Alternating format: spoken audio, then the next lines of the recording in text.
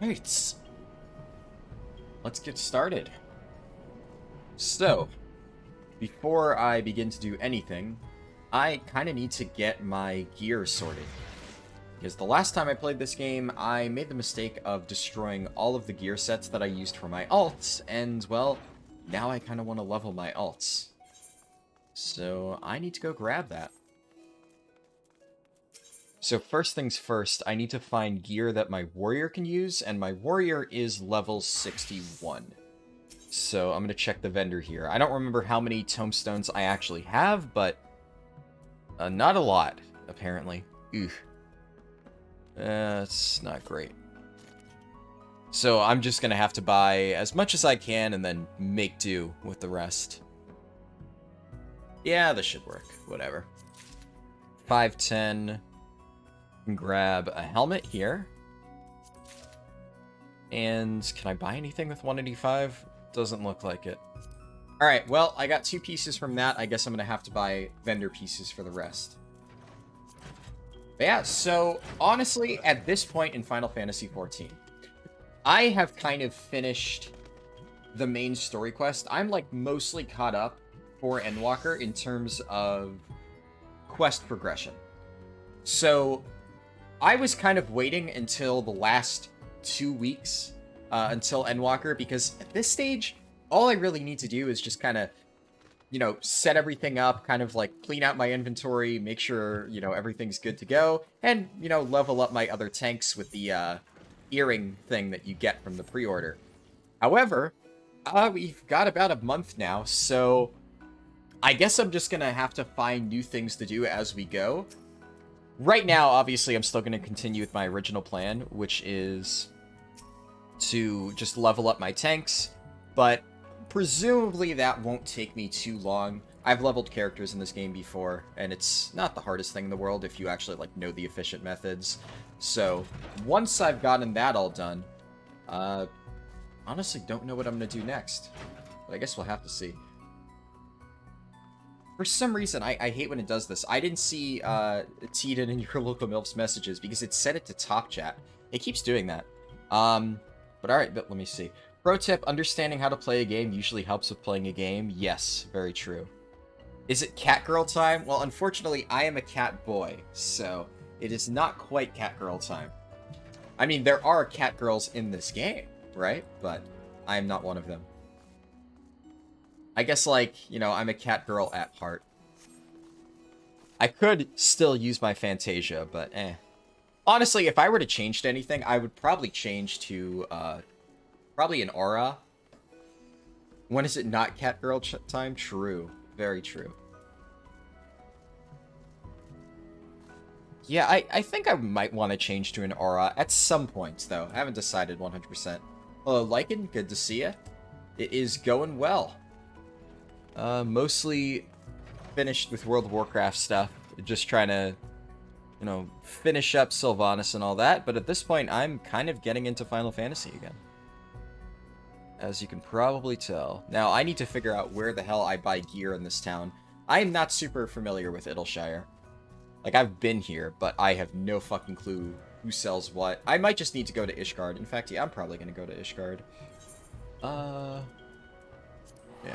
Probably faster to just go there. You're just a bunny girl, please no cats. Ah. Yeah, I have a lot of friends who play bunny girls. I mean, bunny girls are pretty fucking cool, let's be real. Good to hear, yeah. On one hand, I've heard the data mines about, 5.2 and stuff. I keep saying 5.2 because I'm used to Final Fantasy terminology. 9.2. I'm, tentatively hopeful that they actually do have, a lot of stuff to show us. And, oh, they've just been, playing their hand close to their chest. And suddenly they're going to come out and say, we have all these new things planned for the next patch. But I really don't think World of Warcraft has anything up their sleeve. I think we're going to be sitting here waiting for quite a while to get any really relevant info. Why the fuck did I buy an earring? I keep doing this. Keep forgetting I have the stupid pre-order earring. Alright, can buy that, and that.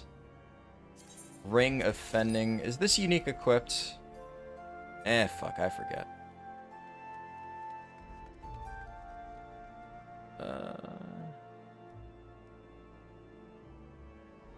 Agate Ring of Fending.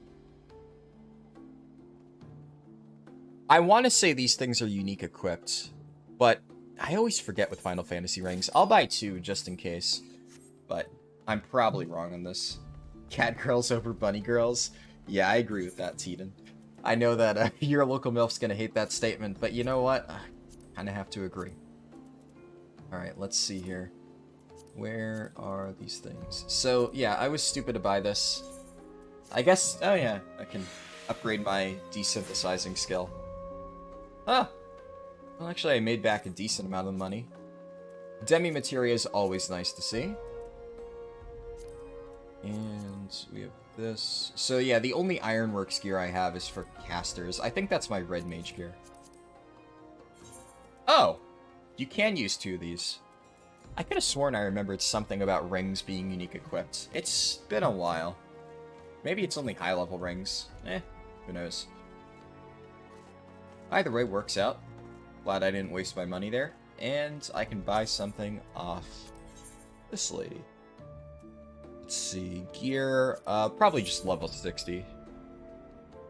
And I need everything but head and chest. So, yeah, this. Belt defending. Pants and boots. Vendor stuff is, like, stupid pricey in Final Fantasy, but you know what? That's what I get for, desynthesizing all of the stuff that I needed way back when. Yeah, it's pay the price of my laziness. You know what? Fuck it.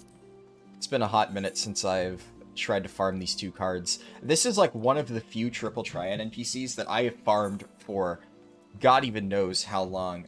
It wiped all my decks. I guess I'll go with recommended. What does it give me? Those cards are terrible. Alright, well, I'll make do. And it's chaos. Try that. Chaos and plus. Okay. Well, I'm probably fucked, but you know what? I'm gonna see. Can get this with Hilda. Ooh! Alright, see, I had no idea that was going to happen. Worked out well, and I got one of the cards, which I... Okay. Yeah, I have tried to farm this card for... I don't even know how long at this point. And of course, the first time I try it on stream, I get one of them. Now, I still have another one to farm from this NPC, but fuck it. 1 down. That is good. Glad I tried it just for shits and giggles. And that reminds me, I need to fix my triple triad deck. So, card decks... Well, if it isn't the consequences of my own actions. Exactly. Let's see here. I hate how, like, every time I reinstall this game after a while, I have to just fix all of my settings. And this time, I thought I was good. I thought I had saved all of it. And then for some reason, after my computer, like, exploded a month ago, none of the stuff got copied over when I did that, like, full copy thing. So, that was unfortunate. I'm trying to find... Okay, there we go. Hilda, Yselle, Lucia, and Estinian. Oh, no, wait. We don't want one of these. Right, I forgot that now I can use a 4-star card. So, I'm going to take Squall. Then...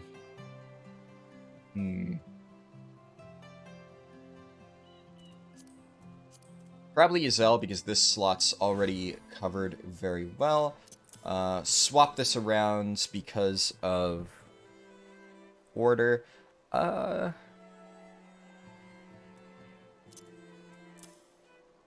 Okay, let's see. 4-star cards. I've never had to build an actually good deck with this rule set, so... What do I have? What exactly happened there? What do you mean happened where? Triple triad-wise, or just with my computer? Because I know I've been mentioning a lot of stuff. Oh, Ranjit is a double 9. But he's double 9 in the same direction as Squall, so that's... I might be able to change, though. Yeah, so I can get rid of Squall, I can get rid of Estinian, I can put Terra, then... That's actually worse, because it doesn't have a 1 on it. Ah.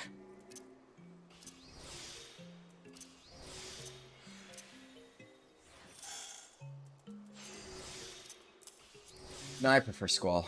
Okay, Squall, then... Let me look for another double 9. I have to have some. I've collected a shit ton. Okay, I have Americ. That's actually really good. My computer exploding? Exploding is a bit of a exaggeration. Basically, I was just using it one day, and it kind of like, I don't know, like, something happened, and then all I know is, like, it blue screened, it was smoking a little bit, and then it was fucked. And I tried to fix it for, like, an entire day. Nothing happened. My dad looked at it. He was like, yep, this thing is completely dead. And, yeah, had to get a new computer. So that was fun. I should actually wait. No, I should get double 9s in the top left, if I have that. So I should look for that. Because that would be good, because I would have the entire opposite side covered. But I don't know if... Oh, I do! Alphino and Alice. Oh, perfect. Okay. Alphino and Alice here. Let me get rid of Lucia. And then the cards I would want would be Hilda and not Lucia, Justinian. Yeah, so these two sides I have covered, and then I guess probably Lucia. Okay, we'll go with that. For here, I'll do Hilda there. No, wait. Justinian there. Alphino and Alice there. Yeah, that seems good. Alright. I can always modify it later, but I think this is probably the best deck that I could possibly create, given the cards that I have. There's like one or two things I may want to change later on down the track, but it's not a big deal. That was a month ago? Yeah, I believe that was a month ago. Easy way to check, if I check my YouTube channel. So, on my YouTube channel, where is it? Live streams... Yeah, a month ago, because the way I remember it is, basically, my computer died, and if you recall, I had to, like, scramble to even be able to live stream that Saturday, and that was the day when I did, my Blood Elf Paladin leveling in TBC Classic. And that was on October 2nd. So, yeah. October 2nd was over a month ago. It's been a while. Lots of shit's happened in the past month. But it's been fun. Honestly, I'm kind of glad that my computer died when it did, because basically I was just kicking the can down the road. I kept procrastinating getting a new computer. And, well, when my computer died, I kind of couldn't really put it off anymore, so, well, I finally got a new computer. Also, now that I've gotten everything set up, I think if I check, yeah, all my gear sets are in order. These two classes have clown suits on, unfortunately, because that's what low-level gear in this game looks like. But yeah, should be good to go. Now, I just want to start leveling my characters. So first things first, one of the most just efficient ways to level and just to get gold on the side is doing your roulettes. So I can just queue for all of these. I guess I'll do trial roulette first because that one's always like insanely fast. And I think if I swap, it still has me queued as warrior. I think. So yeah. I'm pretty sure. We'll see though. And in the meantime, I should probably return to the Crystarium. I want to start doing the quests to unlock the new raid. I haven't actually done the latest wing of the raid at all, even on normal difficulty, so I want to try that at some point. But we'll see how that goes. The inverse explosion law, the bigger the explosion, the more problems it solves. True. Yeah. It worked out well, honestly. There was so many things that, like, my computer was really hindering me on. And I should have replaced it earlier. And I was just kind of like, this one works fine. It's good enough. And because I kept doing that, it just ended up getting worse and worse. And I ended up using it for longer. And it wasn't really helping a whole lot. Okay. So I do need to swap back to Warrior. That's good to know that I can freely swap. And it still lets me stay in queue as the class that I queued up for it as. I'm well aware how bad low-level gear looks. Your caster looks like a fucking nun. Yeah. Caster gear especially looks a bit derpy, but in my opinion, the absolute worst one is the one that I have on my Paladin. That, like, two-piece set, Sophia. I like this boss. What's wrong with my HUD? That's not supposed to be up there.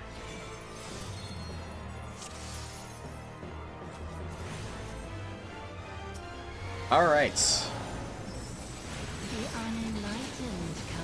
I remember enjoying this boss, but I honestly completely forget how to play it. All I remember is there's like some stuff that swings you back and forth. Okay. Okay, I can...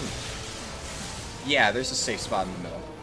I'm also completely butchering my rotation, but, like, that's also because I completely forget my Warrior keybinds. It's been a very, very long time since I played Warrior, which is why I'm trying to level it.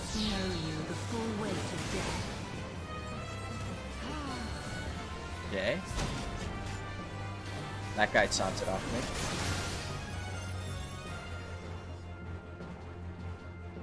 No, I don't think... Yep. I don't know why that guy ran into it, but... Suit yourself, I suppose. And... Yeah, I really need to get my muscle memory back with this rotation, because I am just fucking it up bad. Where do we stand for this?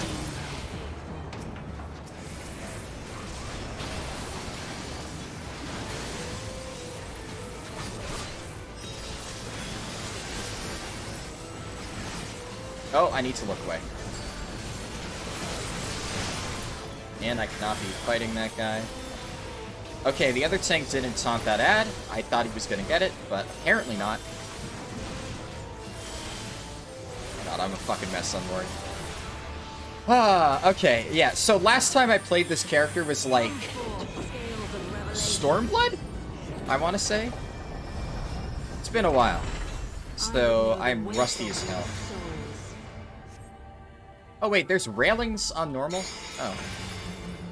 That's easy. Is there any reason to even do this mechanic then? Oh, now the railings get removed. Oh, I see. So it's like training wheels come off. Yeah, because I remember I did this on Extreme a while back. Wait, did some guy fall off? Yes, some guy fell off. Oh, okay.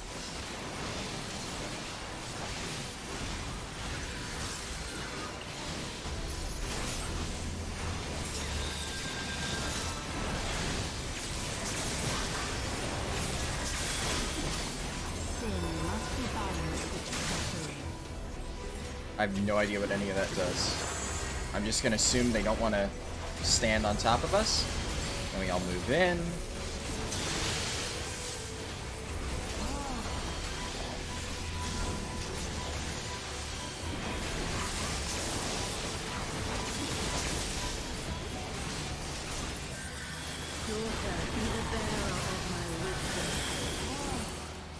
Okay, so we just need to move out of that. That guy did not do that. Here, I'm going to taunt off him because he has a stack of vulnerability, and I'm just kind of worried that bad shit's going to happen to him.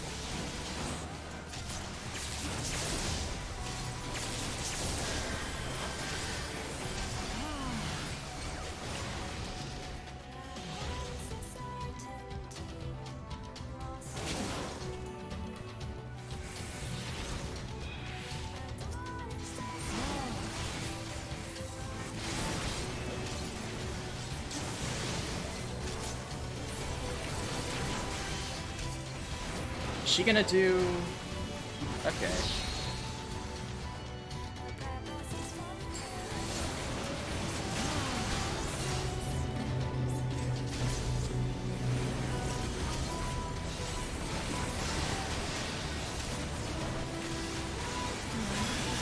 Alright. I didn't die, despite basically having no fucking clue what I'm doing, because it's been so long since I did that. Just gonna commend the other tank, because I think he kind of carried me pretty hard there. Fuck, I remember Warrior a lot less than I recall. Last time I played Warrior, there were like 2 different combos and stuff. I know there used to be this whole thing where like tanks had a threat combo and then they had a damage combo, and they like combined that. But I played Warrior a lot before those changes happened, so I still completely forget the rotation. There's also like an AoE combo ability now, which is pretty cool.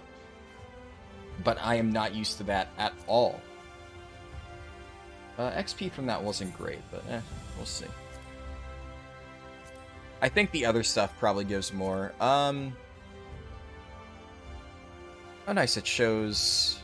That actually gives... that gives Wrap XP, so I'm not going to do that. Dungeons... Sure. At some point I should probably do Heaven on High if I want to continue leveling Warrior. That'll probably be a better source of it. But I think after I do this, I'm going to work on leveling Paladin first, because that is the one that is farthest behind, and it's also the tank that I actually am the most comfortable with outside of Gunbreaker. Because Paladin I've played quite a lot.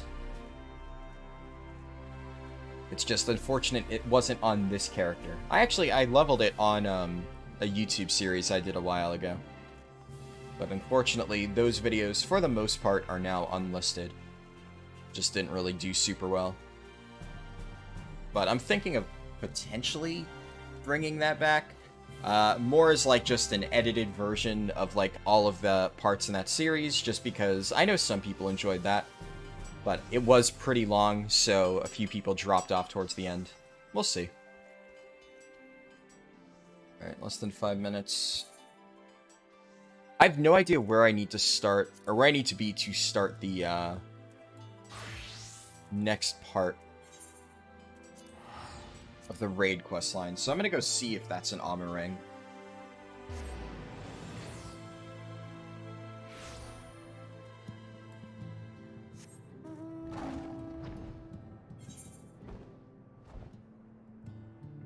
Yes, okay, it's over there.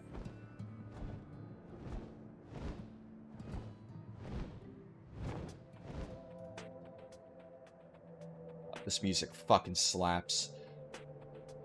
Honestly, nothing compares to the Shadowbringer soundtrack. Hands down. Amazing stuff.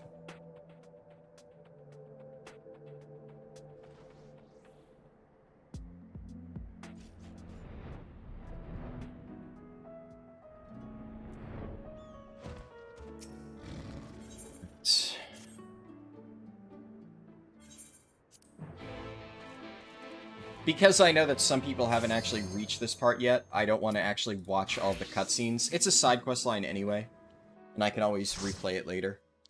But a lot of people are, as far as I know, are still going through the MSQ, and I don't want them to feel like they have to stop watching because of that. I'm more just leveling up characters, and most of this is not going to be me doing any story content. So if I do get a cutscene that's story related, I'm just skipping it.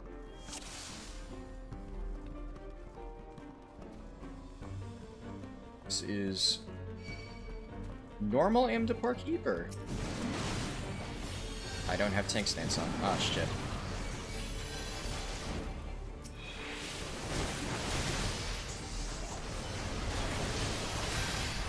Okay.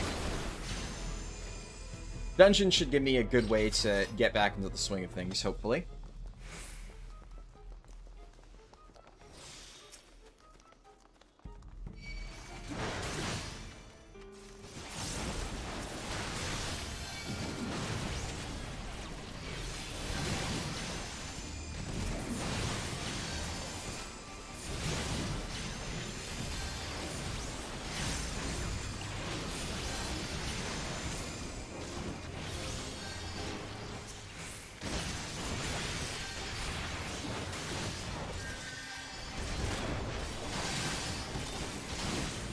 Alright, I think I've gotten the feel for the rotation, and I had to change up my keybinds, so that fucked me over a little bit. But, starting to get used to it again.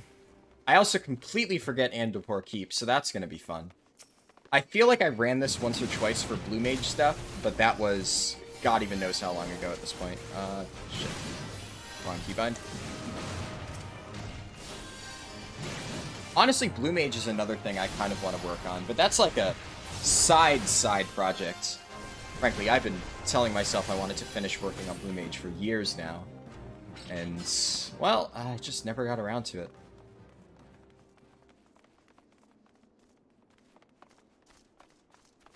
I'm just gonna go this way. I'm not gonna pull anything that I don't have to.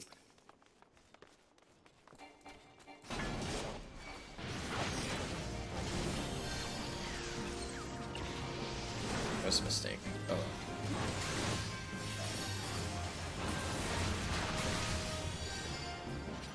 Playing FF has been an experience. 1 second.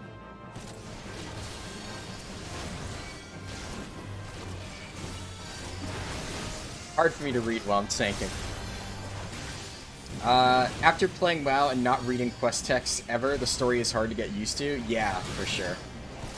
I mean, there's honestly not much substance in most of the World of Warcraft quests when you think about it. Like, Classic had some of that stuff, but these days, the quest text is honestly just like filler. It's not meant to be read, honestly. I have a feeling that 99% of the quest text is literally just like, well, we need something here, so might as well.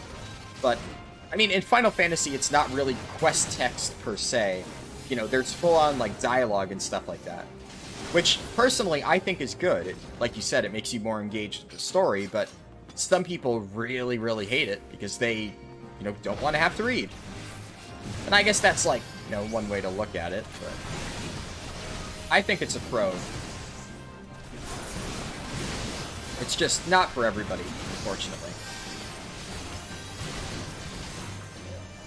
It's kind of, like, tricky, because the main thing that I use when recommending Final Fantasy to people is the story. It's like, oh my god, you're gonna love it. It's so good.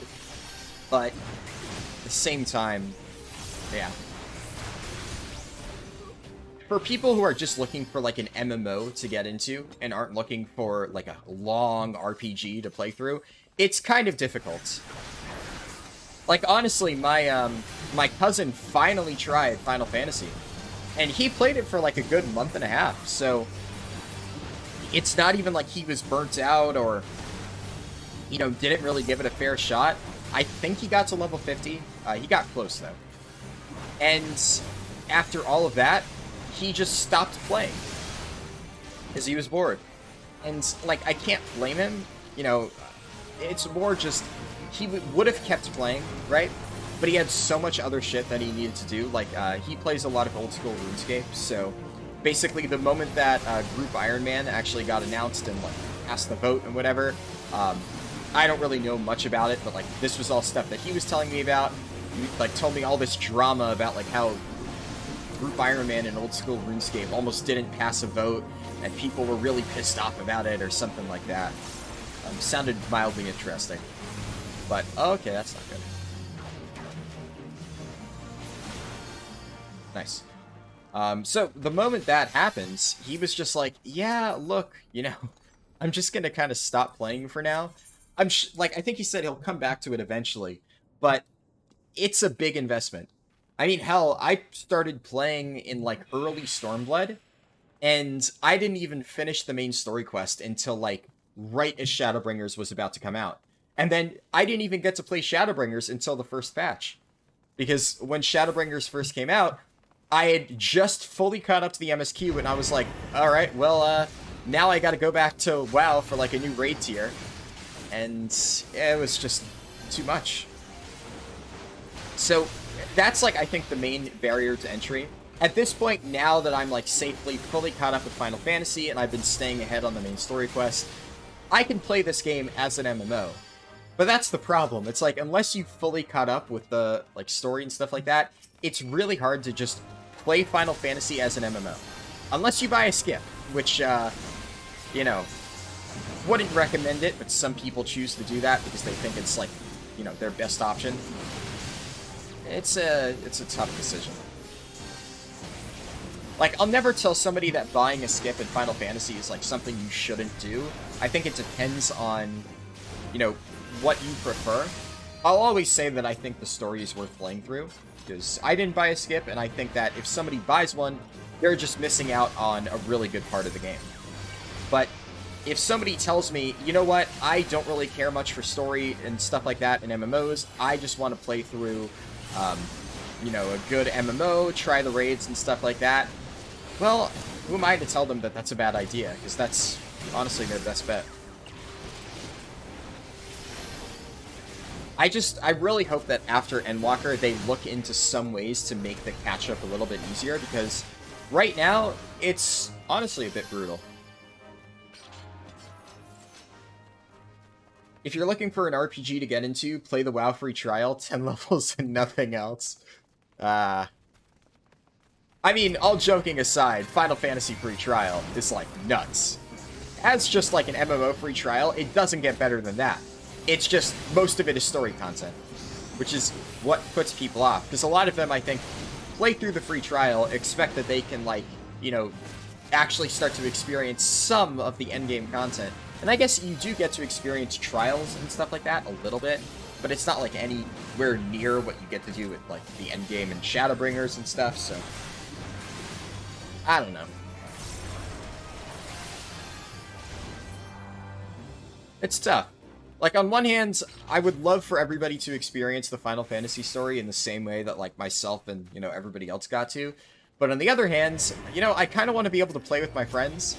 And at this point, the amount of people that I am able to actually convince, oh my god, tab targeting. Holy shit.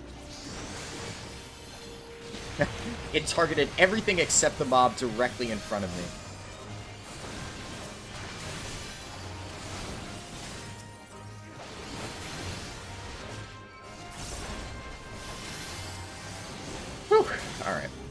Alright. Yeah, so it's really hard for me to actually convince my friends to try this game.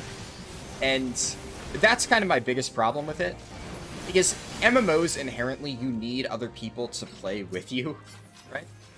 So, even if WoW is shit, WoW is a really easy sell to people. You know, I struggle to recommend it to my friends these days, but if I really, like, if they want to try raiding in an MMO, and I'm like, well, yeah, WoW is probably your best bet for, like, getting into raiding at this stage. Because the alternative is recommending them Final Fantasy, them sitting in the MSQ for a month, and then quitting the game before they ever get to the endgame raiding. So it's a tough call. Yeah, tab targeting can be a little bit weird sometimes. Everybody here? Alright. Tab targeting, no different from WoW then? Yeah. Unfortunately.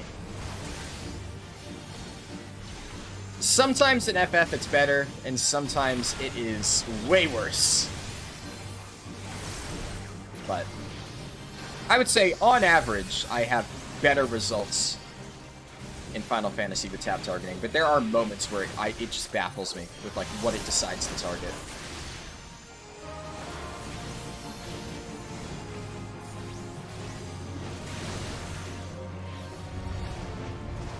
Ooh.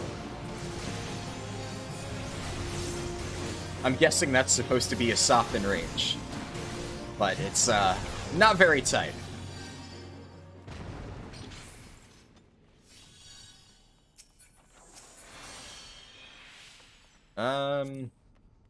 I actually could use that.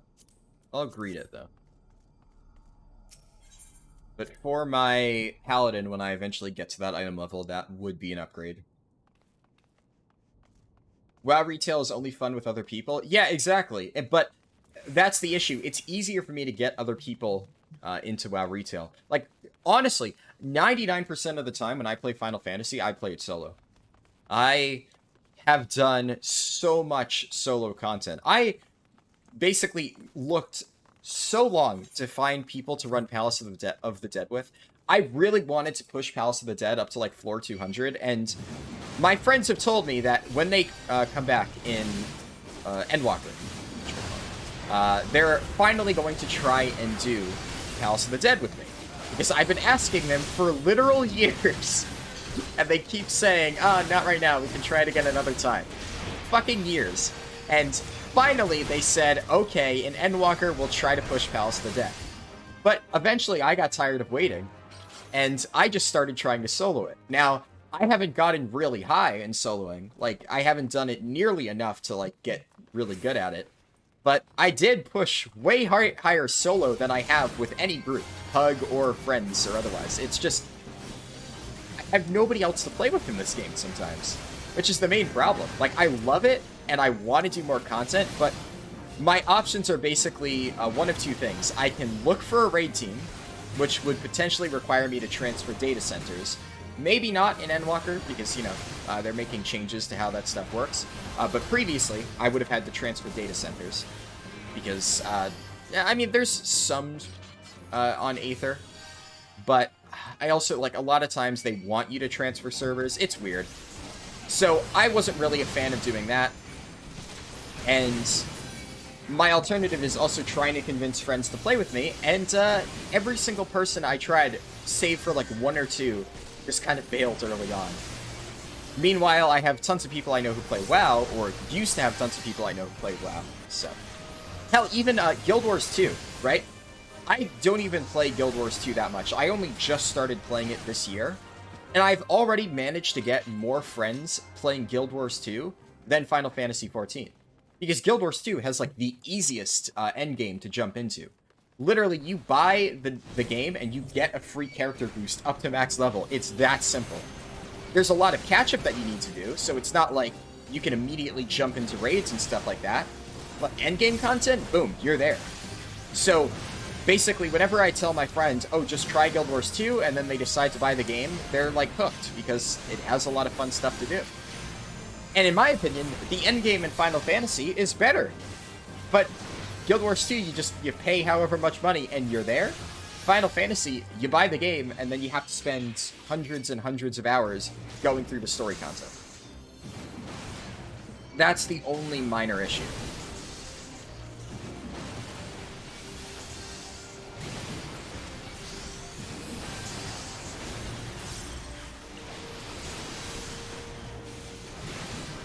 Don't want to stand on that.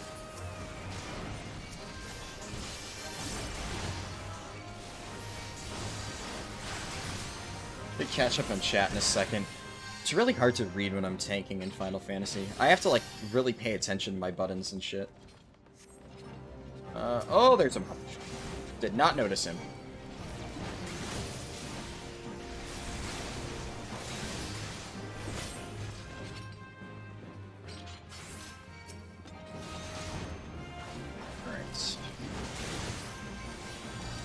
At the final boss, it looks like.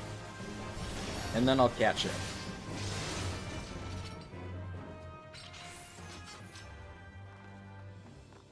Whenever you find something you love, you typically want other people to have the same experience and have people to share it with. Yeah, exactly. That's what I've been trying to do with Final Fantasy for the longest time. It's just a really tough sell. And that's not to say that I haven't gotten people to try it. I have. Like, I've gotten a lot of people to give this game a shot. It's just the stuff after that that's really hard.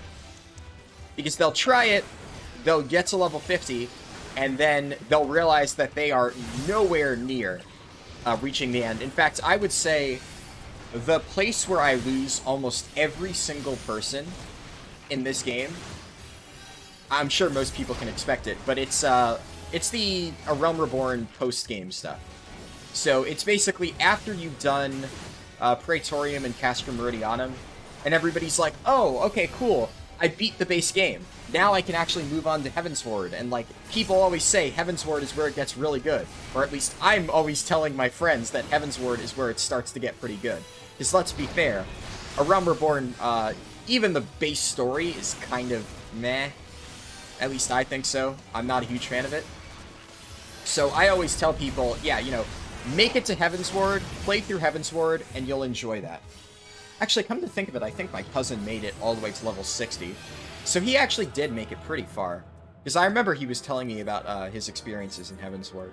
And he liked it, just got burnt out. But that's the thing. So many people I know basically make it there to Praetorium, Castrum Meridianum. They finish that and they're like, all right, Heaven's Ward time. And then they're like, wait, no, I have how many more quests to do? And then I'm like, oh yeah, you know, like, it's not too bad. You have a few more quests. And they're like, hold on, I'm gonna look it up. And then they Google, how many quests are in Final Fantasy's A Realm Reborn postgame? And then they message me the number, and they're like, fuck this shit, I'm done. And they quit. And I'm like, ah, fuck. Like, that has happened more times than I care to count. It's frustrating. And, like, I can't blame them on one hand, because it sucks. A Realm Reborn postgame sucks. But, once you get past that, it's so good. But it's so hard to convince people who just slogged through A Realm Reborn that, no, trust me, after these next 100 quests, it gets better. It's difficult. Alright, let me catch up on chat.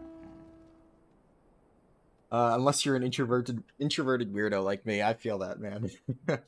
I had more fun doing a 1 to 50 run with your girlfriend in WoW than I had throughout my entire time playing through it solo. Yeah. One of my friends has been nagging me to get into FFXIV, and I'm finally conceding when Endwalker drops and gives Australia servers. Awesome. Yeah. I would definitely recommend it. Like, that's the thing. It's gonna be tough to get into. I'm not gonna try to say it isn't. You're really gonna have to push through, unless they do a leveling rework with Endwalker. Even I had to push through. Honestly, I didn't love A Realm Reborn, but I did really like Heaven's Ward. The moment I hit Heaven's Ward, I was like, alright, I'm gonna really try to hit max level. I'll give this game a fair chance. And it was worth it, but so many people just jump off too early, and I think it's a crying shame because the game's so good. Paying attention while tanking, Scoff's invention. Yeah, I know, right? You're gonna play Season of Mastery for a few months, then you and your friend are gonna go hard in Final Fantasy. Yeah, like, I know a lot of people, God, I can't blame you, Teden, but it pisses me off so much that what Blizzard did actually works, because you know for a fact, like, I can't blame you for wanting to play the classic season, because, like, it does seem like it has its merits, but we both know, right, that they did that entirely to try and prevent people from playing Endwalker. They knew that they wouldn't be able to put out something with retail to compete, so they rushed out Season of Mastery and just said, you know what, maybe we'll compete with Final Fantasy's new expansion with WoW Classic. I fucking love it, man. It's so fucking bullshit. But it works. I know a lot of people who have the same mindset of, you know, they want to play Season of Mastery. And, yeah. Like, if that's what you're into, like, go for it. But it is unfortunate that Blizzard decided to line it up exactly. Well, actually, come to think of it, with the delay, not really. I just realized, in theory, like, if you are fast, you could play through Season of Mastery and, like, get all the stuff done before it launches now. I didn't consider that. So, Square Enix actually kind of outplayed Blizzard by doing the delay, which is low-key genius. Huh. Yeah, because it comes out on, like, what is it, the 17th or something? No, it's, I forget when they said Season of Mastery is launching. Either way, you're going to have, like, 2 weeks, roughly, to actually do all your Season of Mastery stuff before Final Fantasy hits. So, it's entirely possible that if you get caught up, you can jump in time for Endwalker. So, this delay actually kind of worked out in Square Enix's favor, honestly. I would love, like, I honestly would not be surprised if this happens. If Blizzard decides that, oh, we've run into some balancing issues with Onyxia's Lair and Molten Core, and we've decided that we need to push back Season of Mastery to December 3rd. I know they're going to try it. I fucking know it. But I think they would. I hope they won't. But that's such a Blizzard thing to do, honestly. I guess they still have Legion Time Walking coming out around then, so they kind of are already competing with Final Fantasy in that regard. I mean, I say competing loosely, right? Obviously, Legion Time Walking is nowhere near enough to actually provide competition for, you know, Final Fantasy releasing a new expansion, which will likely be fucking amazing.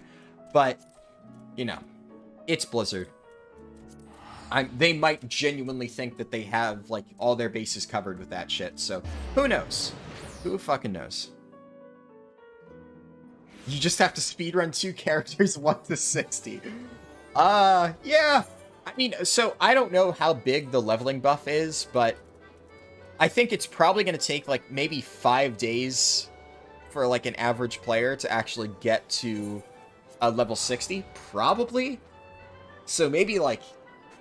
Maybe if you're, like, really slow, you could probably do it just barely in time. Question is whether or not you're going to be able to do Molten Core and all that stuff. Which I would imagine if you're playing Season of Mastery, that's probably the reason you're playing it. Alright, good old Palace of the Dead.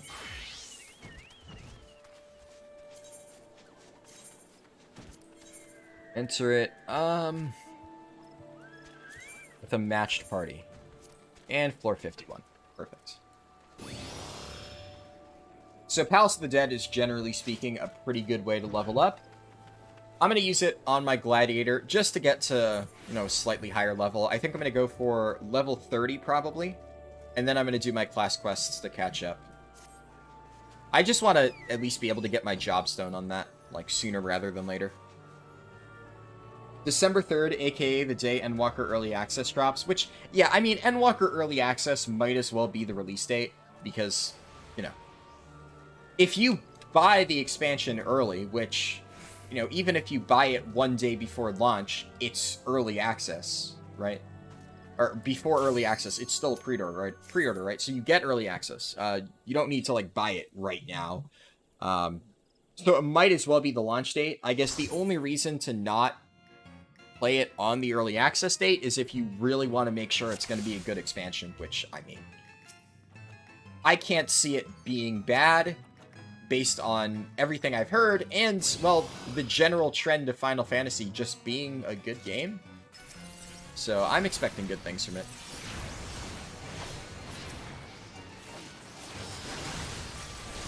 Nope.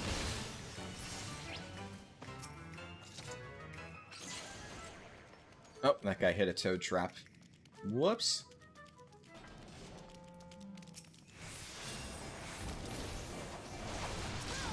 I do wish there was, like, easier ways to get, like, raw XP compared to the main story quest. Because MSQ, honestly, gives quite a lot.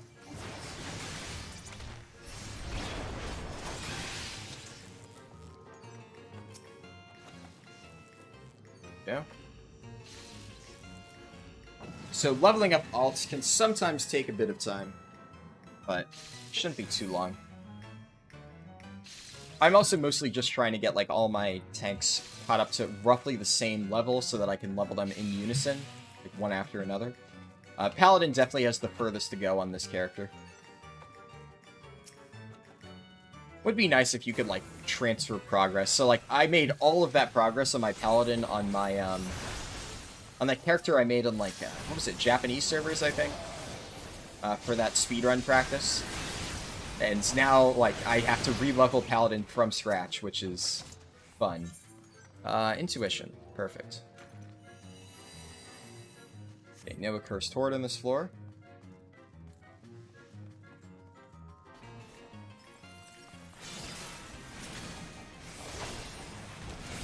I'm not entirely sure. Oh, that's a mimic.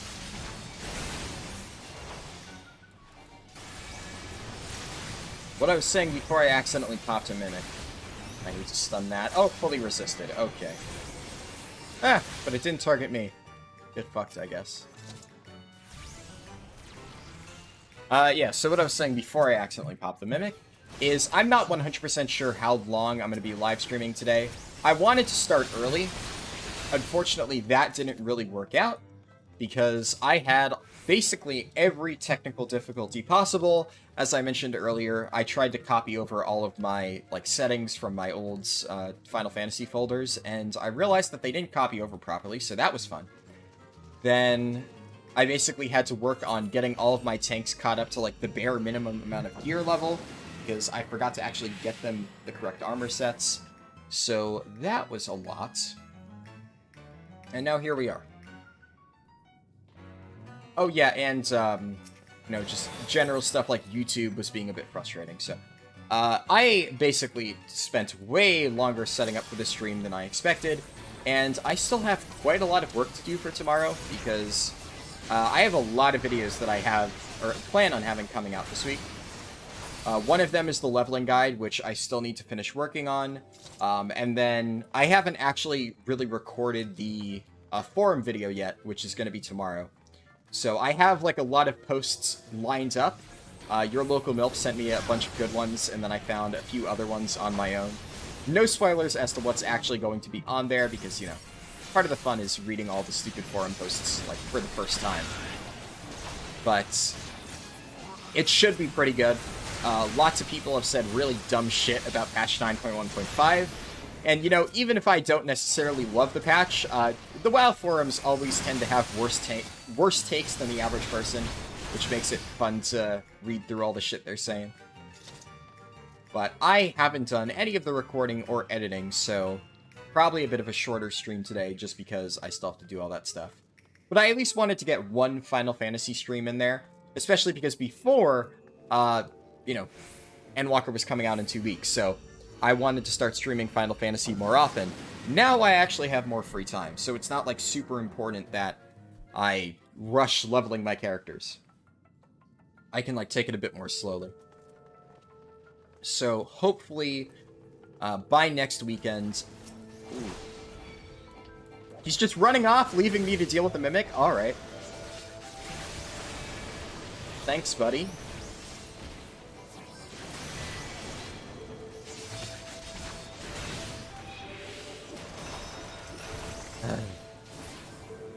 There we go. Bertroiska Mimic. Fucking hell.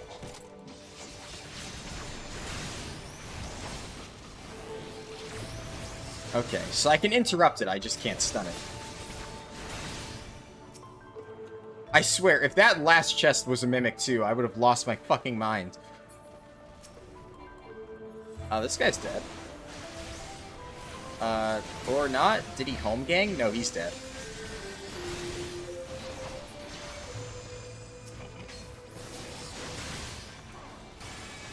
Have we gotten Cairn of Return up? So how the fuck did he die to House of the Dead mobs?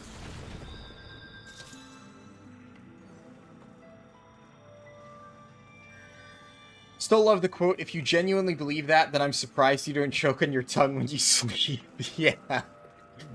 For sure. Good shit on there.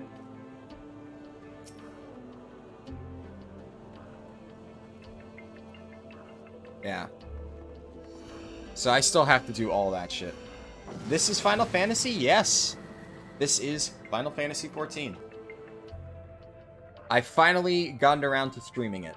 I mean, at first it was going to be like, oh, well, you know, leading up to Endwalker. At this point, I guess it's still leading up to Endwalker, but it's a much longer build-up than I had initially planned. But I was planning on streaming this game before I knew about the delay. And, well, you know, just gives me more time to do all my catch-up. Works out. Where? Okay, pick a fucking room and go there, people. So indecisive. Okay.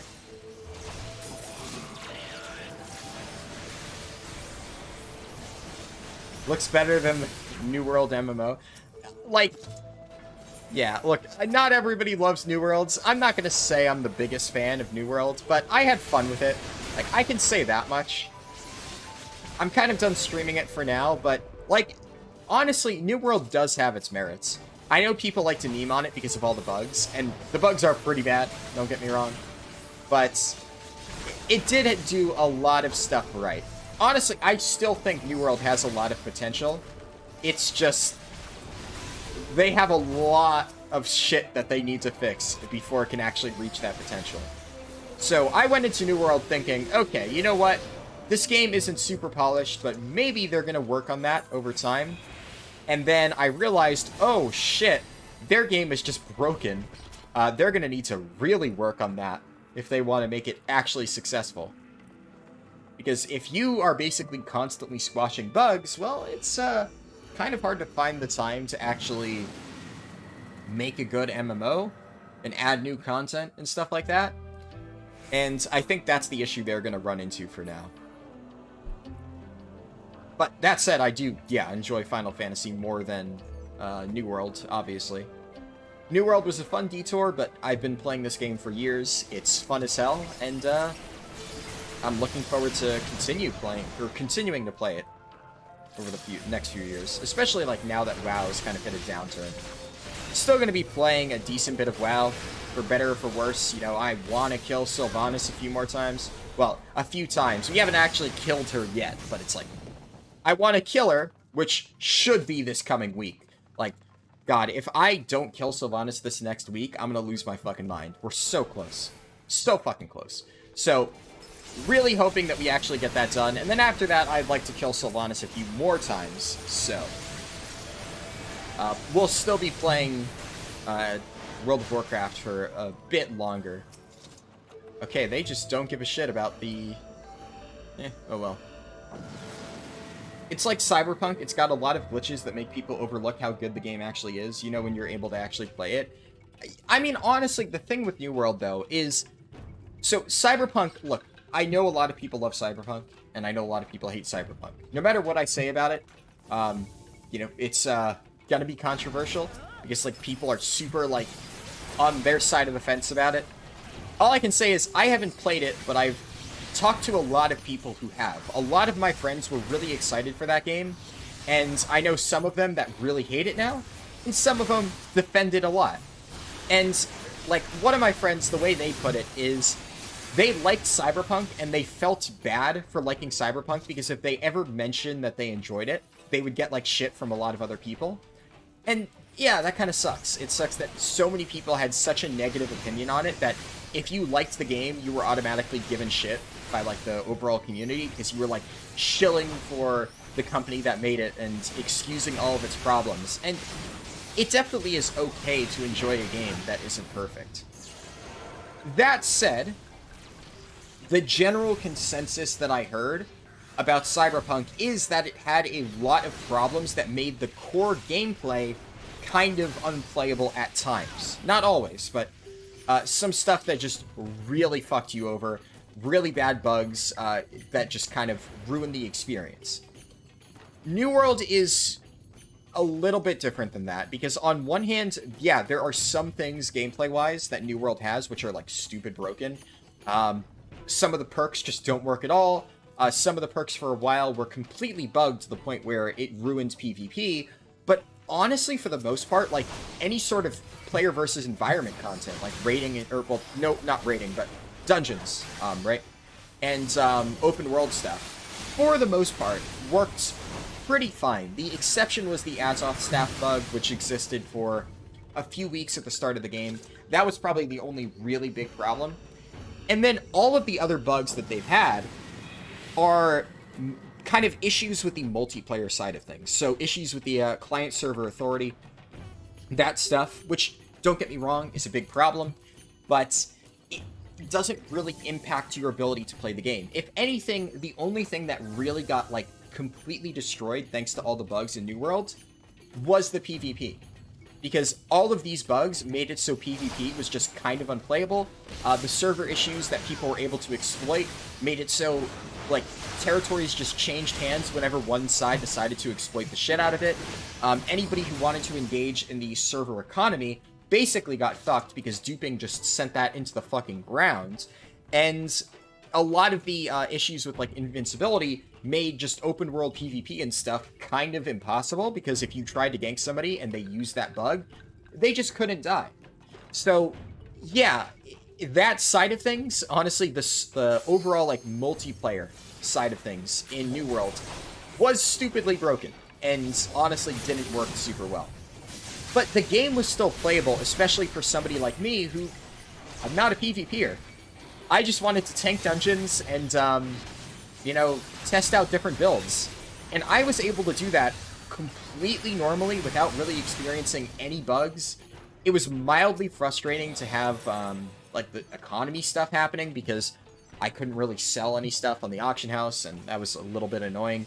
But for the most part, I had fun with the game. But one thing I noticed, as I mentioned in one of my recent videos, is that despite the fact that I could log into New World, have fun with it, and not experience any problems, there were so many other people that were just getting really frustrated with the state of the game that the server population just started dwindling. My friends stopped logging in. I stopped being able to find dungeon groups at all because people weren't playing the game as much, and I realized that the bugs within the game weren't the things impacting my ability to play it. It was the lack of players within the game impacting my ability to play it. And this is something that I remember trying to explain this to my dad, because my dad, I've mentioned before, my dad works for Amazon, but he doesn't work for Amazon Game Services. He works for, oh, that's bad. Okay, but I can round this up. Oh, nice. They used a Pomander of Witching? That's actually really smart. Didn't think they were going to think to do that. But yeah, so my dad works for Amazon Web Services, which is like the framework that supports New Worlds. I forget exactly how he described it. We should grab this. They just unlocked it and then didn't pick it up. And he was kind of explaining a lot of this stuff to me as like, you know, these are bugs that, like, they're common bugs, you know, they're gonna happen. He's experienced a lot of this in, like, his many years of working on, like, software and stuff like that. And he kind of said that, you know, people need to understand that New World is gonna have some problems on launch. And eventually, he's certain that all of the bugs that I described to him, Amazon will be able to fix. And he was like, oh, you know, if this is what people are complaining about, then they're overreacting, because this isn't a big deal. I've seen this before in my many years of working at, like, software companies, etc., etc. But what I tried to explain to my dad, which I don't think he gets, is that it's different with an MMO. Because it's one thing for you to release a piece of software that, like, a company uses, and, you know, it has problems, but you patch it until it's good. That's fine, right? But when you're releasing something as a game that people are supposed to play, and it has these problems, it doesn't matter how simple a lot of these problems are to fix. It doesn't matter that, oh yeah, eventually Amazon will be able to solve all of this stuff. Every single day that Amazon spends not fixing these problems, they lose players.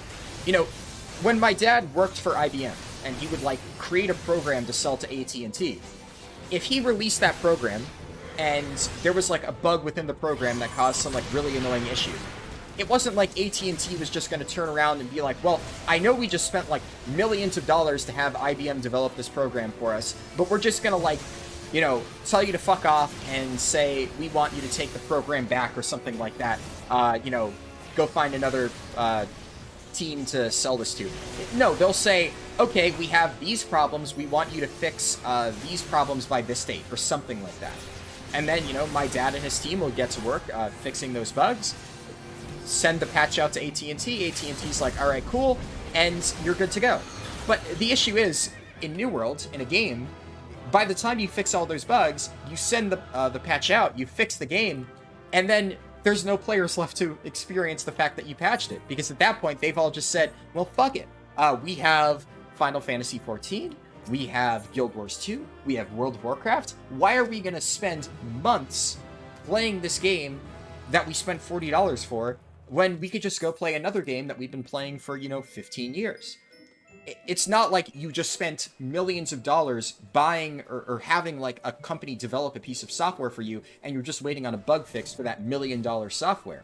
It's something that you, as a consumer, paid $40 to play, probably got, you know, maybe $40 worth of gameplay out of, and then said, all right, well, the game isn't developed, it's not finished, they are taking way too long to patch this, I'm going to go play something else. And if this was a single-player game, that would honestly be kind of fine, because then, let's say, like, a year later, I'm like, you know what, I wonder how New World's doing, and I go back, and I play it, and I have a lot of fun, I experience all the fixes, and I'm like, awesome, this is great. That would be fine. But in an MMO, where you need other people to experience the content, that doesn't work, because once the game starts dying, it starts a snowball effect, and then other people start leaving, and eventually, if you want to enter the game, there's nobody to play with, and then you're just going to quit, and then eventually it can't actually develop the base amount of players needed. Which is why the launch period of an MMO is so important. And it's the reason why this game right here is the exception, not the rule. there's a reason why you see so many people talking about how amazing it is that Final Fantasy managed to recover, because that shit does not happen. It doesn't. It's a rare thing when it does. And it's really fucking impressive how hard Square Enix had to work to make this game recover from, like, the state that it was before. And I'm going to be honest, New World is honestly not as bad as original Final Fantasy A Realm Reborn, or not A Realm Reborn, original Final Fantasy pre-A Realm Reborn was. They're not in that dire a state, but they're fucking close. And every other MMO, for the most part, that is released in a state like that, has not managed to recover. They've tried, and then they've kind of sputtered out when they realize that it's really hard to regain the goodwill of players. I mean, there's countless examples. Honestly, the latest one that I was looking into is Star Wars The Old Republic. And it's kind of sad because I remember looking into that game and seeing that they've actually done a lot of work. A lot of people have said, oh yeah, the game's much more fun now. I even realized they still have an expansion coming out, which I thought was crazy because I'm like, didn't Star Wars The Old Republic die years ago? But apparently not. Apparently it still exists. And the craziest thing to me is there are people that think Guild Wars 2 is a dead game. Which is funny because I play Guild Wars 2, and it's absolutely not dead. It's a really good game. It's perfectly alive. But I've seen people say, oh yeah, Guild Wars 2 died years ago. And the problem is, once you get people with that perception, once people start thinking, oh yeah, this game's dead, they just don't really think to look for it again. And it doesn't matter how much Guild Wars 2 is done, there's still people out there who think, oh yeah, you know, the game still sucks, it's a dead game. And it's really hard to overcome that. Very few games have managed to, and I hope New World does, but it's going to be rough. It's going to be really rough, especially because right now, I think they're still in this, like, honeymoon phase where the game just came out. It has its problems, but, you know, people are hoping Amazon can fix it. But guess what? Give it another month, and you're going to start to see people releasing videos talking about New World is dead and stuff like that. You're already seeing people talking about the problems with New World. You look at Just Hayes and stuff, and completely warranted, by the way. His videos are spot on, but he's already saying this game has a lot of problems, but he's looking at it more from a stance of it has problems and they can potentially fix it. But I think that honestly, give it another few months and people are going to start making videos about, oh, New World is dead, New World, like, you know, it doesn't have any new content coming, it has so many problems, etc., etc. Warranted or not, don't get me wrong, like, it may not be warranted. Amazon may still be working really hard, but once that sentiment gets out into the community, people just, you know, drop the game. Because snowball effect, right? And yeah, this soundtrack is a fucking banger. Honestly, every track in Final Fantasy XIV is a banger. It's so good. Palace of the Dead especially has a lot of really good tracks. I don't think we'll aggro that. As long as this guy's careful. Alright, let me catch up. I played Cyberpunk Day 1, never used that acronym again, and especially with certain melee weapons called the Mantis Blades. There were bugs where mechanics just stopped working. Yeah. Like, that was the main thing. I looked at a lot of the footage of Cyberpunk, and it looked like a lot of the core mechanics didn't work. Like, the main thing is, it seemed like combat was just kind of fucked. Like, enemies would spawn at, like, directly on top of you, basically fucking any sort of combat balance. The guns had, like, a lot of problems. I heard that melee weapons were broken. Driving in Cyberpunk, from everything I saw, was a complete fucking mess. Once again, secondhand knowledge. I did not play it myself for, I would hope, obvious reasons. I usually wait a little bit to play a game. In fact, I would have waited a little bit to play New World. As I've said before, the only reason I actually tried New World as early as I did is because my dad literally bought it for me and said, I want you to try this game. I want to hear your opinion on this. That's the only reason I did not completely ignore its release, because I saw the potential that it had in terms of the Cyberpunk potential to bomb hard. And admittedly, it exceeded my expectations a little bit, but it still does have a lot of the problems that I kind of saw coming. Where the fuck is this guy going? I'll follow him. Am I speed leveling in Final Fantasy? You're trying to find efficient leveling strats and torn between dungeon grinding and Palace of the Dead. Wanted to know your take since I love your WoW leveling content. I don't know exactly. I would say dungeon grinding at a higher level is probably better. There are a few different methods that I'm experimenting with. Traditionally, though, I've preferred Palace of the Dead, but it's not like the most efficient. I just enjoy Palace of the Dead. Like, Palace of the Dead is, in my opinion, like, the most chill way to level.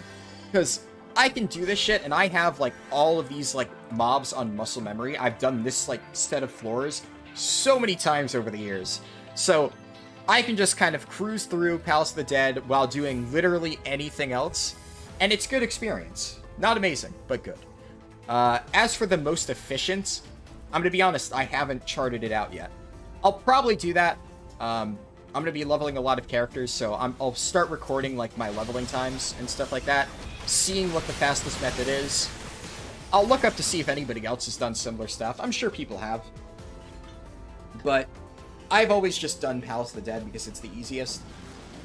If anything, do your daily roulettes. So dungeon farming is good, but especially your daily roulettes are going to be nice. Use that to level a character. But obviously, it's not the most consistent thing because you can only do it once per day. But that big XP boost is pretty nice to have. Oh, nice. Commander site.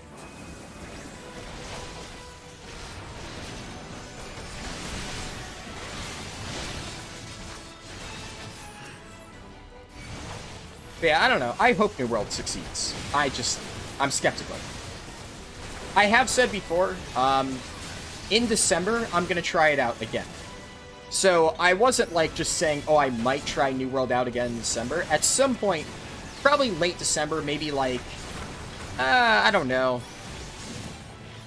It'll be sometime in between Final Fantasy's releases. Because, like, obviously, when Final Fantasy hits, I'm going to be playing that nonstop.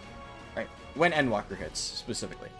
So, early December, I'm going to be playing that almost nonstop. What I'll probably do is, like, over Christmas break, right? I'm going to have basically, like, no significant amounts of work to do. I won't have class, obviously. So I'll be streaming a lot more.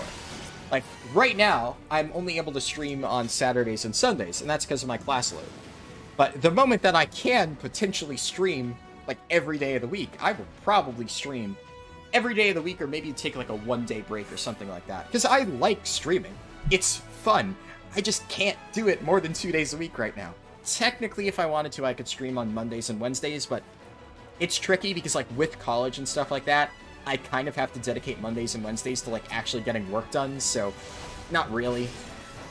And it's also, like, hard to, like, Wednesday would especially be hard, because it's really rough to, like, have to go to classes on Tuesday, then I'm exhausted, then I wake up on Wednesday. If I were to stream and then have to go to classes again on Thursday, Friday, I would just be way too exhausted.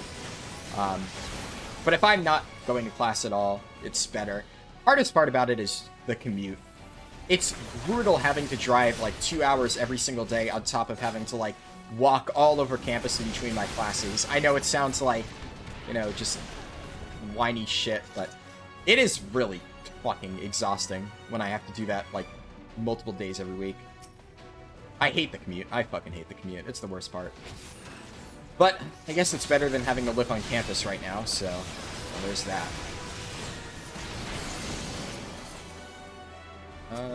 We still need more. If you start out a class, it'll be hunting log. Oh shit, you're right. I forgot about the hunting log because the last few classes I've leveled have been the DLC, or I say DLC, expansion classes. Like, I leveled my Gunbreaker a while, then I leveled my Red Mage a bit, and then I started working on some of the other ones, but I actually haven't leveled a base class in such a long time. I forgot about the hunting log. You know what? I'm going to do that after this. I don't think I've filled it out. But you're absolutely correct that the hunting log is really good. I completely forgot about that. Good call. I wish there was a hunting log for the, like, new classes, too.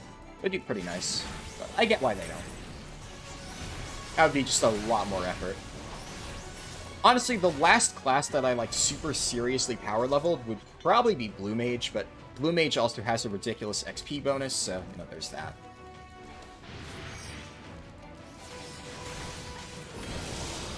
Have I not had my tank stance on this whole time? Whoops. I guess we have another tank, so it's not a big deal. Oh, they're pulling this guy. The only reason I even played Cyberpunk Day 1 is because I was game sharing with a friend who had pre-ordered it. Okay, yeah, fair enough. Honestly, Cyberpunk's the kind of game that at some point I might want to try just to see how it is. Because I've been told so much about that game by now that I want to play it just to, like, experience it. Like, problems or not. It just sounds like an interesting thing to play through. I don't know. Stream enough to buy a Tesla, then it drives you to school. I would have to do a lot more streaming and get a lot bigger as a streamer before I could buy a Tesla, man. But, you know, fun thought. That would be awesome, though. Oh, man. If I could just, like, not have to drive to school, I could do, like, video editing while, like, the car's self-driving. That's like a pipe dream right there. Unfortunately, I have to deal with stupid people in traffic, so, you know, there's that. You know, New Jersey drivers are not the best, generally speaking. Speaking as a New Jersey driver. But, I'd like to think that I am better than most of the other people driving, but then again, studies have shown that, you know, most people are likely to rate themselves as an above-average driver. So, who knows, maybe I'm just really shit. But some of the people that, like, I've seen driving are just... I don't even know how they haven't killed themselves yet in a terrible car accident. Like, I've had people just speeding, like, in between cars, like, leaving, like, their fucking life depends on making it to work on time. It's fucking wild shit, man.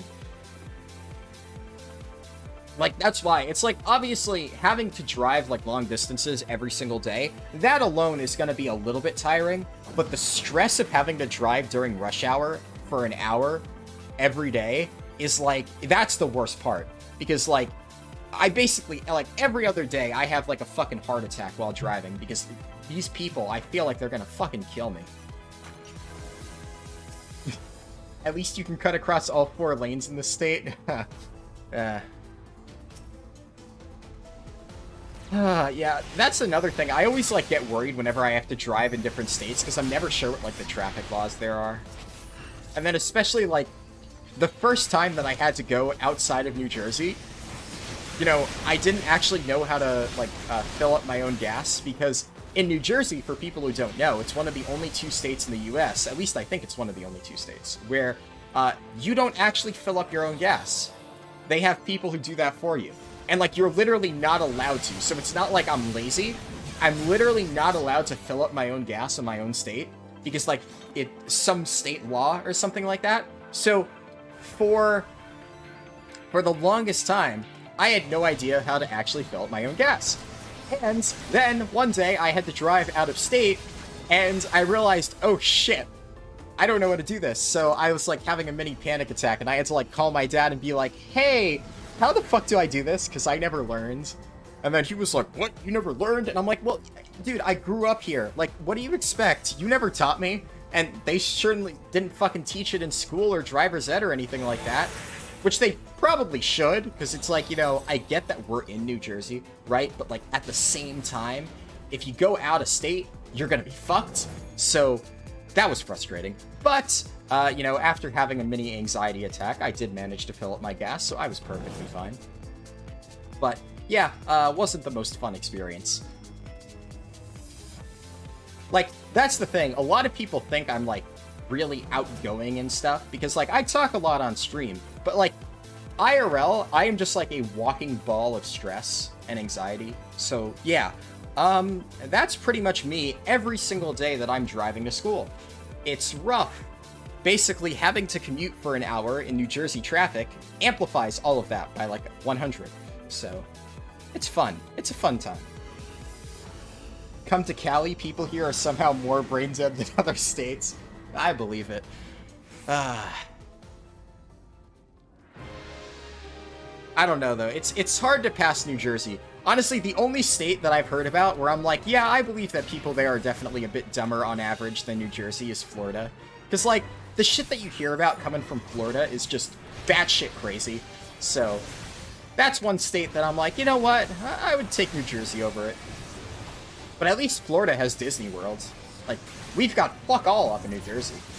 Like, the best thing that we can say is that we're, like, kind of close to New York City, but we're still not New York, so, you know, we don't have that going for us.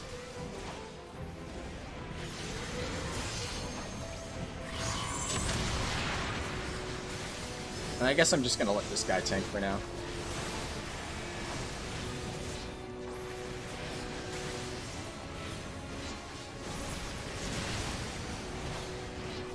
Ah.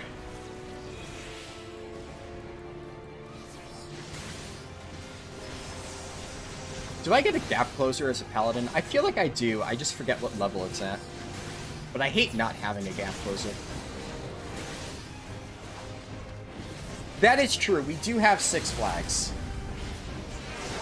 I don't think King Dakar is still, like, impressive at all, though, right? Like, I remember there was a while there where everybody was like, oh, yeah, you know, at least New Jersey is, like, the tallest roller coaster or whatever. But I'm pretty sure, like, some other theme park has taken that from New Jersey at this point, so I don't really think that's anything that we can brag about anymore. I guess it's still a decent theme park, but it's like, eh. I've been to Six Flags, like, a billion times, and it's not the greatest place. It's okay. Like, it's solid, but compared to Disney World, it doesn't hold a candle. It's Disney? Ah. Horse racing place I don't know about. I've never been there. Oh, I can get my sacks opened. Oh, wait, the Moogle event is happening? Oh, cool. Is it still? Really? Huh. I kind of figured somebody would have beaten it at this point. So that's pretty cool, then. Well, that's like one thing that New Jersey can claim it's like the best at. Having the biggest roller coaster. Cool. Can't say I've ever been on it. Oh, in Freehold. Oh, shit. You're talking about that place. Oh, well, I know that. Yeah, Freehold Raceway. Nice mall nearby, too. Freehold Raceway Mall is pretty cool. I used to go there a lot for Pokemon Go and stuff like that. I actually worked there at one point, too. Right out of high school, I had a job there at, I think a Kohl's? I forget at this point. It's been a while. But, part-time summer job. Okay, what can I do? Hunting log. Right. That's what I was doing. Okay. So I haven't finished Dusty Mongrel in Western Thanalan. So, off we go. Now. Thanalan, and this is Western, yeah. Cool. Break through their defenses and break their grip on Freehold. Yeah, that's a funny thing, because, like, Freehold is like a town near where I am. It's like, as Unavi mentioned, it's in New Jersey, so a lot of my friends, when I got them to play BFA and I told them that there was a dungeon named Freehold, they were like, oh shit, like, I know that place. I'm like, no, different place. You know, it's a dungeon, you know, not that town near us. Okay, where do I need to go? Dusty Mongrel. Oh, okay, well, that wasn't far.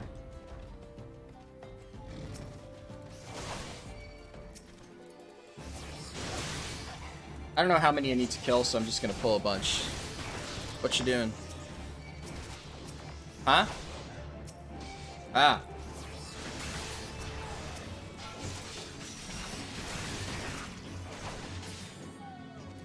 Alright, looks like I needed 3 total. Okay. So now... Oh, no, that's the challenge log. Hunting log. Now I can do levels... Looks like this is up to 20. So... Western Thanalan, the Footfalls. Any others in Western? Okay, 2 in Western Thanalan, 3 in Western. Okay. The Footfalls and 80 Sins of Sasimo. And Horizon's Edge. Ooh, I almost walked off that foot. We got Wawa. I've never been a huge fan of Wawa. I don't know, some people I know really fucking like it, but it's never really been my thing. So, 80 Sins of Sasimo. Oh, is this where the tortoises are? Yeah, because they patrol outside Ul'dah. Right. There's a town, there's a dungeon in WoW, there's a place in Destiny 2 called Freehold, very popular name. Yeah, apparently. I mean, it's a cool name. But yeah, Freehold was like the place where I got most of my Pokemon when I was like really into Pokemon Go. Especially the mall area. Because, I don't know, there's not like a ton of areas around New Jersey, so the mall had like a shit ton of gyms. So whenever I would go there, like, you know, my sister would be shopping and my dad would be just kind of like walking around following them. And then I'm just like sitting on a bench just trying to capture every single gym at the mall. And then eventually, like, because my dad did have Pokemon Go, and like, he didn't really know what was going on half the time. Like, I tried to teach him. Yeah! Oh, what? You wanted to disagree with that? You want to tell me that you knew what you were doing. Every single time you did everything. You had to ask me, right? Huh? What? But when I said that, he yelled, "Hey!" from the other room, as if he was, like, offended. Oh, motherfucker. But yeah, so I had to basically teach him everything in that game. Whether he wants to admit it or not. So, sometimes, whenever, like, he was not busy helping my sister, I would be like, alright, come over here, we're gonna take this gym. And then I would just, like, have him, like, or pick out his team for him, tell him, like, okay, mash this button until, like, the thing lights up, and then press that, and then we'll capture the gym. So, my dad would, like, help me out, because he was on the same team as me, because, well, I told him which team to pick. So, fun times at Freehold Raceway Mall. But it was nice, because, like, if I captured all of the gyms and put, like, a Chansey on there, usually they wouldn't be able to recapture it fast enough, and at least one of them would stay for a while. So then I'd be able to get, like, my coin cap every time we went there. I miss playing Pokemon Go. I wonder how it's doing these days. I haven't checked it out in quite a while. I had a bunch of friends who played it, but then they all stopped, and then because I had nobody else to play with, I was just like, fuck it. And then I stopped too. But it was a fun game, honestly. I really do think that augmented reality stuff like that is probably the future. At least the near future. Like, everybody's going crazy about virtual reality, and virtual reality is, like, great and all, but I don't think our technology is quite there yet. You know, until we're hitting Ready Player One levels, I don't really think that it's really going to catch on to be, like, as big as people are expecting it to be. But, honestly, augmented reality is pretty fucking cool. Like, I think that Pokemon Go had a lot of potential that wasn't really tapped. And that could honestly be pretty fun if somebody, like, made a really good game for that. Like, Pokemon's great and stuff. It's a good franchise, very well established, but it's also a bit off-putting for some people who, like, aren't huge Pokemon fans and don't really want to get invested in something that they don't know super well.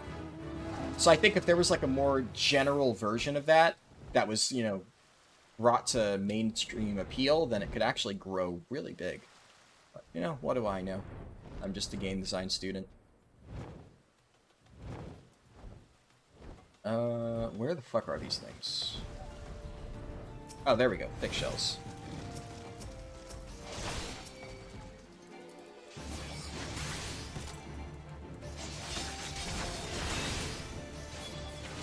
Speaking of which, I still need to work on my game for my thesis project. I have been slacking quite a bit on that. I'm not afraid to say that because my dad already knows that, so even if he hears me say that, he's going to be like, yep, I know. But I have been falling quite behind. But I still think I'm going to be able to put out, like, a good enough product by the end. Alright, I think we're good. Unless, was there anything I needed here? No? Doesn't look like it. Alright. Let me check the hunting log. Okay, there is stuff in Western Thanalan. Horizon's Edge. Oh, that's, over there. I think they're probably in this area, the bombs and the goblins, so I can head that way.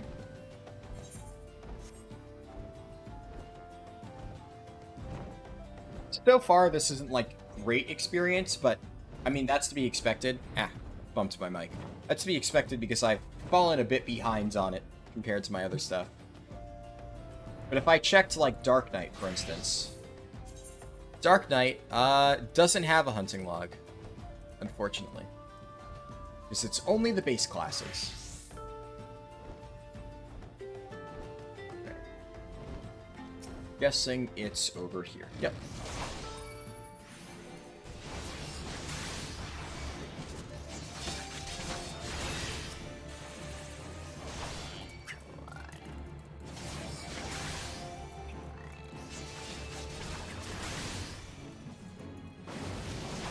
Alright, I need 3 bombs and 3 goblins.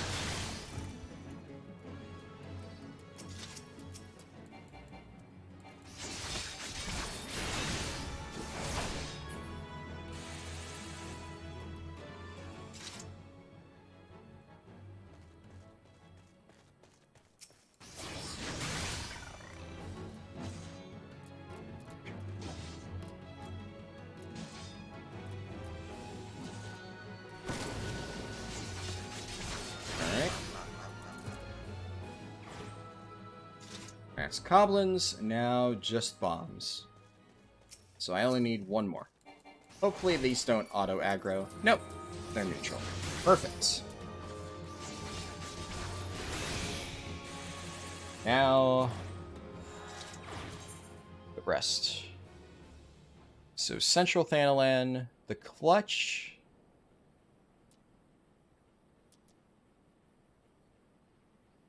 Wait, Bloated Bogey in the Footfalls. Okay, I missed that earlier. Yeah, I was just there. How did I... I'll check again. But Bloated Bogey in the Footfalls, then... Central Thanalan, the Clutch, and then the rest is Eastern. So I can check that out after the fact. And then I'll finally get to the level bracket that I'm actually supposed to be doing the hunting logs for, and that should hopefully give some better experience.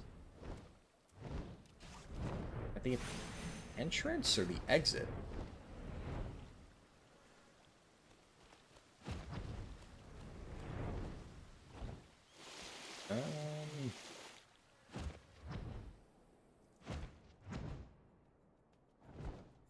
Maybe on the other side of the town?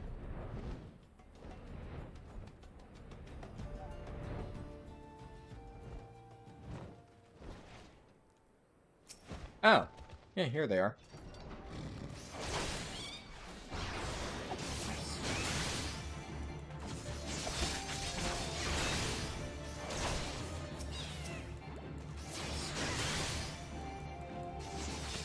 I feel like I fought these during my original playthrough of Paladin leveling. Way back then. It's like a vague memory that I fought these things, but wasn't on this character, and it was definitely a while back, so I can't remember.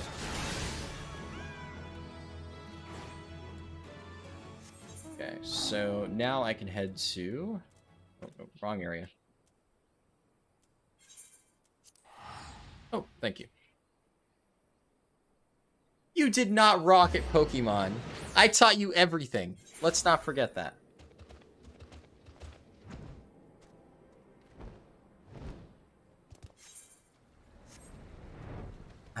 My dad brought me coffee, which was nice, but he couldn't help but slip a little jab in there. I think I hurt his feelings. Oops.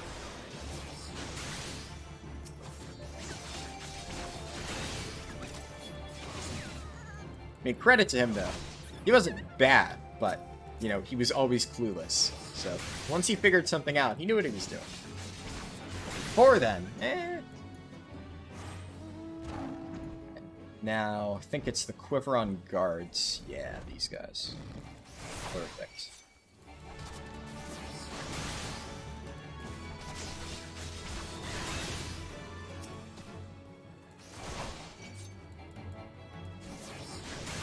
I need 3 of these. And just leave them down. This quest I definitely remember doing, or the quest in this area, because obviously I'm just killing guys, not actually doing the quest, but that one I had to optimize a lot for the MSQ speedrun. Alright, Eastern Thanalan. What's up first? So we have Tuco, I remember where these guys are. They're right outside of Drybone. Vandalous Imp. I think I know where these are. Rotting Noble. Oh, there's Tuco.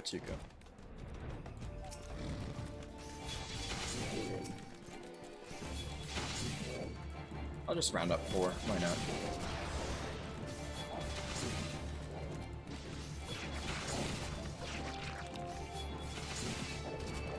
I forget what level I actually get the AoE combo ability at.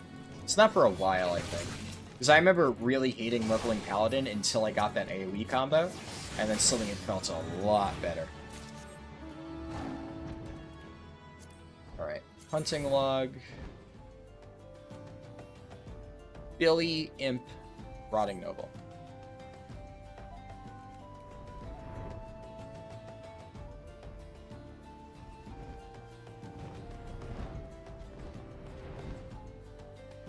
Trying to remember where the Rotting Nobles are. Like, I remember seeing them, but it's been so long that I can't quite pinpoint their location by memory.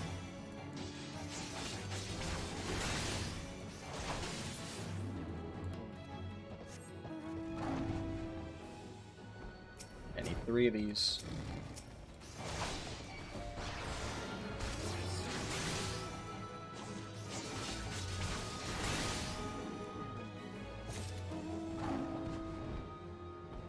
Getting a lot of good materials, but I mean, at this point, I don't think I really need that. It's just, it might sell well on the trading post, or the market board, whatever it's called in this game. It's been so long. I hate how, like, every single MMO has, like, their own unique name for, like, the auction house. There's the trading post, the market board, the auction house, of course, stuff like that. Can't keep them, like, in check. I think, it's nice that I'm pretty sure it's trading post for both New World and Guild Wars 2, so that's the only one that's consistent. And then a few different games have auction house, but market board, I believe, is unique to Final Fantasy. Haven't heard other games use that term. So that one always trips me up. But a lot of the low-level crafting materials sell pretty well because people trying to level their trade skills usually have to spend a lot of money on that kind of stuff. I've already gone through that, so don't need to do that anymore. Okay, here are the imps.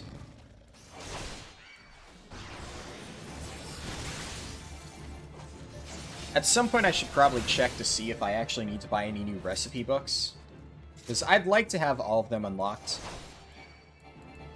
At the very least, I want to have, like, really good crafting sets, because last crafting set I got was aesthetes, or aesthetes, whatever you want to call it. So I have almost the entire aesthete set, or at least the ones that I used. I have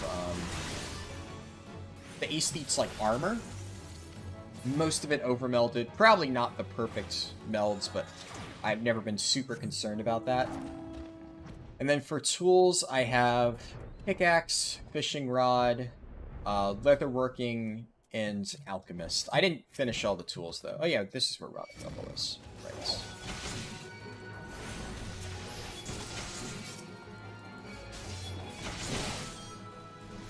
So, hopefully, they haven't actually made it so you need to get, like, a new crafting set or anything like that. Because I would like to still have the best crafting gear going into the next expansion. Because if there's one thing that I pride myself on in Final Fantasy XIV, it's that I know what I'm doing when it comes to crafting. I've honestly spent more time working on crafting in this game than I've spent doing, like, any sort of tanking stuff. I've done a lot of tanking stuff, but, like, in terms of raiding and whatnot, I've definitely done that a bit. But I've spent way more time just leveling up my crafting stuff and then working on getting, like, endgame gear and whatnot. And I had all the best crafting gear, and then they came out with a new set in, I think it was 5.3. And then I have most of it, but it's not, like, fully finished. Nice. Okay, next tier of the hunting log. Is that where I make my gil? Yep, pretty much exclusively now. I mean, you can still make good gil off, duty roulette every single day. Like, it's solid. It's not terrible. But pretty much, like, the bulk of my gil comes from crafting things and selling it on the market board at this point. Or just harvesting things, like, harvest high-quality ore and stuff like that people need for recipes. These days, not so much, though, because I checked the prices, and at this point, a lot of the prices have kind of tanked. But I made a shit ton of gil when patch 5.3 first came out, because I was one of the first people to get a full high-quality gathering set on my server, and I was raking in so much high-quality, like, ore and herbs and all that stuff. And I made a killing selling all that shit in the market board. I've lost a shit ton of gold, though, or gil, because, where do I see that? Currency, common. Yeah, so I'm down quite a bit, because basically I bought a house, and that cost me a shit ton of money, and then I kind of forgot to keep my house up to date, and I lost it, so yeah, I fucked up. But, I'd say 4 mil is still a decent amount. It's enough to, like, buy whatever I really want, but I would like to save up a little bit more for the next expansion, because usually things in new expansions in every MMO are very pricey, so, I might be able to buy whatever I want now, but that might not be true in Endwalker. Any advice for making gil? I got all my crafting up to 41, but ran out of funds. So the main thing I would say is so once you get to a point where, like, you're running out of money and you're having to, like, buy shit for crafting, you're gonna need to be self-sufficient. Because I have the same issue. When I first leveled up all my professions, where is it? Yeah, so I have everything at 80 now, but I can tell you, when I got all this stuff up to, like, around 50, holy shit, it was rough. Like, I know the feeling. I basically just lost all of my money. I basically had 0 gil for a while there. It was pretty rough, and the main reason is because eventually there's materials that are just really annoying to farm unless you worked on your gathering profession. So my main suggestion is do not neglect these, especially fishing. Fishing is one of those where it's like, it's annoying, but I can tell you fishing is where I get, like, a shit ton of money, because I don't have it on me. It's on my retainer. I don't know if it still sells well, but one thing that I sold a ton of is Age Flow Aether Sand. So at max level, there are these things that you use for a lot of crafting recipes called Aether Sand, where basically you have to get these, like, collectible items. I forget exactly what they're called, but they're, like, basically collectible items, and then you, like, desynthesize them, but it's, like, something else. It's, like, ethereal reduction. I forget the exact name. It's been a while. But I would get these special fish that I could basically reduce down into Aether Sand, and that was required for, like, shit tons of crafting recipes, but the specific one, it was Age Flow Aether Sand, I believe. It was whatever the one that was blue. That one, you could only get through fishing. And there are so many people who have all of this at 80, and both of these at 80, and 0 on fishing. Because fishing is a pain in the ass to level, but let me tell you, you get this up to max level, you will make shit tons of money, because a lot of the fishing reagents are really valuable, and you can only get them from fishing, and so many people do not give a shit about it, and then they realize, oh shit, I need fishing reagents. And you can price it really fucking high, and that's exactly what I did. So really, you want to level this all up in tandem. Like, my friend made the mistake of, he was like, oh, well, I think he played Dragoon mostly. So he said, I'm going to level leatherworking, and I'm going to level, blacksmithing, right? So he was like, I'll level in carpentry, right? I forget exactly what he was doing, but he looked up what professions do I need to make Lancer gear, and he was like, I'll basically get those professions up. And he ignored all of these other ones, and he power leveled them to 50, and then he realized that the cost that it would take him to get those other professions that he was leveling up to, like, even 60 would be immensely expensive if he didn't have the other professions unlocked. So what I did is I leveled all of these up at the same time. It takes forever, but trust me, it is worth it, because if you have every single profession at, like, roughly the same level and you're leveling them up in tandem, then if you need to refine a material, you just swap professions, refine it, and you're good. If you don't have that profession required, then you're going to have to spend a shit ton of gil getting that refined material. Because even if you have, like, mining, if you get the ore, you still need to refine the ore. And a lot of times, in order to refine the ore, you'll need blacksmithing, armoring, or goldsmithing. But a lot of times, you still need the ore in order to make, like, a carpenting item or a leatherworking item, that kind of thing. Sometimes even weaving requires, like, some, mining reagents, that kind of thing. So you never know. And you're going to need to basically have access to every single profession's kit except culinarian. Culinarian's probably the only one that you can get away with not leveling, though generally speaking, I'd recommend leveling it anyway because it's also pretty useful. It's probably the easiest one to level because it's so disconnected, but it's nice because food is something that you kind of need for, like, endgame stuff. So that is pretty important, but keep clicking on challenge log instead of hunting log. But yeah, level them all up alongside each other, and if you're running out of golds, main thing you want to do is, so should I work on Disciple of Land classes through Open World or Ishgard Restoration? Check the prices, because unless you're farming a material on your own, so if you are, like, going out and, let's say you need to get silver ore to continue leveling up. If you need a shit ton of silver ore, which, by the way, you probably will, silver ore, it's not a coincidence that I picked that. I needed a ton of silver ore. And I remember, I'm pretty sure this is the spot. It might be a different thing that I needed to farm a lot, but Black Shroud, this area, right here. No, right here. Yeah. There's a spot right around here where there's, like, a shit ton of silver ore. I'm pretty sure it's silver ore. And I remember farming that for ages because there was just so much of that needed. Because another thing is a lot of the base reagents like silver and iron, you actually need a ton at higher levels.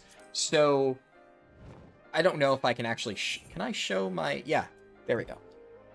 Let's see, blacksmithing 76 to 75. So Titan bronze ingot, this is a level 76 craft, and here, even better, let me go with a higher level one, Dwarven mithril. So Dwarven mithril is something that you use in a lot of, not like end game recipes, but a lot of, like, super high level recipes. It's a level 78 reagent, and it requires mithrite ore. Mithrite ore, if I look at gathering, is, where is it? Somewhere in this range. Mithrite, no. Mithrite ore, boom. Mithrite ore is a level 53 reagent that is used in level 78 recipes. So, as a result, if you're, like, in this range and you're trying to level up your mining, it might actually be a really good idea to level by using older materials, because mithrite ore, despite being a level 53 material, is used in near max level recipes. So a lot of people that really want Dwarven mithril, and I can tell you as somebody who leveled this, you're going to need a lot of Dwarven mithril, you're going to want to have a shit ton of mithrite ore. So a lot of people are going to be way too lazy to go to Kurthis Western Highlands and farm mithrite on their own, so they're just going to go to the market board and buy it. So if you're leveling by mining mithrite ore, you can actually make a lot of money even while leveling your professions. And if I look at some of the low ones, basically everything up to level 20, you're not going to make any money off of, because a lot of this you can buy off a vendor. So iron ore, especially, if I go here, where is it? It's, I'm looking at the wrong thing, I think. Yeah, I forget where it is. There's, like, an iron thing. It's like, yeah, because, so this is Titan bronze, right? So titanium ore, and some of the stuff uses, like, bronze bars and whatnot. Bronze bars are easy to make, so you're not going to make a lot of money off that. But, let me see. Silver ore, yeah. Where is it? Hard silver ore, I think, is where it is. Yeah, South Shroud Upper Path. So I was correct on that. South Shroud Upper Paths is a really good farm spot at level 25, because you're going to need a shit ton of silver ore going forward, because silver ore can craft, where is it? It's hard silver, but I forget what level hard silver is. No, that's titanium. Not that. cobalt. Fuck, I forget where hard silver is. Hard silver is going to be much later on. All I know is that hard silver ore is used in like a ton of other stuff. Like sometimes you need silver ore to get hard silver ingots, and then hard silver ingots are used to craft something else. Is it titanium? Titanium is, no, cloud mica and titanium nuggets. And then titanium nuggets are made through a completely different thing. This thing. Titanium ore, iron ore, grenade ash, that kind of thing. It's a... Basically, there's a lot of stuff. Oh yeah, there is a search bar. You're right. I always forget that. Hard silver. Hard silver nugget. Yeah, silver ore. So it's a level 54 recipe. You're going to be using this for Heaven's Ward stuff, and you need silver ore for this. So hard silver sand, which I believe you get in Sea of Clouds, if I remember correctly. You need to have silver ore for that, so you're going to need a shit ton.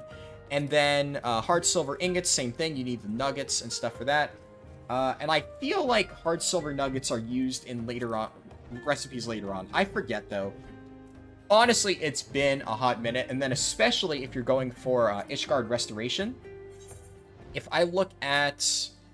where is it? Ishgard Restoration. Restoration 4. So look at stuff like this. So, let me find a good example. Blacksmithing, how about that? Blacksmithing, Ishgard Restoration, Restoration 4. This is Cobalt Ore, Dark Chestnut, Pine, Dwarven Mithril. So remember when I said that Mithrite is really good? Even the Ishgard Restoration stuff uses Dwarven Mithril Nuggets, which once again requires Mithrite Ore. Let me find another example. Jewel Crafting, sure. I'm pretty sure this requires hard silver, or at least one of them does. Electrum, Cloud Mica... Something requires hard silver, because I know there was some recipe that I was farming that I needed a shit ton of hard silver. And as a result, silver ore sold really well.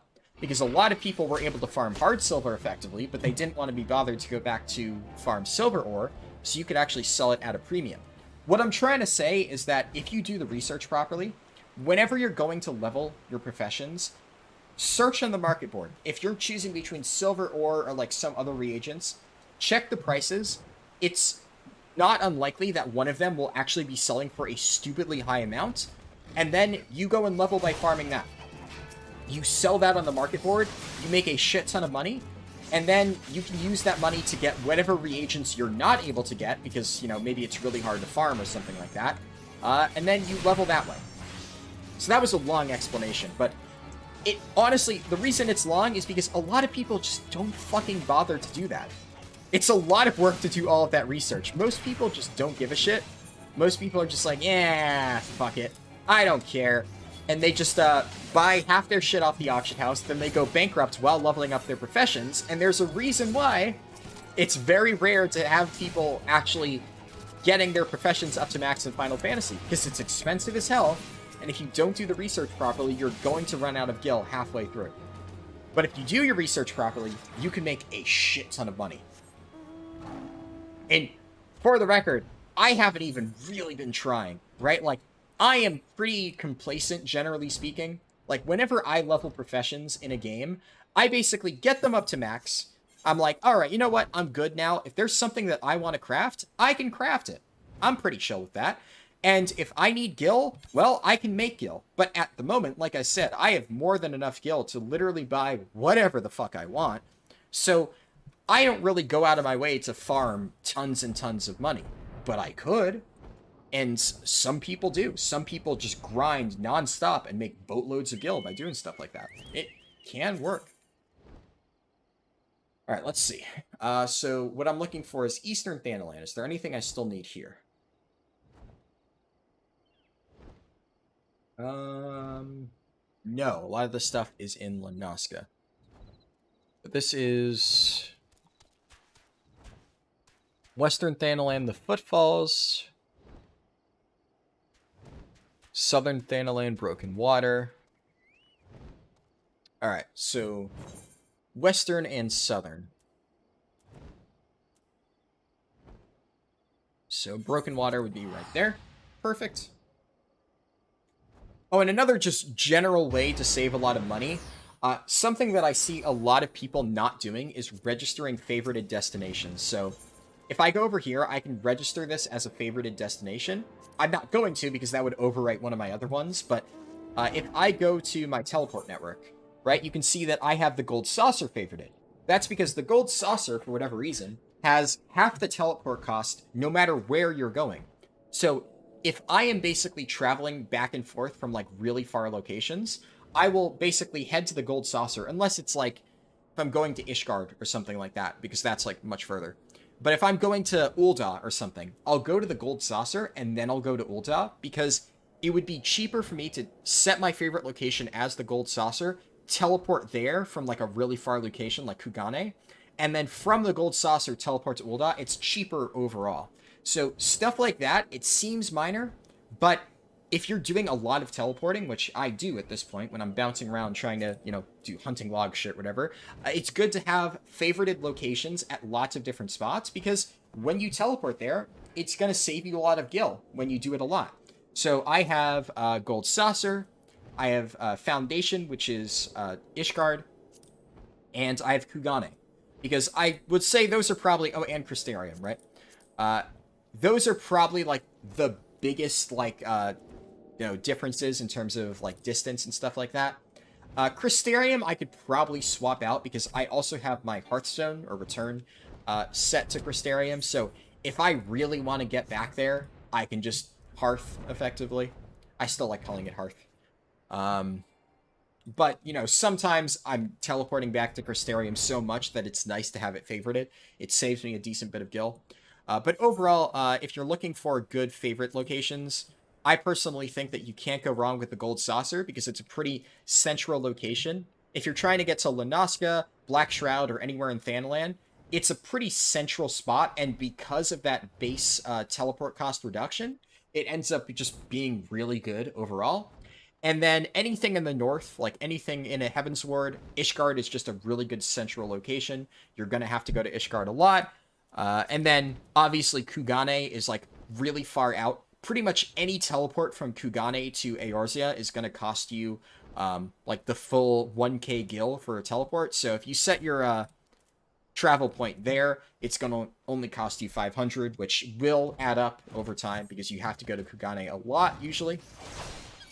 And then, obviously, once you get to Shadowbringers, Crystarium is pretty good, but I'm not going to go too much into that, because if you haven't got into Shadowbringers, that's a little bit spoilery, but the name doesn't really say much. But yeah, that is something that seems minor, but it honestly does add up over time. People tend to overlook stuff like that. Oh, shit. These guys are just spamming Thousand Needles. If I get hit by Thousand Needles once, I'm dead. So I need to be very careful about this.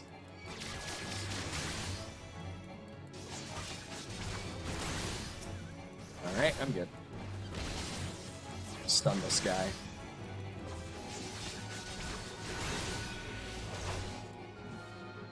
Or 100 needles.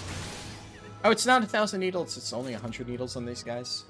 I guess it makes sense. If it wasn't, I would just get one shot, so that would be pretty bad. You reminded me of my one friend. He was a mastermind when it came to AH manipulation, and he tried explaining it to you.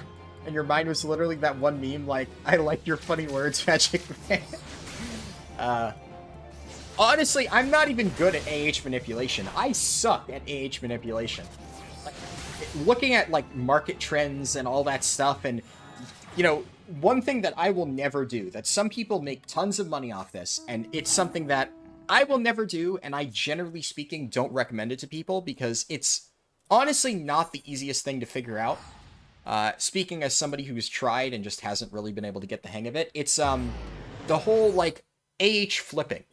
You know, if you ever ask somebody who's, like, a bazillionaire in an MMO how they made all of their money, they'll tell you that they did a lot of AH flipping. That is how a lot of people make their gold, especially massive amounts of it. And I have never been able to do that. I don't like it. I don't really find it fun.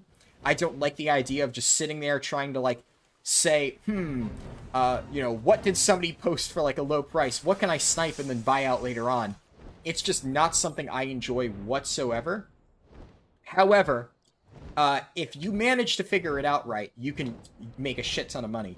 My favorite way of explaining it is buy low, sell high. Yeah, no, for sure. That's definitely a good way to call it.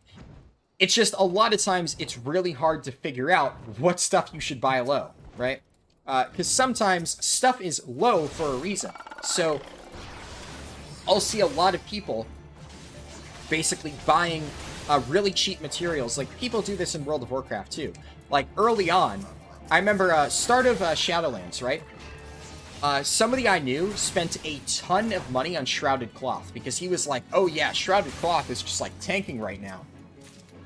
And I'm like, well, there's a reason for that. He never recovered his money because Shrouded Cloth tanked for a reason.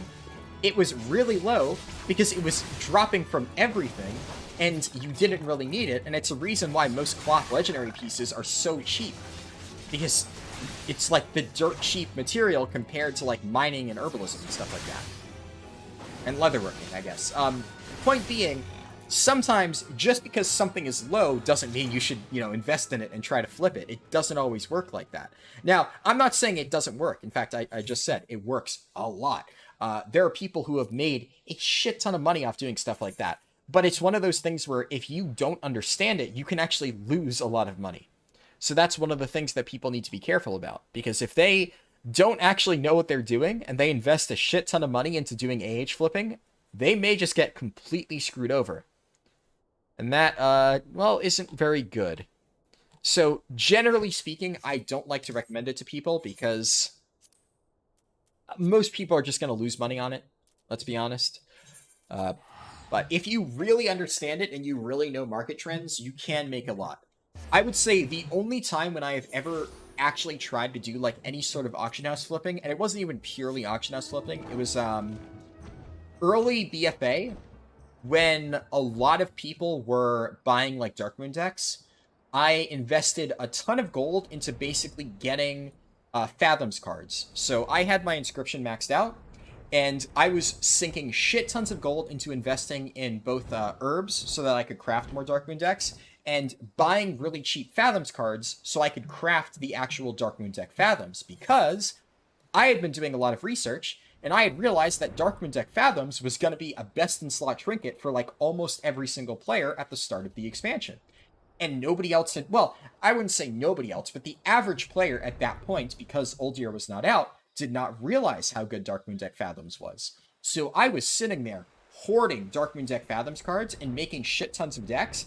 And the moment it became like widespread news that, hey, this Darkmoon deck thing is your best in slot trinket, I sold tons of Fathoms decks. And I had basically cornered the market on it by that point.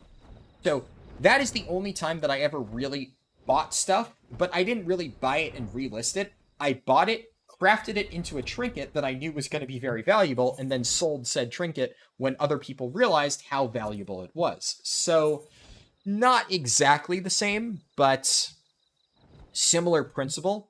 And the only reason I did that is because I had it on pretty good authority that people had no fucking clue what those cards were worth. Because I was looking at, like, the, performance of this trinket based on early sims that people were putting out. And I'm like, okay, if this doesn't get nerfed, this is going to be best in slot for everybody. This should be worth a shit ton of gold, and people were selling it for like dirt cheap. So I figured they just had no idea what it was going to be worth in like a week's time when the sims were made public. So I just bought all that shit.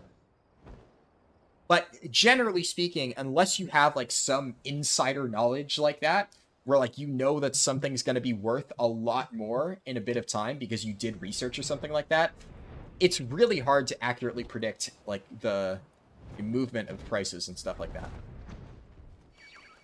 that. So, my opinion, it's much easier to just get really good at farming, right? You're going to make a lot more money if you just get good at farming than if you try to like figure out the auction house and play the system and stuff like that. If you're really good, you'll make a shit ton of money, but if you're not really good, you're going to lose money. Compared to farming, where worst case scenario, you just make only a little bit of money. Best case scenario, you make a shit ton of money. So, is what it is. Now, where the fuck is this thing? I think it's the other direction. It's not at all fun. I would sit staring at trade stands for hours and sometimes days doing pointless math for a 12% profit sometimes. Exactly. Exactly. That's what I hate about it. More than anything else, that's why I can never do stuff like that. It's because of how boring it is. Because if I am doing, like, basically grinding for, like, nodes out in the world, at least when I'm doing that, I can just walk around and do literally anything else, like, IRL, or, you know, on a different game or something like that. Like, when Final Fantasy's patch 5.3 came out, and I was farming, like, ore and herbs and stuff like that non-stop, I, at no point, was actively paying attention to what I was doing. I figured out all of the spawn timers. I had a, like, whatchamacallit, alarm set for every single one of those spawn points. Every single time my alarm would go off, I would go over, park my character where the node was spawning, mine it, and then move to the next point.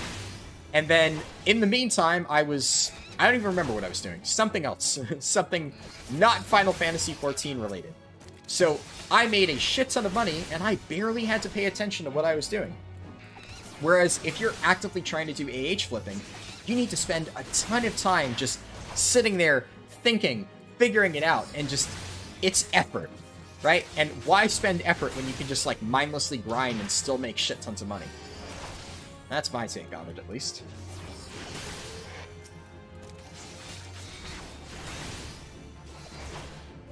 One good thing I can say about it is if you get God level at it in a video game, it will 100% help you IRL, especially with the rise of cryptocurrencies. For sure, yeah. But at that point, it's like, you know, if you're gonna get really good at, like, market trends and stuff like that, or predicting market trends in a video game, like you said, you might as well just use that elsewhere. And there's a reason why it's such a rare skill. I've seen more people try it by far than people who have actually had success with it.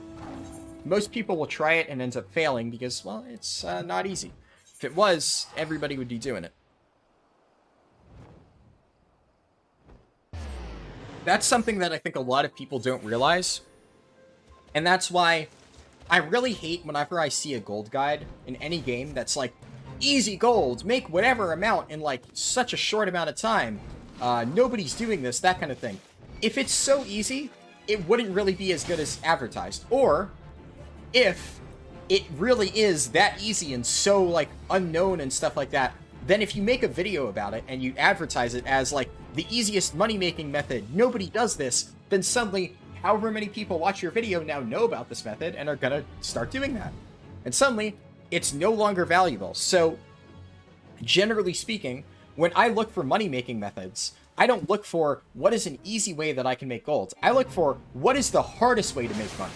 Like, what do I have to spend the most amount of effort into doing to actually make money? In World of Warcraft, well, that's carries. And that's where I make a lot of my golds. Well, I used to make a lot of my golds. At this point, I just honestly don't give a shit about money in WoW. I've been kind of dirt broke as a result, because I haven't sold carries in the longest time. And, well, it's kind of fucking me a little, but, I don't really feel like getting back into carry selling. It's just, like, something I'm kind of bored of at this point. But back in the day, when I really wanted to make gold in WoW, well, carries were not easy. Challenge mode carries especially were hard as fuck. So, I got really good at that, and I started selling those. And because it was a skill set that, you know, people would pay for because it was hard to do, I was able to make a lot of money. In Final Fantasy, a good way is Disciple of the Hand and Disciple of the Land stuff. Gathering and crafting. In other games, not so much. In other games, crafting and gathering is really easy.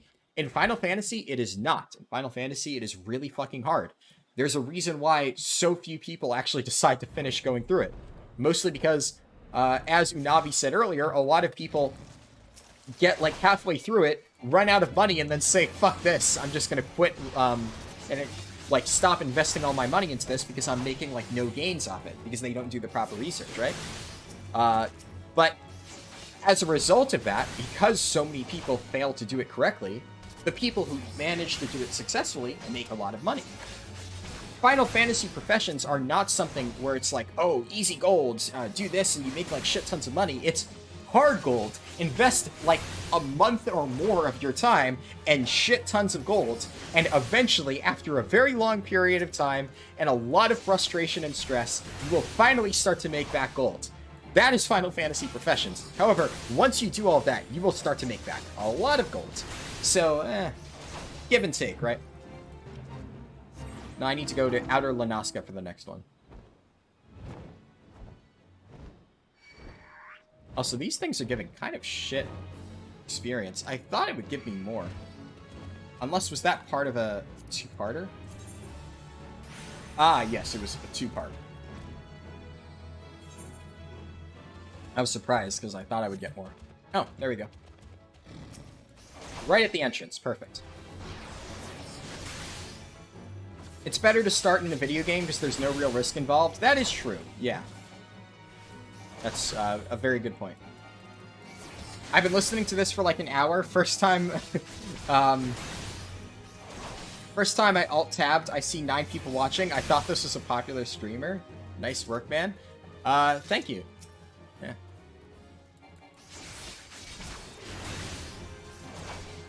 I mean, yeah, it's, I don't know. I haven't been streaming for that long. I'd like to think that, like, you know, I enjoy streaming. I would hope I'm pretty good at it, but, eh. Especially getting more, what should we call it? Getting more people watching takes time, right? Gotta build up an audience. Takes a while.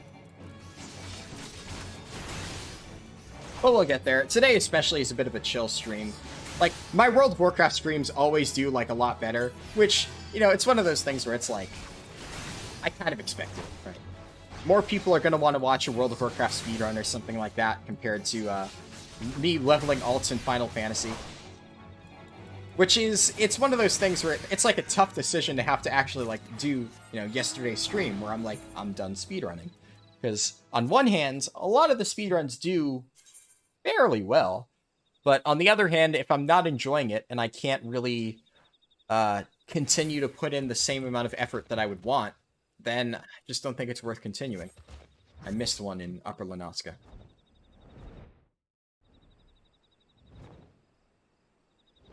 View count is based on what games he's playing at this point? Yeah, exactly. Yeah, switching games is always rough. It's difficult for anybody. But especially for, like, smaller channels, it's always going to be a bit rougher. Because I am lucky enough to have a lot of, like, dedicated viewers, and I do appreciate all of you. But, you know, it is one of those things where a lot of people did just watch me for my WoW content. I am fully aware of that. And, yeah. Hopefully, if they eventually get back into, like, Final Fantasy XIV or something else, they'll check my channel out again, because I do plan on making more videos for this game. Especially regarding crafting, because if you couldn't tell, I love crafting in this game, and I would like to make crafting guides eventually. The only reason I decided not to make a crafting guide soon is because at this point, Endwalker is right around the corner, so the moment Endwalker hits, and I, like, finish the main story quest and get into crafting, you can fully expect me to have detailed crafting guides for all of the Endwalker professions, because the shit I do. The only reason that I don't have them already is because, well, when I leveled these professions back in the day, I wasn't making YouTube videos. I was just doing it for fun, and all of these explanations on how to efficiently level were just given to my friends, because, you know, why not?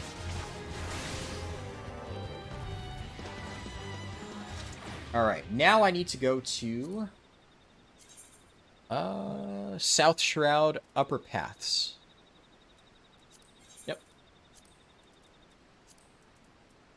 Black Shroud. Yeah, probably the closest area. How long did it take me to get my Paladin to 60? 4 hours, 11 minutes, I believe. Assuming you're talking about my World of Warcraft Paladin, not my Final Fantasy Paladin. Because my Final Fantasy Paladin is still level 27. But my World of Warcraft Paladin yesterday, I assume that's what you're talking about, that took 4 hours, 11 minutes. Unfortunately, we had a lot of Alliance causing trouble at the end, but I actually managed to complete the entire run without dying a single time, which I was proud of, by the way. With the amount of times that people tried to gank me over the course of that run, I was pretty sure that at some point I was going to die. And I have died to much dumber shit in previous runs.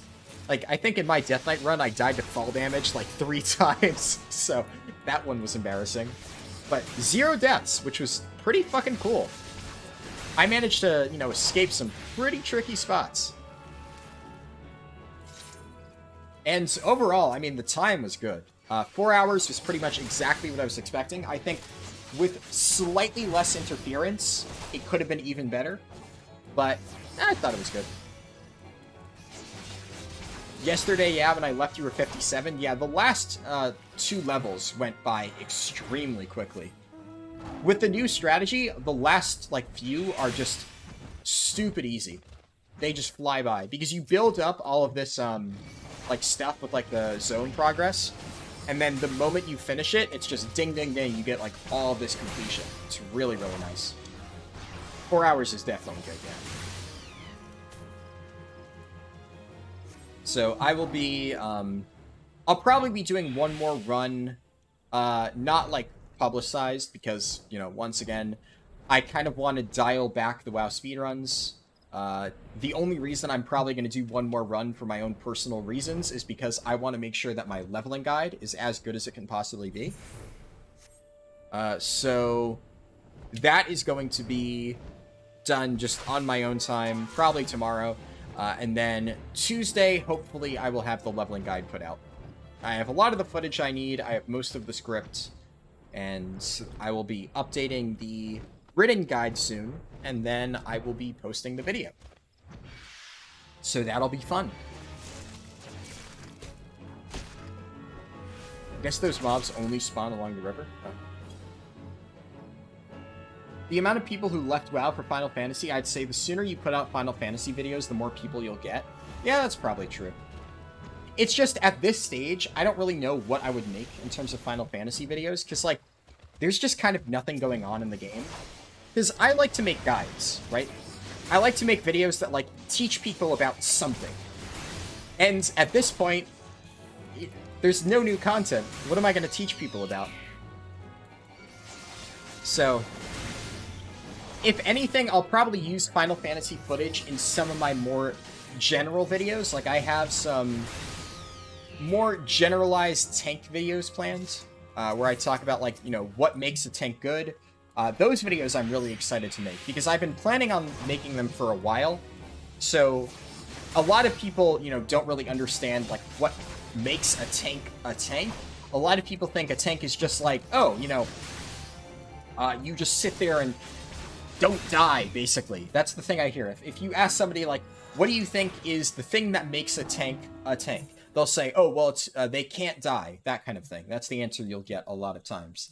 And that is, like, one of those kinda true answers, but it misses the entire point of tanking. The two things you need to be a tank is you need to hold threat, and you need to not die. But it's a bit more complicated than that, and I want to make a video series breaking down a lot of that stuff and explaining some of the misconceptions with how tanks work, and explaining how tanks accomplish each of their goals, which is, like, surviving, threats, utility, and stuff like that, and using examples across different MMOs like Final Fantasy, Guild Wars 2, World of Warcraft New World, etc., to explain how a tank in any different setting can accomplish the goal of not dying or holding threat. Because if you play a lot of different MMOs and you understand how tanks work in all of them, it becomes a lot easier to actually look at a new MMO and pick up a tank and understand it in a short amount of time. There's a reason why I was able to hop into New World and immediately figure out how a lot of the tank stuff worked, because I've played so many different MMOs and I've seen tanks in so many different settings that I immediately recognized some of the trends and knew, oh, okay, so this is how I'm going to be surviving. This is how I'm going to be holding threat, etc. So I think a little video essay series covering stuff like that would be pretty cool. And it's just something that I enjoy talking about. I love talking about tanks, so I'm going to have a lot of fun making that. But in terms of videos, it's just, I don't really know what I would cover for Final Fantasy. So, unless I were to make, like, more fun, laid-back videos, but at that point, it wouldn't really get a lot of views. The stuff that gets views is, like, the informative videos. Like, honestly, the video that I made for New World that got the most amount of views by far, at the moment, it's sitting at 1,500 views, which, like, not the best. Honestly, compared to a lot of my World of Warcraft videos, it's not amazing. But for a non-World of Warcraft video, that's by far the highest I've ever gotten. And the reason is because it's a guide to a leveling boss that a lot of people struggle with. So because it's informative and because it has, in my opinion, a pretty good strategy attached to it, a lot of people clicked it, really liked it, left a comment, and then there you go, promotes it in the algorithm. But if it's just a generic video that doesn't have any informative value, then I don't know. I just don't think it's going to do very well. So that's the issue that I have with Final Fantasy content at the moment. Like, when Endwalker hits, I'll be all over that shit. The moment that I can actually dig into the new content and, like, figure out, like, different stuff, like, I can make guides about, like, leveling your crafting professions, I can make guides about, like, how the different tanks work in the new expansion, I can make guides on how to farm different things on, like, the new zones for the new beast tribes and whatnot. There's a lot of stuff that I can do when the new expansion comes out. But right now, what am I going to teach people to do? I don't know. Oh, I know where these guys are. Yeah, up here. I think.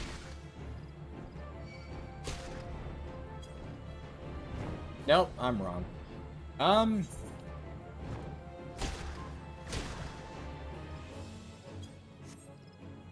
Where are they? Because I knew there were, like, bandits in this area, but these are red belly bandits, not curl claw bandits, which is the one I need to kill. The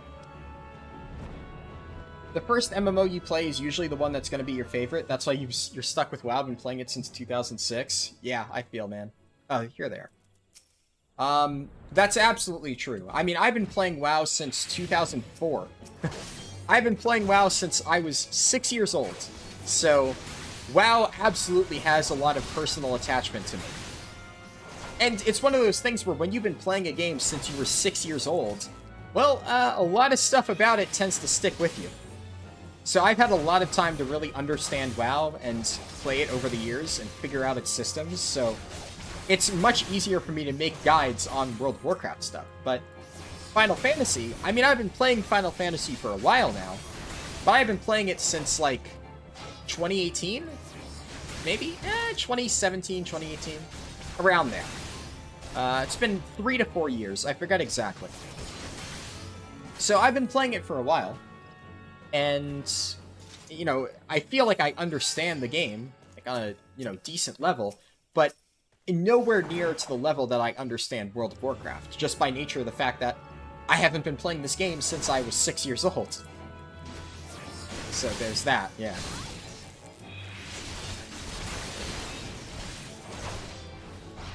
And it is different in a lot of ways.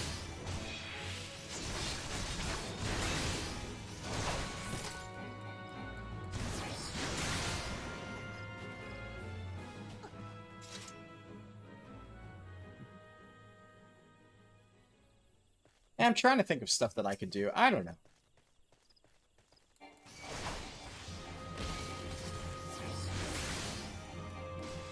The only Final Fantasy you played is the OG 7 and the remake. I never played Final Fantasy 7 or the remake, but I have heard a lot of good things about it. I know a few people who have tried it, and they've said it's fun, so... At some point, I'll probably check it out. The remake, specifically. At this point, I don't have any plans to play original Final Fantasy 7, but... it could be fun to play the remake at some point. I haven't played any other Final Fantasy games, though, myself. That's why some people have told me that the reason they aren't into Final Fantasy is because they've never played Final Fantasy stuff before. I've never played a Final Fantasy game in my life before this one. And that has never been a problem for me. I've loved this game just as much with or without the exterior knowledge. There were some things that I didn't initially understand. It is a standalone game, so it's not like... You don't need to play the other games to understand this, not at all. But... Balloon is North Shroud, Alder Springs.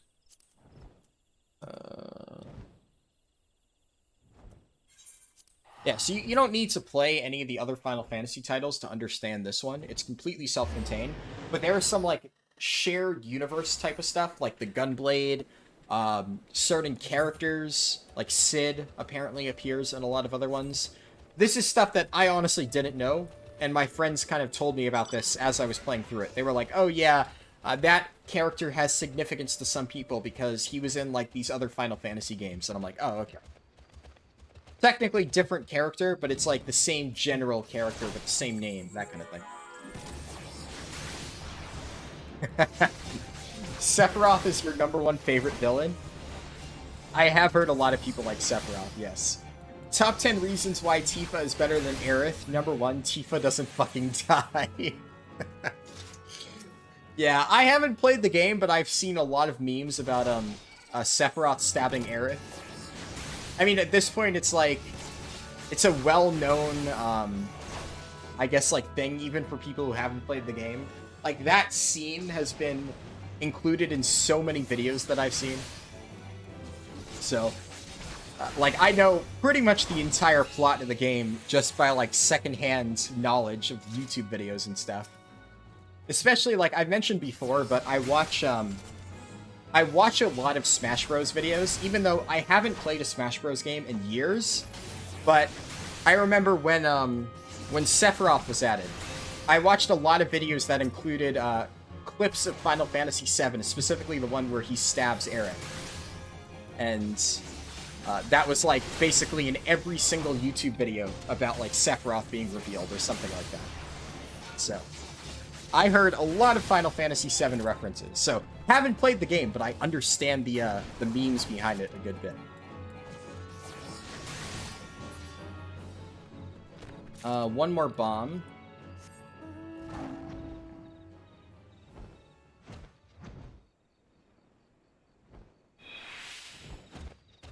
Okay, there we go. And this will complete my hunting log for 20 to 30. Hopefully this gives a nice chunk, but I think we're still a little bit off.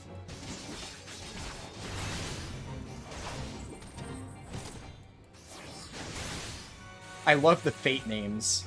Ah, it's so good. Alright, that's the next chapter complete. Now, I haven't reached level 30 yet, so I think at this point I should probably just go and do the rest of my gladiator quests. That might get me to 30, not sure.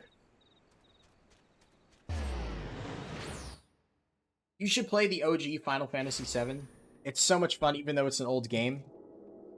I mean, I've heard good things about it. It's just one of those things where, I don't know.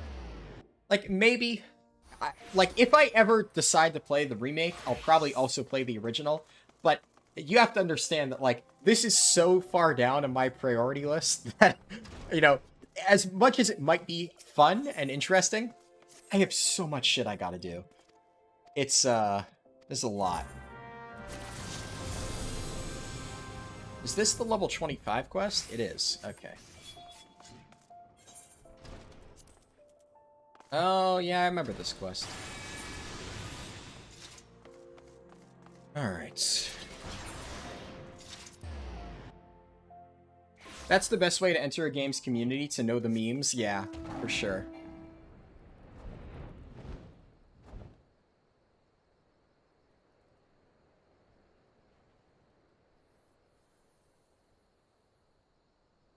Yeah, it's, I don't know, there's a lot of stuff that I want to play, but, man, I don't know.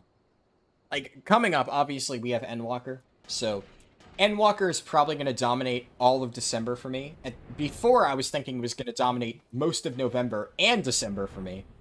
But at this stage, well, I guess I have my November back, so I'll probably be doing a bit more farming in World of Warcraft than I thought.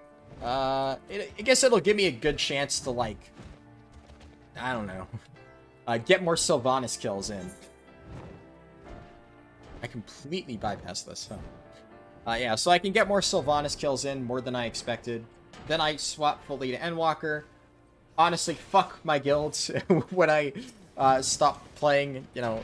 They seem like nice people, but there's no way that I'm going to choose Sylvanas farming over Endwalker. That said, I don't really think they're actually going to care, because from what I can tell, I haven't really asked them a lot, but I think a bunch of them play Final Fantasy. Some of them have mentioned that, so I'm fairly sure that when the expansion hits, like, a lot of them are going to stop playing as well. So, at least I'll be able to get, like, 1 or 2 Sylvanas kills, maybe, before Endwalker hits. And, then all of December pretty much is going to be Endwalker. But I did say at some point I will do one more New World stream in December. I said I was going to do that, and I am not going to go back on that. So, I want to at least check back in on New World at some point and kind of see how it's going. Because once again, I think it has a lot of potential. I really hope that Amazon can reach it. But I'm curious to see what they do. So I'll check it out at some point, but mostly Final Fantasy content. And I'm probably going to check it out, like I said, around Christmas or something. Because it'll be before Savage Raid releases, because when Final Fantasy Savage Raids come out, at that point, hopefully I'll have my whole raid team sorted. I keep, like, contacting some of my friends and being like, hey, are you coming back for Endwalker? Are we doing this? And some of them have said they're going to play it, like, my friends from New World, Zug and Bug, well, not from New World, but I've known them for years, but the ones that I was playing New World with, they're the ones who made the lore videos that I talked about, and they appeared in some of my videos. They're going to be on my raid team. They've already said they're, like, fully committed to doing Savage raiding in Endwalker, so that's cool. I at least have 3 out of 8 people, myself and them. And then I have, like, a bunch of other friends that I've, like, contacted, and they're like, I might come back for Endwalker, but they're not entirely sure. So, we'll see, I guess. The nice thing is, I only need to find 5 more people for my team, so there's that, right?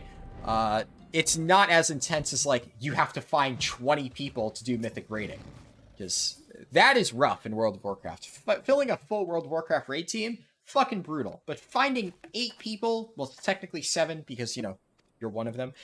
7 people are easier to find than 19. So there is that aspect of it that makes it a little bit easier. I should skip this cutscene. I've seen that like a million times at this point.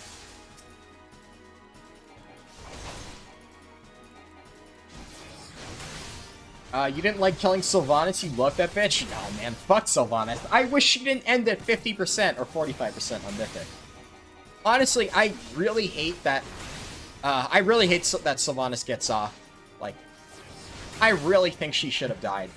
Like, fuck Sylvanas. Fuck her stupid redemption arc. I really hope that the new patch starts by us just, like, executing her. Like, she tells us where the jailer's going, and we're like, alright, good. And then we chop her head off, Ned Stark style. That's how I want the next patch to go. Because fuck Sylvanas, fuck that character. Look, I used to like Sylvanas, I should say that. But not anymore. At this point, it's just a fucking travesty. She is a shadow of her former self.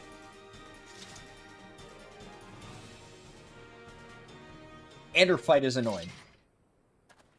I really like Sylvanas' fight in theory, but in practice, God, it sucks. Because it just takes so long. And I'm so tired of getting to platform 4 and then wiping because, like, one person fucks up the Wailing Arrow and drops it on top of the group. And I'm like, oh, fuck me, man. Come on. Why? Now, Garrosh, though. Garrosh, on the other hand, I'd be down for Garrosh. Fucking love that guy. Now, you know, he did commit a few oopsie genocide things, but I would say if you do a retcon and you make it so, like, Garrosh was in the hands of a good writer, didn't make him commit multiple genocides, Garrosh was a good character.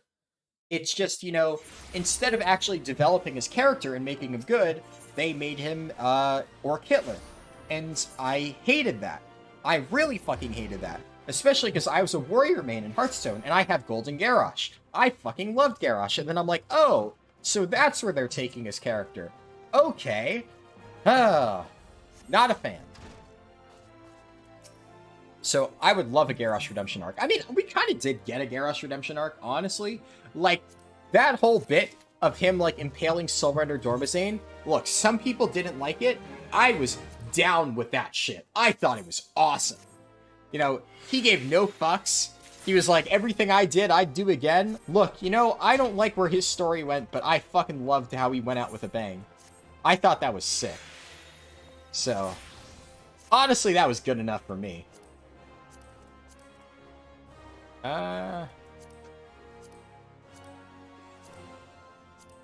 What did I get from that? Is it just the shield? Eh.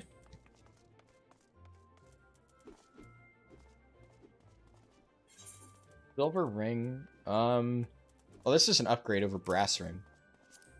So I can just desynthesize this. Bring back Garrosh. He did nothing wrong. Thrall did everything wrong. I mean, Garrosh did do a few things wrong. It was the writer's fault, not his. But he did do a few oopsie genocide moments. But aside from that, yeah, Thrall was kind of an asshole. Block of fish glue.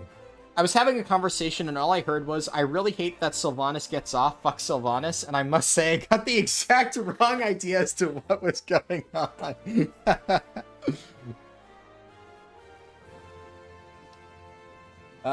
Yeah, Garrosh, yeah, he did just kind of get turned to ash. It was kind of unfortunate. I definitely wish they did more with him, but like, his moment in Sanctum was pretty sick, so I'll give him that. It could have been worse. That's all I'll say. Could have been worse. You know, he got something. Now, what else can I do to level? Adventurer need healer. Well, I am not a healer, so that sucks.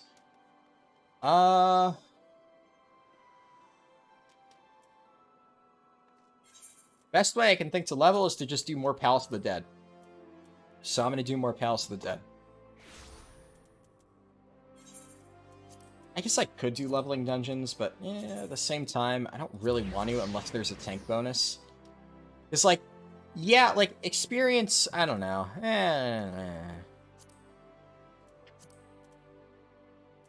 We'll see. For now, I'm just going to spam Palace because it's easier.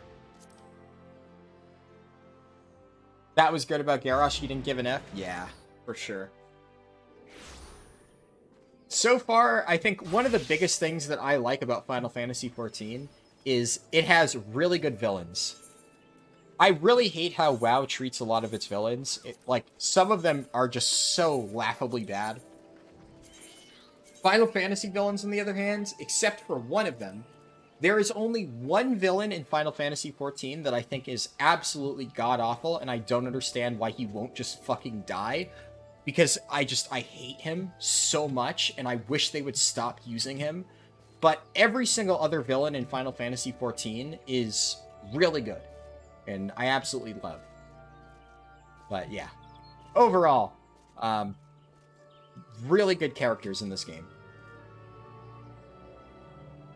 Back in Lich King, you were so hoping for a fight between Garrosh and Varian. Oh yeah. And like the Trial of the Crusader, like, thing. That was fun. That was like a really good climactic moment. I agree with that.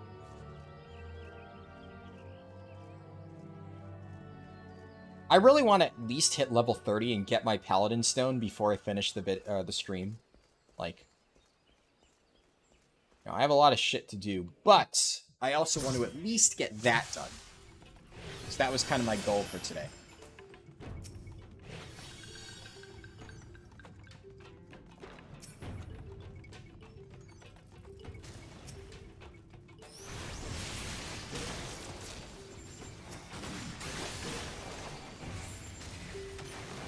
Completely whipped. I feel like this is gonna blow up. Ah, it didn't blow up. Nice.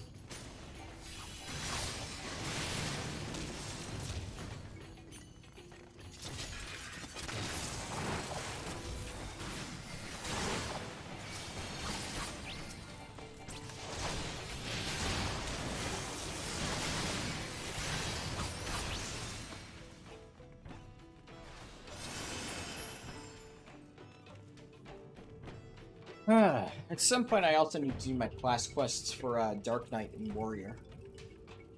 I've heard the Dark Knight questline is pretty good, so I kind of want to pay more attention to that when I get there.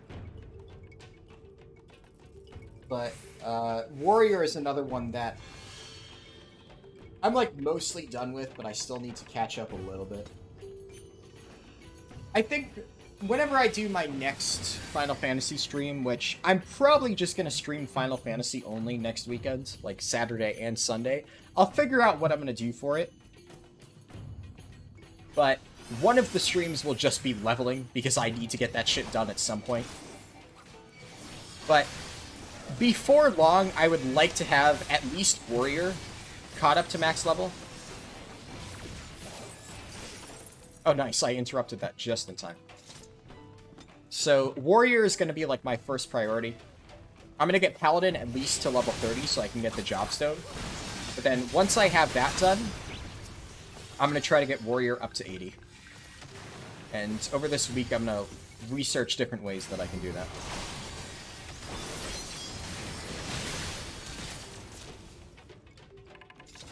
It probably won't get all the way there, so I'll have to do some of that on stream still.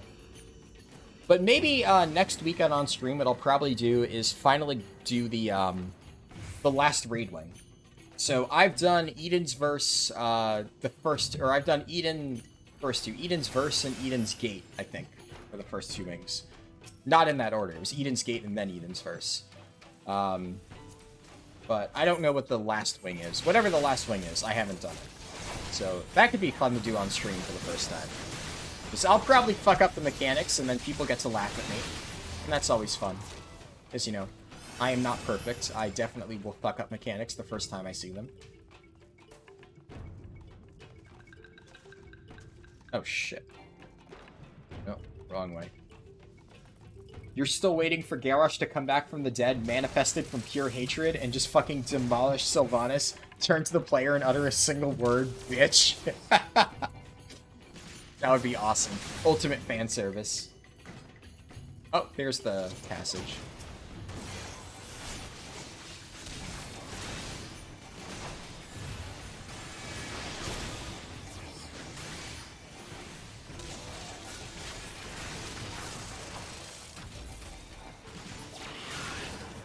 Everybody else is here? Nope, they are not. They are lagging behind. Come on, people.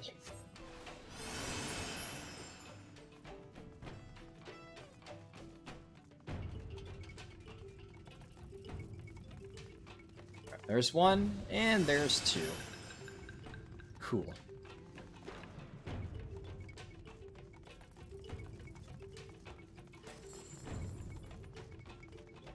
Somehow I completely missed that trap while walking in that exact same spot earlier. I don't know how that happened, but cool. Liz took away that part in Silverpine where Garrosh calls Sylvanas a bitch. I know, man. Ugh. I missed that dialogue section. Watch your clever mouth, bitch. It was so good. I don't see why they had to take it out. At this point, it's like, if there's any even remotely bad stuff in their game, they're gonna lose control themselves and start harassing their employees. I guess that must be it. Because, you know, they can't control themselves. Poor little Blizzard.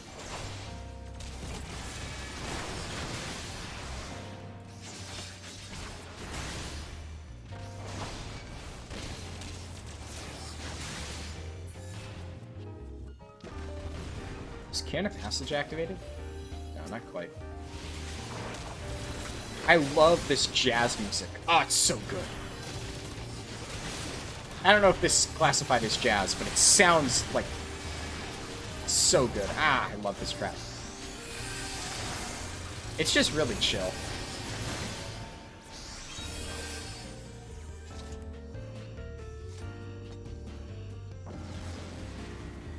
House of the Dead music in general is just so fucking good.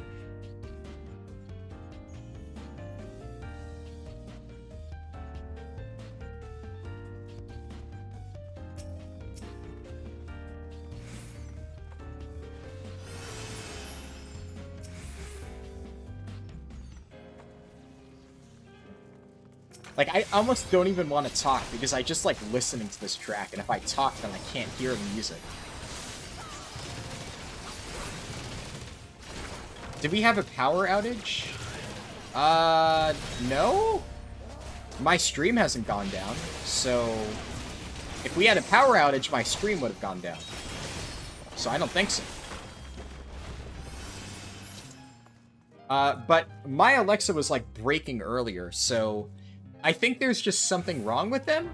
Because early on, I tried to like turn on my light, and I kept having to repeat it, and it kept just like flickering and not responding, so I think there's just something wrong with it. I don't really think there was a power outage. Not sure why. But it is very weird. Come on, kitty cat, schmitty cat. Through the process of leveling your 12 alts among other random characters, you would always add the bitch when doing that quest. I agree. Dude, like, I wouldn't do that while recording a speedrun, just because, like, I don't want to piss people off. But, like, if I'm live streaming it, I don't give a shit. But if it's, like, a recorded video, then, you know, sometimes I'd just be like, eh. YouTube doesn't like that sometimes, so I wouldn't always do it. But anytime I'm leveling on my own, I always add the bitch. I agree with you there.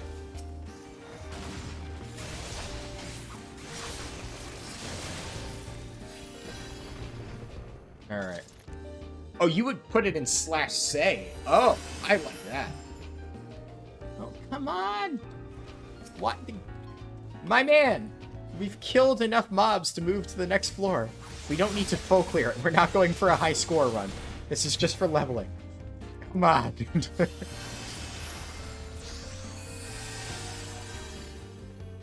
Alright. I usually like to be pretty patient with people in Palace of the Dead, though, because it's like, you know, people like to explore. Like, I'm fine waiting a little bit. I've been with some people, though, where if you don't immediately hop on the teleport thing, they start, like, flaming you in chat. And that's not cool, but usually, if, like, somebody wants to explore on their own, I'll just be like, alright, I'm gonna sit in the, you know, passage thing. I'm gonna go make a cup of coffee. You have fun, but I'm not gonna help you, because I have shit to do. But I think flaming somebody who just wants to do it the way that's intended to be done is, like, not cool.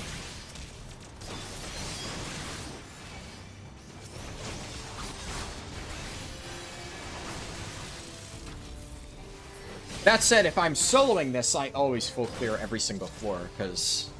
Or at least on lower levels. Because the way you want to do it when you're soloing it is you want to full clear all of the lower floors to build up your score and get, like, a ton of Palmanders. And then once you cap out on Palmanders, at that point, you can just start racing to the top. The Electras cry out in agony, for they hunger. Yes. Yeah, see, I said its name, and it just kind of flickered a little bit, and then didn't do anything. Weird. Normally it would have said something like, I don't understand. Or, sorry, can you repeat that? Or something like that. I don't know. Whatever they normally say.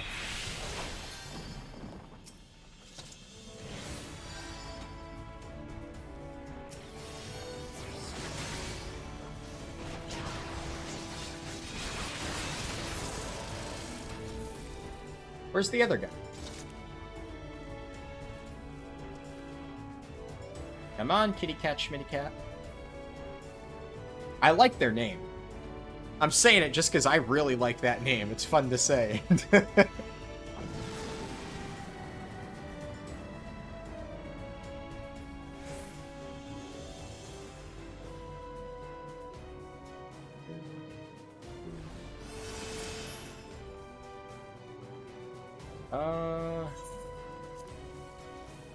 Okay, we can sense the accursed horde calling us. I'm gambling with a Pomander of Alteration. I believe. Where in the States am I from? I am from New Jersey.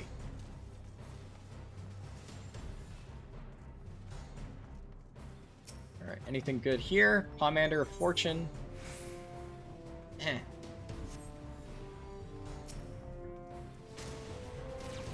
Oh, well, I'm not going in there.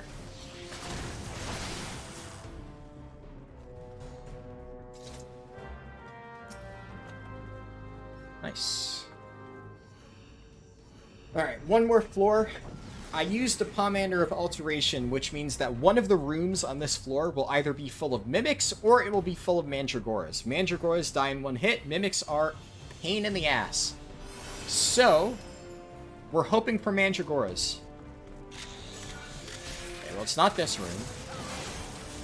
It's not that room either. That's a Jersey thing, yeah. I've heard that one before. Yes! Ah, Mandragoras. Hell yeah. 50% of the time works every time. Right, we got them all. Ooh.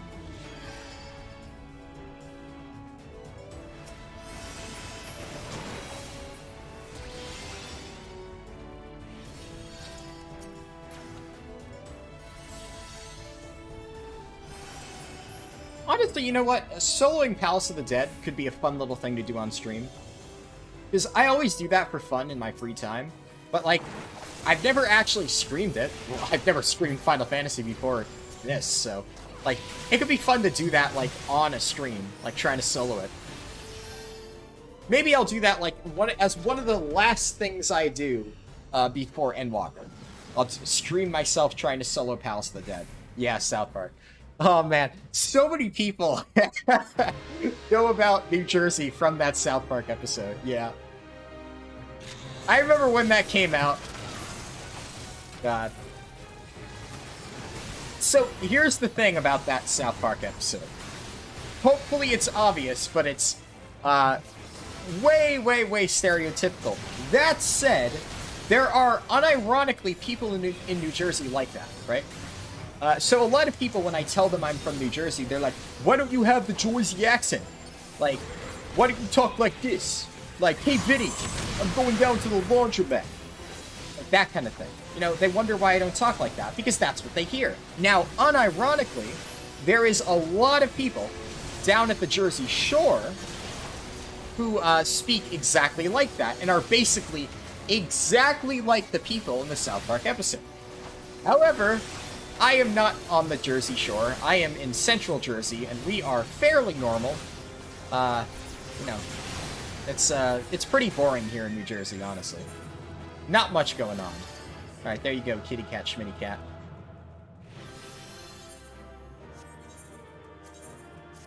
I would have given them a commendation just because of their name, but just so happened they were a healer as well, so it worked out. Okay, so I need to do one more Palace of the Dead, and then I can hit 30. 60% of the time works every time has become a surprisingly common phrase in my everyday life. I feel that, man.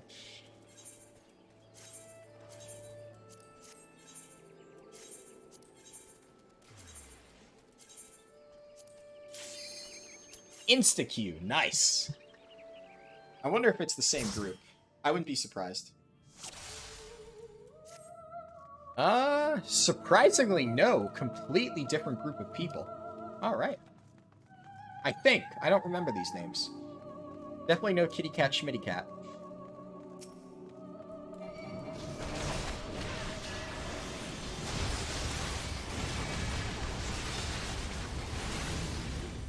You know nothing about Jersey, but you learned from South Park hoping they are right.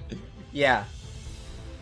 You know, I would say the South Park depiction doesn't accurately represent me, or, you know, the area that I live in. But it does represent Jersey, unfortunately. Just the bad parts of Jersey. The parts that we don't like to talk about.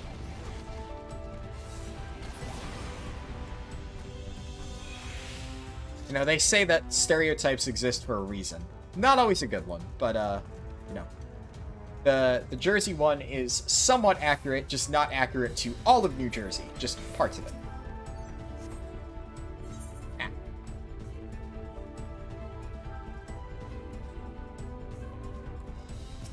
This track's so good. I got you. Yeah. Ooh. I heard something else. Oh, look away. Away.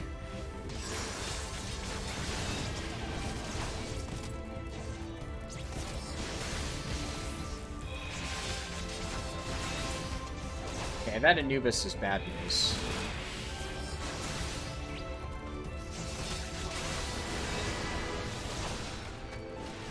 Nice, they caught up to me.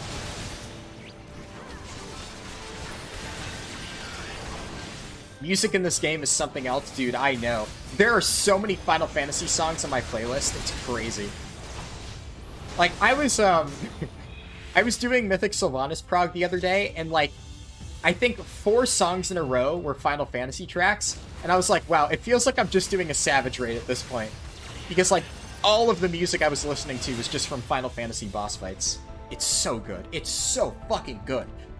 Like, say what you will about this game. Love it or hate it. I love it, but some people hate it. But even those people have to admit, it has a banger soundtrack. It's so good.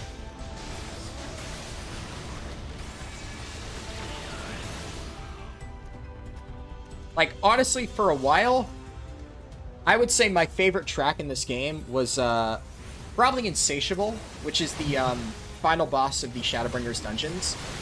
But To the Edge, I don't know. It came close. I'm not sure if I like Insatiable or To the Edge more. And hello, Elax. Good to see you. Literally unmatched. Oh, hell yeah. No other game comes even close. Like, this music is just so good. Man, Soken is just a fucking genius. God. So fucking good.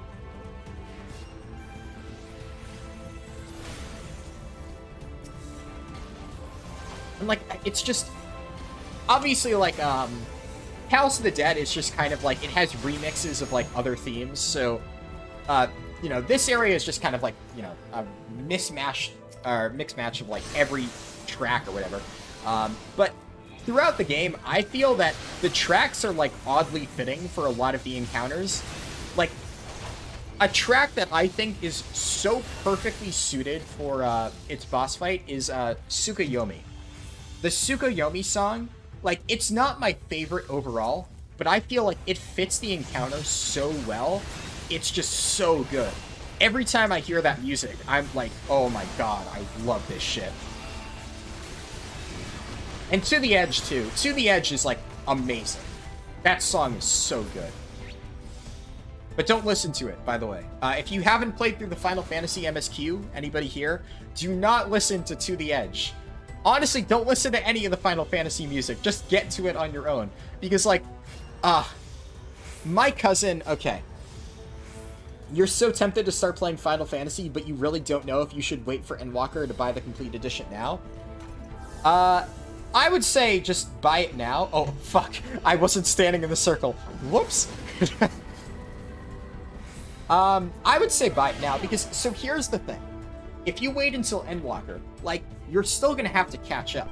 So, you're gonna have to do all of the stuff, like A Realm Reborn, Heavensward, Shadowbringers, or Stormblood and Shadowbringers. You're gonna have to do all of that, no matter what, before you can access Endwalker. So, yeah, son. Look, it's hard to focus when I'm streaming, alright? Good to see you. But yeah, I would say, like, if you're interested in playing Final Fantasy, there's no reason to not get in now.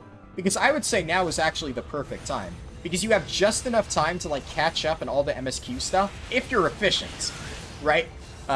If you're, like, really slow and you read every single quest, you might take a while, but if you're, like, really efficient about it, you could probably get all the way caught up if you really powered through it in this amount of time.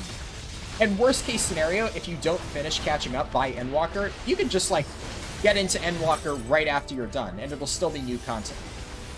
So, I would say, if you're interested, now is the best time to start. Because starting at Endwalker, you're going to have to do the exact same stuff anyway. They might loosen those restrictions later on, but for now, you do need to progress through the entire game to get caught up. Which, it's one of those things where some people hate that, but I think it actually adds to the game in many ways. It's like... It's a system that's problematic, but at the same time, it has a lot of benefits, so I wouldn't necessarily say that I wouldn't want them to do that. I think we can kill it. Nice. I was worried I was going to have to interrupt it. And yeah, some of these tracks are amazing. But yeah, don't look up a lot of the later tracks. Oh, I love this one! Azus Law. Oh, this one's so good.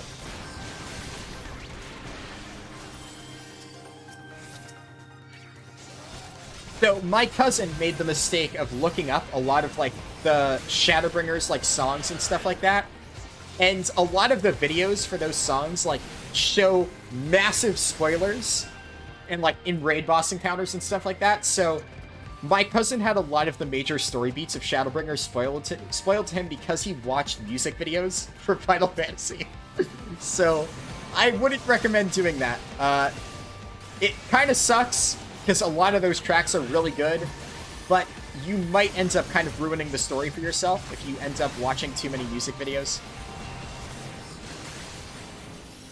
Not all of them, but some of them. Like, the worst one is To the Edge.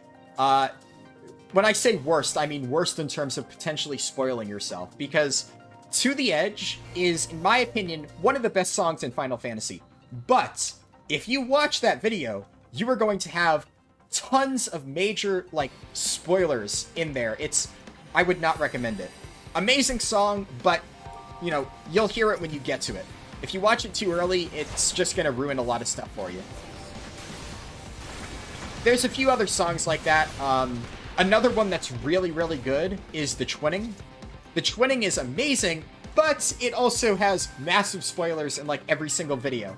So just don't listen to it until you get there. That was one that my cousin really fucked himself over by doing. Because basically he watched The Twinning, or listened to The Twinning, every single day. Because he was like, I love this song, it's so good. And then finally, he got to a point in the story where he was like, wait, this place looks a lot like the place in the Twinning video. Huh, that doesn't make sense. I don't understand why. I thought you said this was a Shadowbringers song. And I was like, don't think about it. You just accidentally spoiled something for yourself. And then he kind of put two and two together and was like, oh. I'm not going to explain, because if I explain, then you'll have it spoiled for yourself too. Point being, don't watch it. Wait until you get there. It's problematic if you don't understand the full context. But people who know what I'm talking about will probably understand how my cousin managed to spoil it for himself. Okay, Canon Passage is over here. So we should be good. Oh, fuck! Pomander of Witching?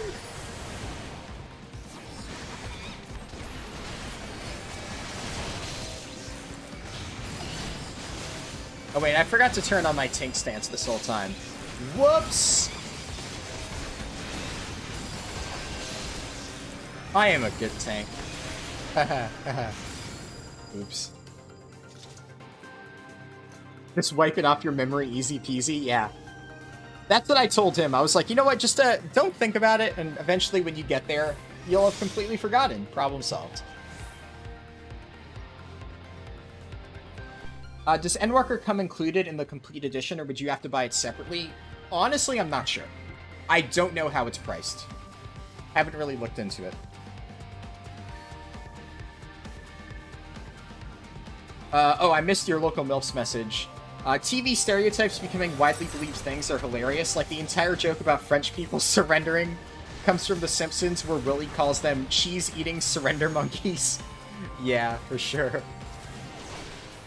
I mean, it's fun to, like, you know, joke around with stereotypes. I would say stereotypes are fun as long as they're not, like, you know, harming people.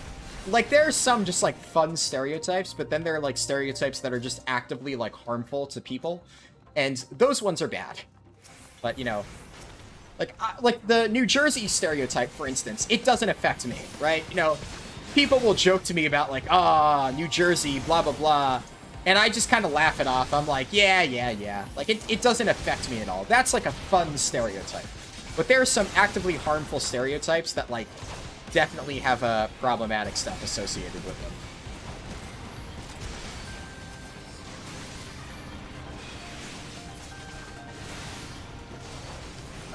Final Fantasy XII Zodiac Age soundtrack for Gilgamesh is awesome. I have not heard that. I will take your word for it, though. You love spoilers with no context? Like, damn, I understand half of what you just said, but that's crazy. Yeah, pretty much. Like us Vikings? Yeah, true. Yeah, all Norwegian people are just Vikings. Absolutely. A lot of my friends from the fighting game community would like to join in on the game as well. Some already jumped onto it, and some are waiting for the Endwalker release. Awesome. Yeah, I mean, it's a fun game. I would say it has, like, it probably appeals to, like, a lot of different people. I would say. It's one of those games where I would say, as an MMO, it's really hard to get, like, people who are used to traditional MMOs interested in Final Fantasy XIV because of how different it is. But I've actually found it easier to convince people who aren't used to MMOs to play Final Fantasy XIV. Like, in my experience, people are more likely to enjoy FF14 if they just like RPGs or something like that, and they haven't had a ton of experience with MMOs. Because this game is definitely, in many ways, more similar to like a single-player RPG than World of Warcraft, for instance. It has a lot of shared elements from World of Warcraft, but as a whole, like the gameplay experience, aside from the dungeons that you have to do during the main story quest, it definitely is more single-player oriented rather than MMO oriented. So that appeals to a lot of people, I feel, at least. The French stereotype doesn't even make sense because the GIGN is literally the most deadly and disciplined task force in the world, bar none. Yeah, fair. It's like you're looking at Dark Souls, yeah. That's another thing. A lot of people think that Final Fantasy is like easy mode for MMOs and stuff like that. And that could not be farther from the truth. I would say there's like, so endgame mythic rating, like Mythic Sylvanas, in my opinion, is probably, Mythic Sylvanas and like other mythic end bosses are probably harder than like most other things in Final Fantasy. Ultimates come close. Like, I haven't done Ultimates in Final Fantasy myself, but people who have done them, and also do mythic rating in WoW, have told me that Ultimates in Final Fantasy feel kind of similar to, like, late mythic end bosses and stuff like that. But, generally speaking, I would say the content in Final Fantasy is still very, very hard, even compared to, like, World of Warcraft and stuff. But a lot of World of Warcraft mythic raiders will, like, downplay it and be like, oh, yeah, you know, Final Fantasy is like a baby mode MMO. Like, it's so easy, blah, blah, blah. Because they did, like, one raid boss while leveling up, and it died in, like, one pull. And they think that's what Final Fantasy rating is, even though that's not at all what endgame rating is like. So, it gets a bad rep in the MMO community, but it is actually much more difficult, generally speaking, than World of Warcraft. And I would say the curve is really nice. Like, the best part, in my opinion, about getting into Final Fantasy as a new player is it has a really smooth learning curve. It is so much easier to get into this game, even if it takes longer, because it will teach you over time everything that you need to know to be good at max level. And I've said it before, and I stand by the statement, the average max level player in Final Fantasy is infinitely better than the average max level World of Warcraft player. Because in Final Fantasy, to get to max level, you actually need to know what the fuck you're doing. To an extent, right? In World of Warcraft, you could just get there without having, like, any of your buttons that you need on your bars. I remember back in Legion, craziest shit I've ever seen. I did a Mythic Plus dungeon, I think it was Neltharion's Lair, and I had a HPAL healer who didn't realize that they had other healing spells aside from Lay on Hands. I am not making this up. They only knew how to use Lay on Hands, and when they let me die after I did a big pull, I asked them why they didn't cast a single heal on me, and they said, Lay on Hands was on cooldown. And that was the moment when I realized that the average World of Warcraft player is actually really fucking stupid. Now, you have a lot of really good World of Warcraft players, obviously, but on average, when you balance out the good players and the really stupid ones that realize, or that don't realize that they have other healing spells outside of Lay on Hands, you're like, oh dear God, these people are retarded. But to actually reach the endgame in Final Fantasy, you need to have, like, some basic understanding of what's going on. So most people who get there are better than average, unless they boost. You know, if they boost, then yeah, you know, they're hopeless, but... no, what can you do? Lay on Hands is a 5-minute cooldown? I know! In fact, no, actually, it didn't, because basically they were running the talent that reduced Lay on Hands' cooldown, and it was Legion, so they had the legendary that even further reduced Lay on Hands' cooldown. So, Lay on Hands had like a 2-minute cooldown, I think? And I was wondering why they were barely healing me. It was because they were only healing me every 2 minutes when Lay on Hands came off cooldown. And, well, that doesn't really work, for obvious reasons. It sounds like bullshit, I know it does, but I shit you not, this was an actual experience I had. It wasn't like a high Mythic Plus, it was like a +5 Neltharion's Lair. But the fact that somebody managed to make it to even a +5 Mythic Plus level, without understanding that they had more than Lay on Hands as a healing spell, absolutely blew my mind.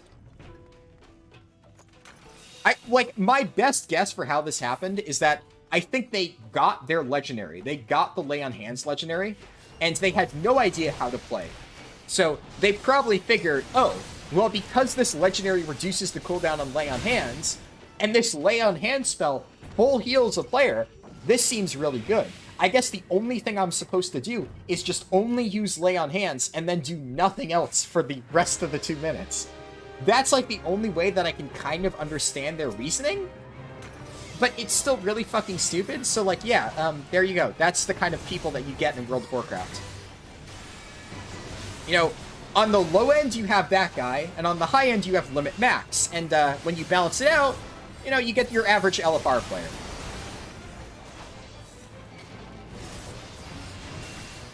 For example, you can level up a mage to max level just using Frostbolt. Exactly, yeah.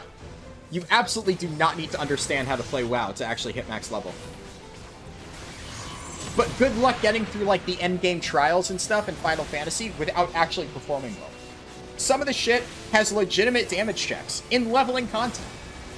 Final Fantasy is not base roll at all. Just got your AOTC? Fuck yeah, Grat's tough.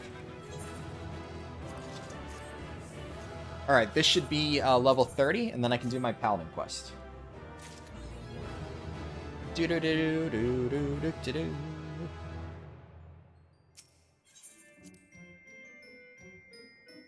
I like your vids, like to see you playing Final Fantasy XIV, played it into Stormblood, thinking of getting into it again. I absolutely would recommend it, yes. If you have played it all the way up to Stormblood, there is absolutely no world in which you would not love the new stuff. Shadowbringers is hands down the best Final Fantasy expansion they've released so far. And, I mean, I'm hoping that when Endwalker comes out, I'll be saying the same thing about Endwalker. But so far, I mean, Shadowbringers, if you like Stormblood, you'll like Shadowbringers, because Shadowbringers is just so fucking good.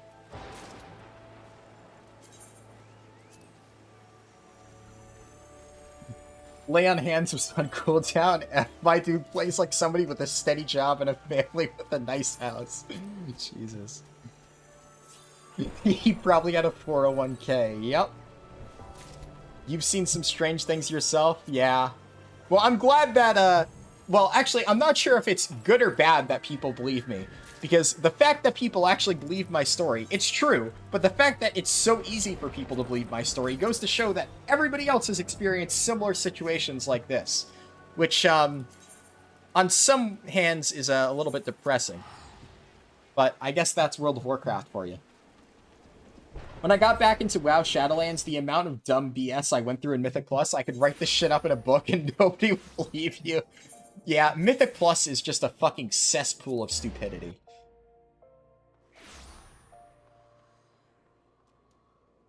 I remember back in the day in Final Fantasy XIV, you could get healers that didn't have Raise or Asuna, healers that didn't have Protect. Oh, Jesus Christ.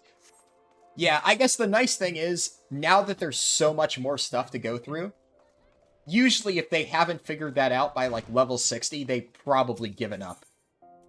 Which, I mean, on one hand, it's one of the reasons why Final Fantasy XIV is a harder game to get into, because it definitely is really hard to hit max level if you aren't a very knowledgeable player. I mean, you don't need to be super knowledgeable, but, like, because World of Warcraft is open and accessible to, like, people without a brain, it's so much easier to get people to throw money at it. But because a lot of people just get frustrated because they don't understand FF14, they'll just give up early, which, like, it's good for us in the sense that we don't have to deal with them, but it's bad for Square Enix in the sense that they lose money. So, you know, pros and cons. But the nice thing is, the fact that it's finally grown in popularity means that, like, you know, it's getting more attention. Hopefully more good players are, you know, experiencing it and enjoying it. And the endgame scene will probably grow quite a bit more. Where's this quest again? Right, over there. How does tanking work in this game? Very interested in tanking, but I have a similar anxiety as I had in WoW. You put on tank stance and pull from wall to wall in dungeons, rotate your CDs, and clap cheeks. Honestly, tanks in this game work almost the exact same as in WoW. Like, the only difference is, like Mako Effect said, you have a tank stance, but that's it. Like, tank stance, right? It's this simple. I press this button, I have passive threat increase. That's it. And in World of Warcraft, you technically have that too. It's just these days, it's built into your kit. Like, if you look into your passives in WoW, you'll have something that does this thing exactly. You have passive threat generation increase. That's it. So, it's kind of the same in WoW in all other aspects. You have, like, basic, like, builders and spenders. You have, like, mitigation abilities. Like, if you see here, this is... so, I'm on a low-level character, right? But I can swap to my main real quick and show you my spells, right? So, I have, like, my builders here. So, this is, like, a combo. At the end of the combo, I get a cartridge. Then, this is the cartridge. I can show you what it does. So, this is one of my damage cooldowns. This generates 2 cartridges. It fills up my slots. So, I do this. I have both cartridges. This mob's, like, way lower level than me, so it one-shots. And then, once I have these 2 cartridges, I can spend them on stuff. So, I can spend it on a big single target attack or a big AoE attack. Or... there's a 30-second cooldown on this thing, which is my big damage combo. So I can do Gnashing Fang, and then Gnashing Fang goes into Savage Claw, and then I can use Savage Claw, and then after I do that, I can use Wicked Talon. Now, there's also stuff where it's like, I can do Gnashing Fang, then in between my GCDs, I can do Abdomen Tear, then Savage Claw, etc. There's like a big combo for this class. It's like a whole mechanic. It would take me way too long to, like, demonstrate because all these mobs die in one hit, so it's, like, really hard to show it properly. And then tanks have traditional stuff, like I have a Gap Closer, so Rough Divide, it's like a little leap ability, so I do this. It kind of works like Charge or something on most other tanks in WoW.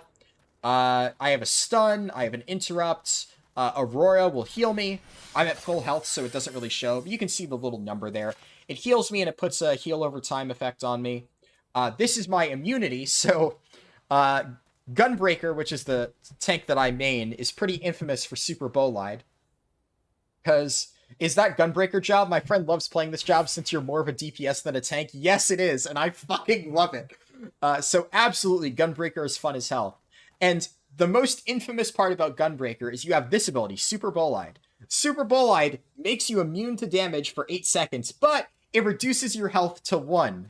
So, I do this, and now I'm at 1 HP. I obviously regened a bit of health because I was out of combat.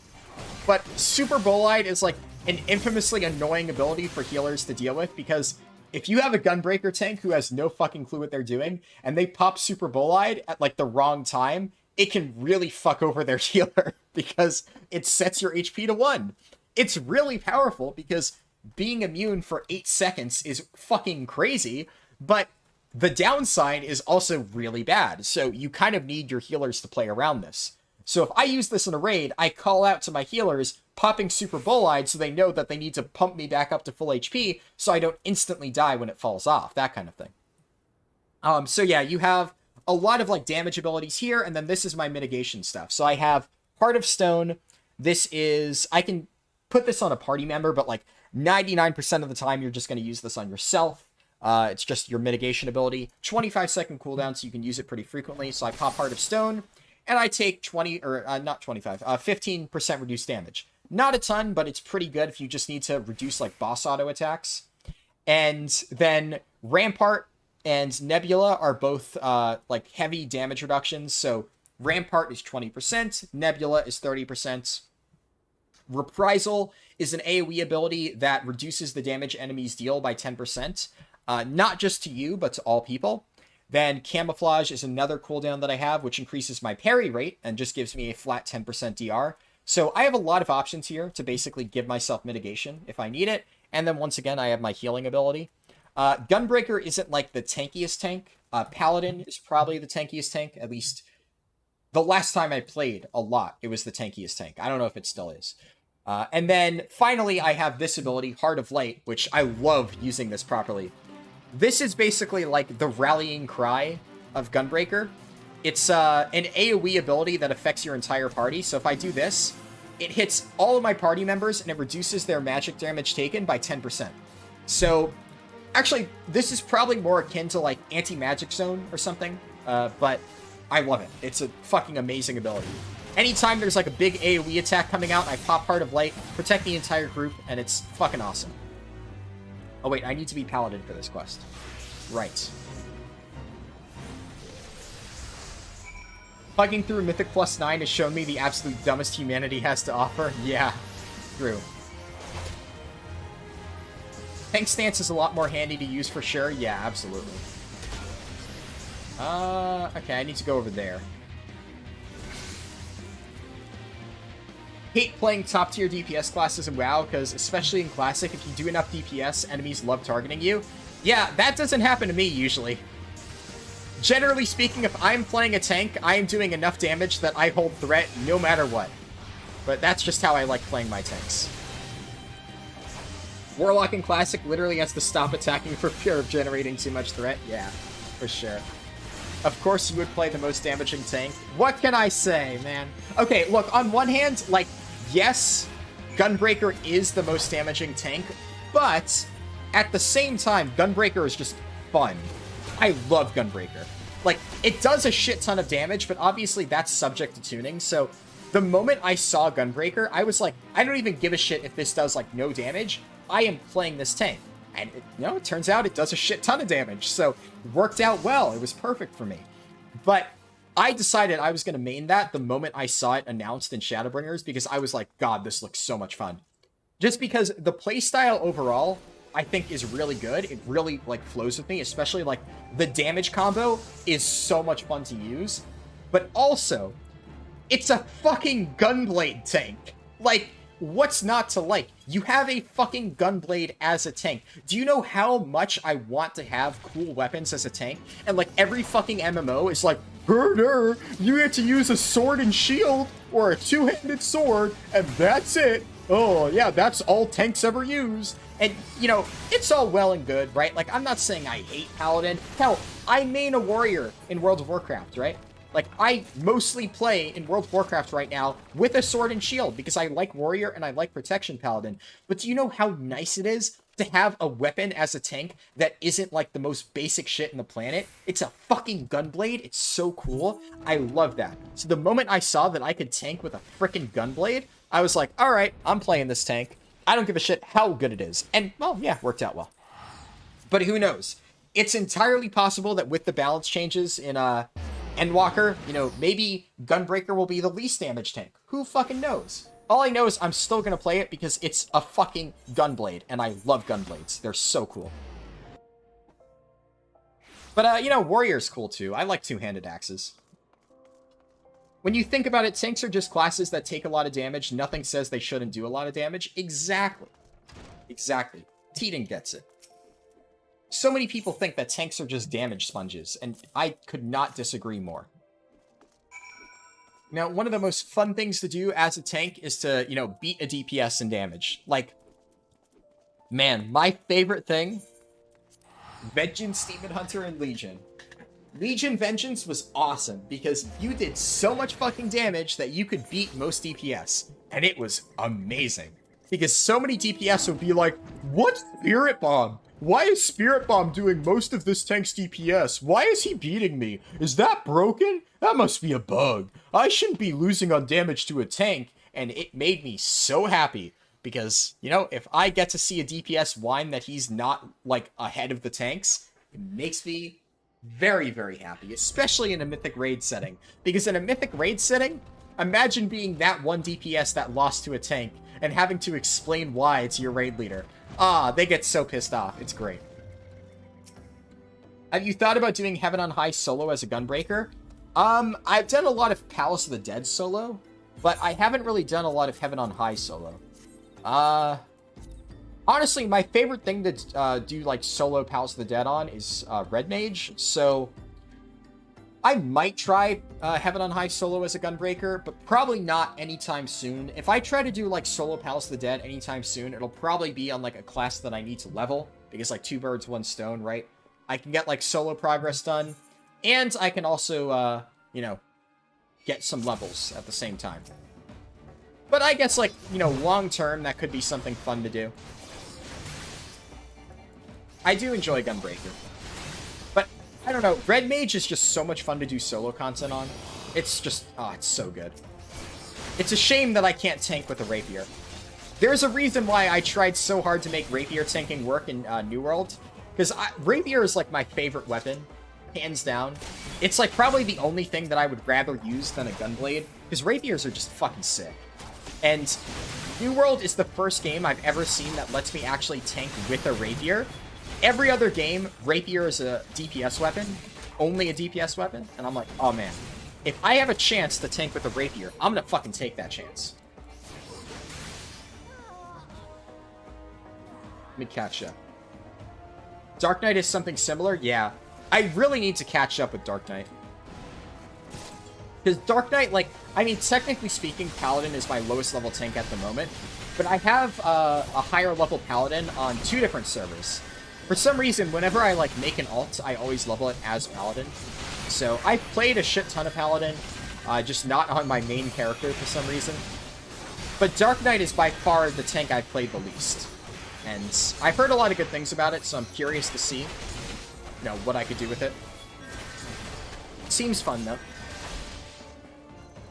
I guess I need to kill this guy.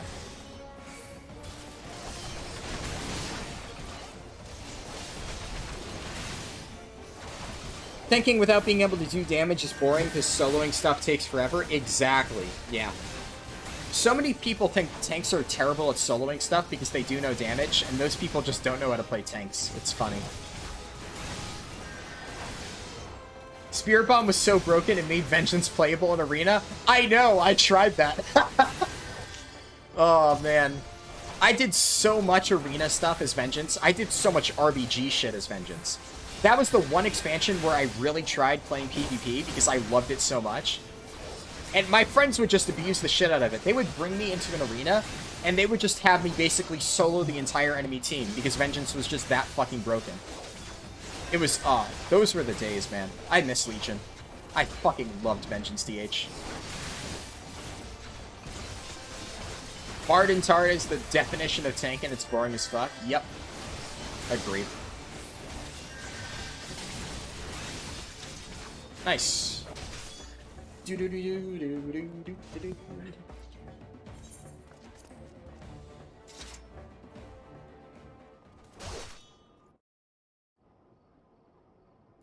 Alright. Return to the Gladiators Guild, and I can grab my Paladin Stone. Well, not right now, but I have to do the quest after this one to get the Paladin Stone. We're close, though. You miss your Legion Druid? Same. I played a lot of Druid and Legion as well. It was really fun. Honestly, a lot of class design in Legion was better. The only class that I didn't really like in Legion compared to now was Prot Warrior, honestly. And I know some people are going to hate me for saying that, but I thought the Prot Warrior artifact ability was dog shit. I thought Prot Warrior as a whole in Legion was just really fucking bad. And once again, I know, unpopular opinion, but I think it's true.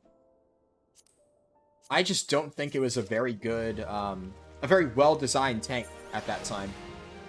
It wasn't even, like, bad. It's just, it felt bad to play. To me, at least. Just wasn't a huge fan. What did I picked up gloves, right? So I can desynthesize these. Fury is cooler now. I know a lot of people who really liked Fury back in Legion, so I have a few friends that would disagree with that statement. But I can't speak on it personally. I didn't really play Fury. Well, ever. Never really been a Fury person. I really liked Arms back in Legion, though. So, I don't hate current Arms. I actually still like Arms.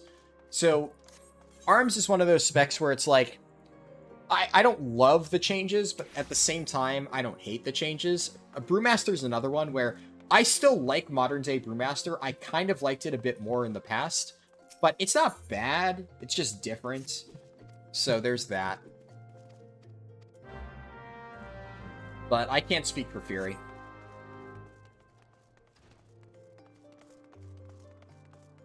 You're the opposite. You like to sacrifice damage and make yourself ridiculously tanky. I just find that boring. Like, there's nothing wrong with that. That's just not really how I enjoy playing.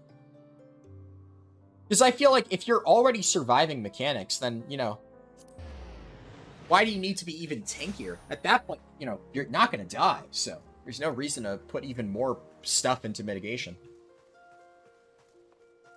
It's really fun when you get so tanky that you can solo or ignore mechanics. But here's the thing, a lot of times you can just do that if you properly use your mitigation.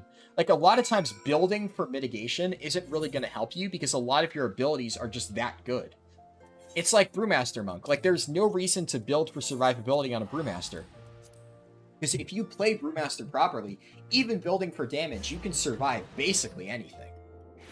Stagger is just so fucking broken.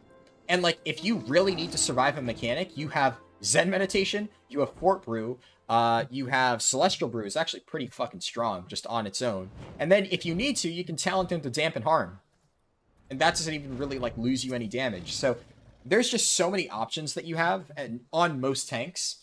I would say there are a few tanks right now that, yeah, do have to sacrifice a lot of damage to be tankier.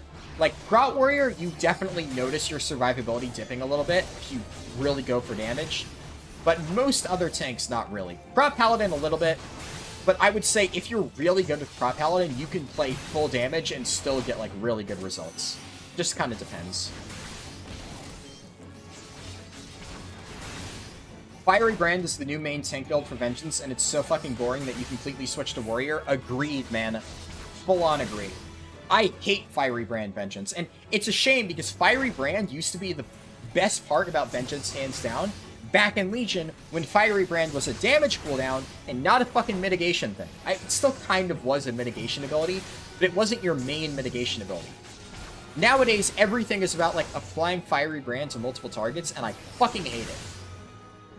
Bring back the days when Fiery Brand made you do 70% more damage to all targets. Oh, I love that. It was so fucking fun. You miss playing Blood DK PvP back in Kata? OP as fuck? I can imagine. I didn't really play that much in Kata, but I did hear that early on, back in, like, Wrath and Kata, Death Knights were, like, super fucking broken. Ah! My bad. I don't know if that picked up very loudly, but accidentally bumped my mic again. It's, like, right in the way of, like, where I'm putting my coffee, so I keep accidentally hitting it with my arm when I reach over to grab something. Chamber of Will.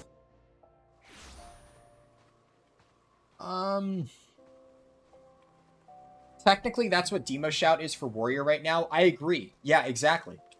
And I like that. So, the thing about Demo Shout is it's, like, it's a solid damage reduction thing, but it's more of just, like, the way that you want to think about Demo Shout is it's not really something that you want to use to reduce your incoming damage. You want to use it for your damage burst, but when you're using Demo Shout, you don't need to worry as much about your survivability, because Demo Shout is pretty good. But it would be as if, like, they made it so Demo Shout still gave you a decent amount of damage, but it was, like, as good as Shield Wall. So now suddenly you find yourself in a position where Demo Shout is good for damage, but it's so powerful, it's like Shield Wall levels of powerful, that you effectively need to save it in order to survive mechanics. That is what Vengeance Demon Hunter feels like right now, and that's why I don't like it. Like, it's fine to have, like, mechanics that help you survive and help you do damage, but they need to be, like, I would say if they're both, right? If there's stuff that helps you survive and helps you do damage, they need to be heavily weighted towards helping you do damage. And then you need to have something that helps you survive that outweighs it by a lot. Like, the problem with Prot Warrior right now is you kind of sometimes do still need to use Demo Shout because you don't really have many alternatives. You have Shield Wall, you have Last Stand, but they're not good enough to really counterbalance it. And the problem is you don't really have a reliable source of mitigation for, like, spammy magic damage, like on Sylvanas, outside of Ignore Pain. So effectively, you feel kind of forced to use Ignore Pain non-stop because, well, you're just taking shit tons of damage. But if you do that, you can't do any damage because you can't funnel your stuff into Revenge and you can't get resets, and it sucks. So Prot Warrior has problems right now, and I kind of want to make a video talking about it because it's really frustrating to me. Ah, shit. I have to completely redo my bars. I forgot about this. Oh, well.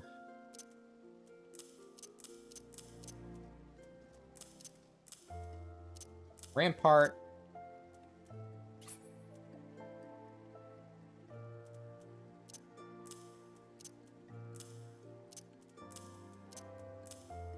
Shield Lob, Interject.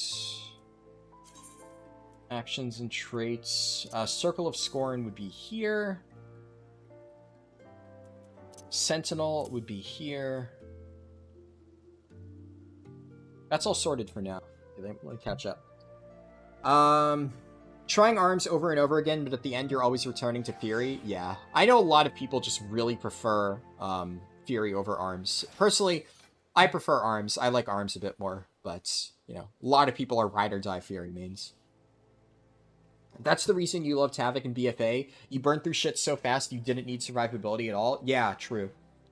As a healer, you hated tanks that stacked AoE Corruption instead of Versa. Fucking glass cannons. Not if they knew how to play. Owner, if you tanked with me, you would have changed your mind on that.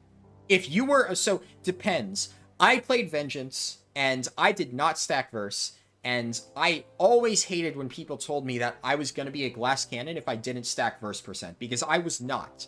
Because if you know how to play with Vengeance, even in BFA, and you knew how to manage your mitigation properly, you absolutely could tank pretty much anything with full Twilight Devastation. And it worked out really well because you just played defensively and you didn't need to like really worry about doing tons of damage because the moment you got a TD proc, that was where your damage came from. So I was effectively building for damage in my corruptions and then building for survivability in my gear. And as a result, I did more damage than the Vengeance Demon Hunters, but my survivability was still there. So big misconception there. The problem that people had is they would try to build full on for damage, right? They would build entirely into damage as a Vengeance Demon Hunter, and as a result, they would fucking die. But if you were building full into Twilight Devastation, you did basically 90% of the overall damage that you would do otherwise, except you were way tankier. But most people are shit, so, you know, they didn't really plan that far ahead. But yeah, common misconception. That's something that a lot of people told me, and I fucking hated it, because that was absolutely not true if people knew what they were doing. Hollowed Grounds goes there. Clemency. I forget. I'll figure that out later on. Goring Blade. Yeah, I'll figure this shit out. This is all I remember doing. But then, oh yeah, roll stuff. Arm's Length goes here. Shirk goes here. Okay. So Paladin stuff is set for now. I can save this set. Reassign gear. Yeah. Perfect. Okay.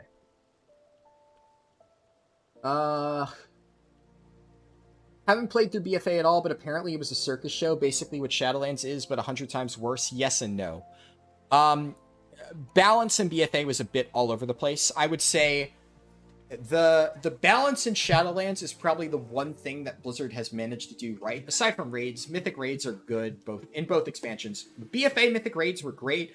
I would say Battle of Dazar Lore was probably the best Mythic raid in recent history. Before Legion. Like, Legion raids were obviously top-notch all across the board. They were really good. But out of all of the tiers that we've had in BFA and Shadowlands so far, ask most top-end Mythic raiders, and I would say the vast majority will tell you that Battle of Dazar Lore was the best one.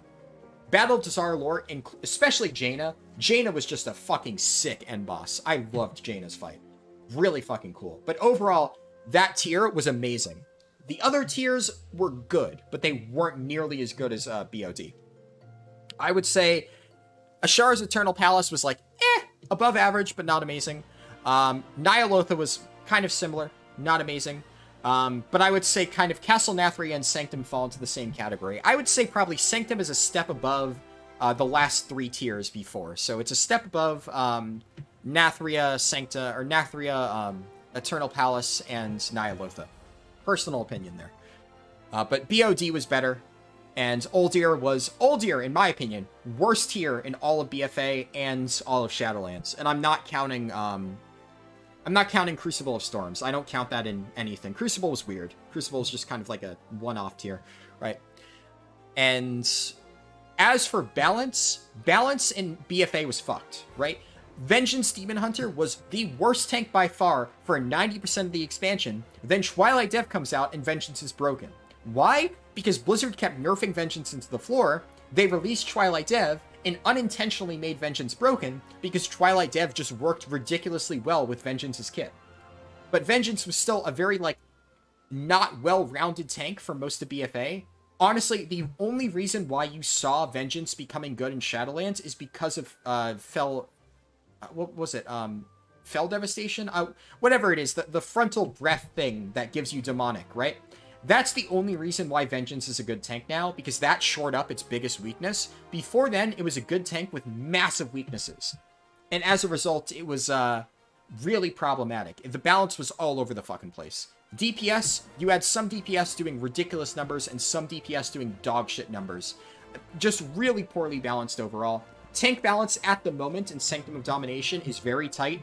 Prot Warriors are lagging behind a little bit. Prot Paladins and Guardian Druids are, like, ahead of the pack a little bit. Blood DKs are kind of... The Blood DKs are really good, but not because of number tuning. They're good because of utility. And then I would say, like, Monks are just in a good spot, right, overall.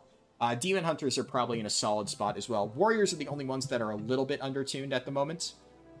But overall balance is really good in Shadowlands so far. BFA was a shit show because of the balancing. Like, Shards of Domination suck, but Shards of Domination give a pretty predictable flat damage percent increase for everybody. Corruptions were insanely unbalanced. They benefited many specs more than others.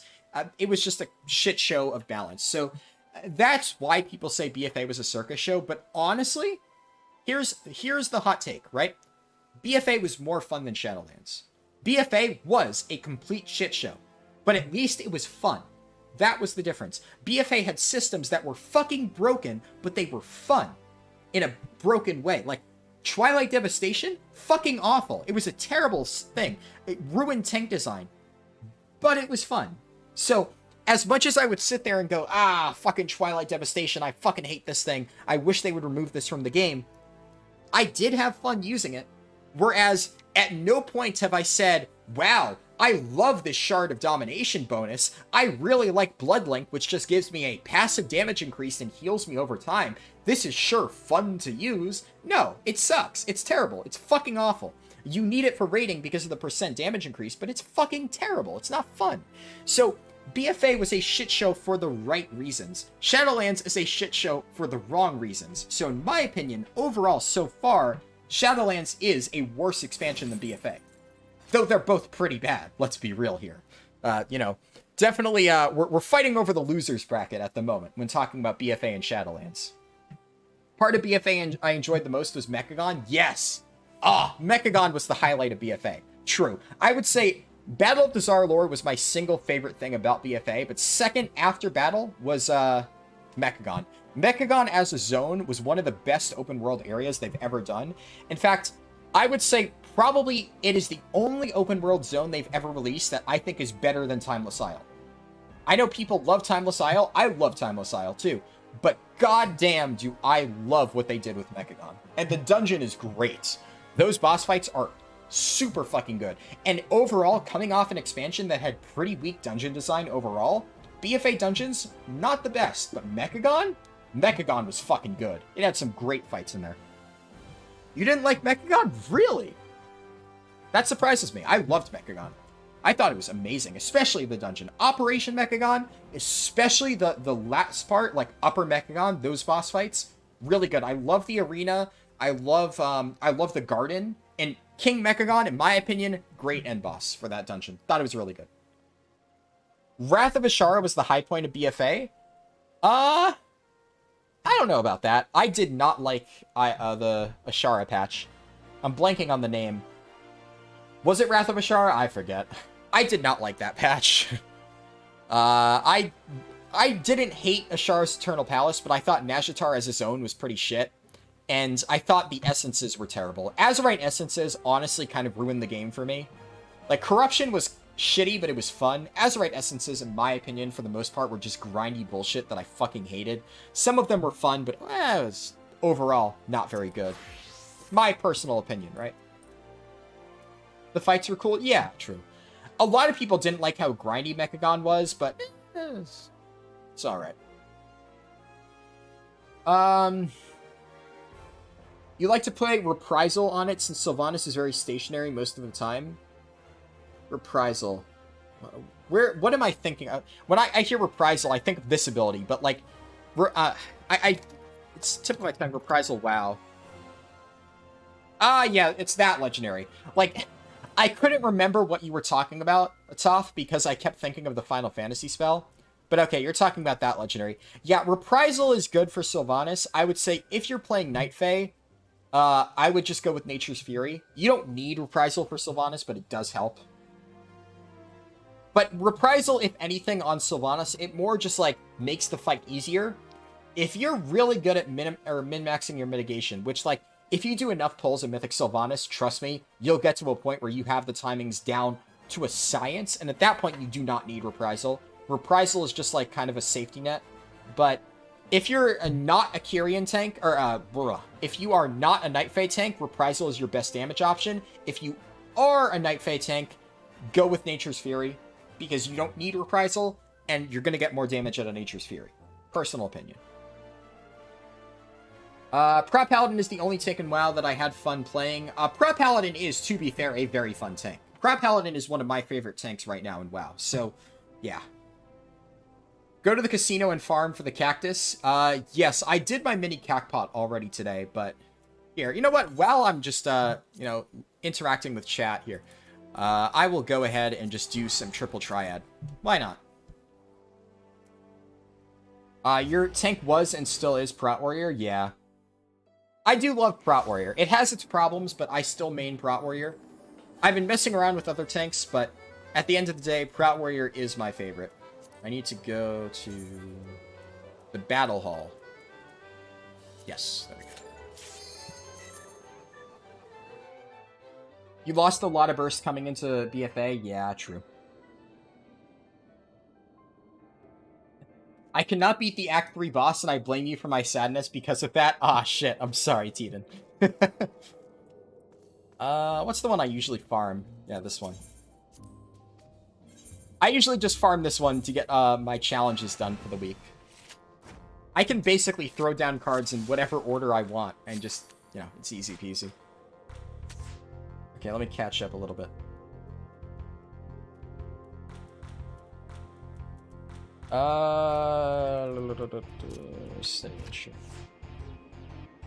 Crucible was just a catch-up raid? Yeah, true.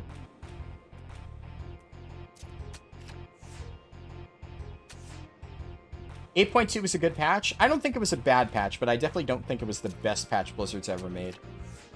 It definitely could have been better, I think. Don't get plussed. Nice. Or samed. Yeah, the only thing I need to worry about is getting hit with same here. Same would really suck.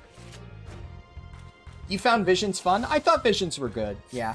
Visions were one of those things where I found them really frustrating early on. Then I really liked them once I figured them out a bit more. And then after I had figured them out a lot, I started to dislike them again because I found them kind of boring. But overall, I thought Visions were a pretty good system. You know, definitely solid. Alright. Yeah, we're good. This is easy. I don't have to pay too much attention to this. Red Mage and Ninja were your favorites, or your main specs. Very fun to play. Yeah. I don't play Ninja personally. I've heard a lot of good stuff about Ninja, though. But I have played a ton of Red Mage, and I love Red Mage. So I can agree with you there. Red Mage is really fun. And it's still really good. As far as I know, Red Mage is still, like, one of the better casters at the moment. It definitely is held back a little bit by the fact that it's like, whatchamacallit? It's a bit of a support caster, but it does so much damage that it, like, kind of competes with the other main DPS casters. And then when you add its support on top of that, it's like, honestly, there's no reason to not bring a Red Mage. They're just fucking good.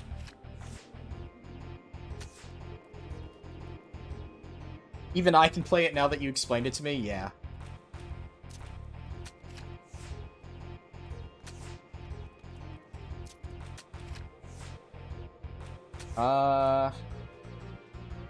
Apparently it was a fun raid. Crucible?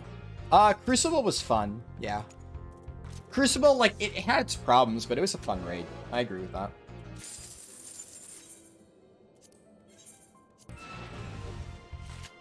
Twilight Dev is what absolutely killed any fun I had doing World PvP to the point where I just didn't go around with War Mode on. Yeah. It definitely was a bit of a problematic thing for anybody doing, like, open world PvP, for sure. Because you could just get randomly one-shot by a laser beam, and that wasn't exactly the most fun thing.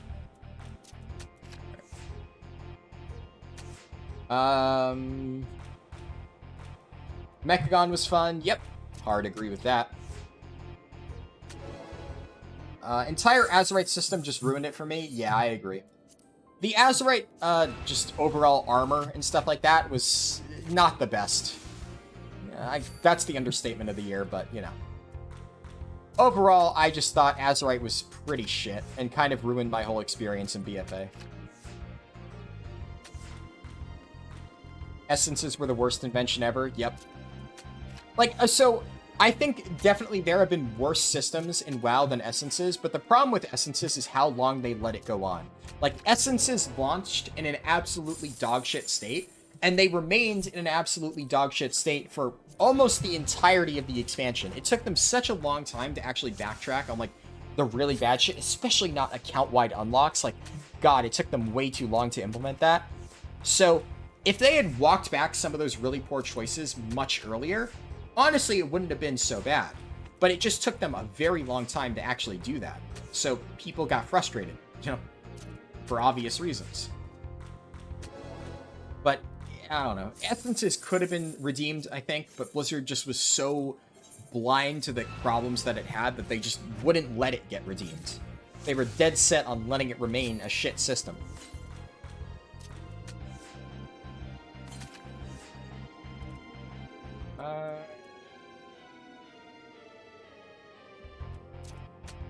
Let's go with that.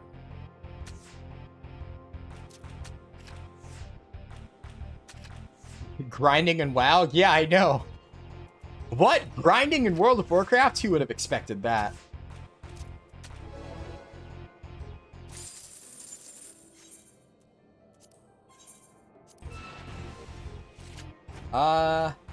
I liked Essences a lot. It had variety. I liked that it came from different sources because it encouraged crossplay between PvP and PvE. Also, Benthic gear was just a good catch-up gear. See, tough. This is how, like, I know that you told me before that you're not a Mythic Raider, but I'm just saying, this is one of those things where if you were a Mythic Raider, you would have a way different perspective on that, because as somebody who had to farm Benthic gear to be viable, trust me when I say it was not a fun system. It was frustrating as hell. Oh, Thorleaf donated Norwegian crowns, right? I think I remember that. 50 Norwegian crowns. Thank you very much, Thorleaf. I appreciate it. Hopefully I got that right. I think I remembered this time. I think he's going to swap that. Yeah, okay. But I still win. But thank you, Thorleaf. I appreciate it. Wait, did I think I've finished all of my challenges. The Benthic lottery, yeah. So, if you were just using Benthic gear as catch-up, I agree. It was a great catch-up system. But for Mythic Raiders, it sucked. It was so annoying. I had to get all of my Benthic gear fully upgraded with a socket, and that sucked. I got it right? Awesome. Successfully complete gates. Okay, cool. Done with Golden Saucer stuff for this week. Was Benthic so OP? Oh, man. Benthic gear for most classes. It was, I think at the time, what was the item level? I forget what item level it was. Let's say, I think it was like 325 or 225, whatever it was. 425. I don't remember exactly what it was. All I know is it was like something 25.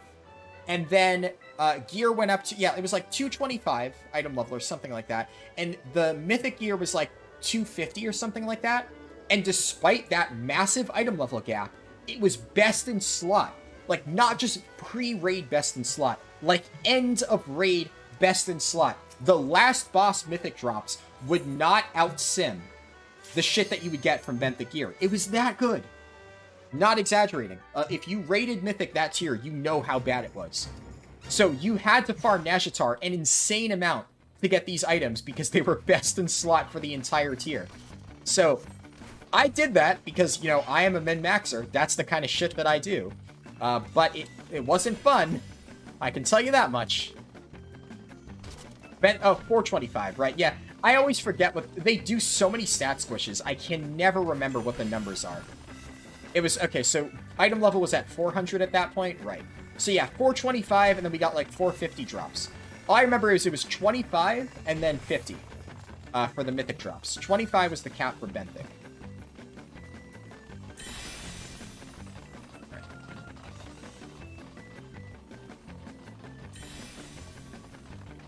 Can you drop down here? Okay, let me catch up in chat before I try to do this jumping thing, because I need to actually focus for this. Classes were in a better state in 8.2, some of them. I mained Windwalker Monk. Windwalker Monk was not in a good state in 8.2, can tell you that much. Talking about WoW makes you want to play it, but I know if I do that, I'll log on to retail, the level a character, and log off before I do anything. I feel that, yeah. I definitely feel that. They put good effects on it specifically for Nazjatar and Eternal Palace. Yeah. It was broken. So, worth mentioning, it only worked in raids. So, it was something that only Mythic Raiders had to do, because if you weren't in a raid, it didn't work. It worked in open world content, right? But all that matters is it worked in open world content in Nazjatar, or it worked in the raid. So, all raiders had to get it, because it, you know, worked for endgame Mythic content. Did I get everything? No, I'm missing 3 bronze and 1 silver.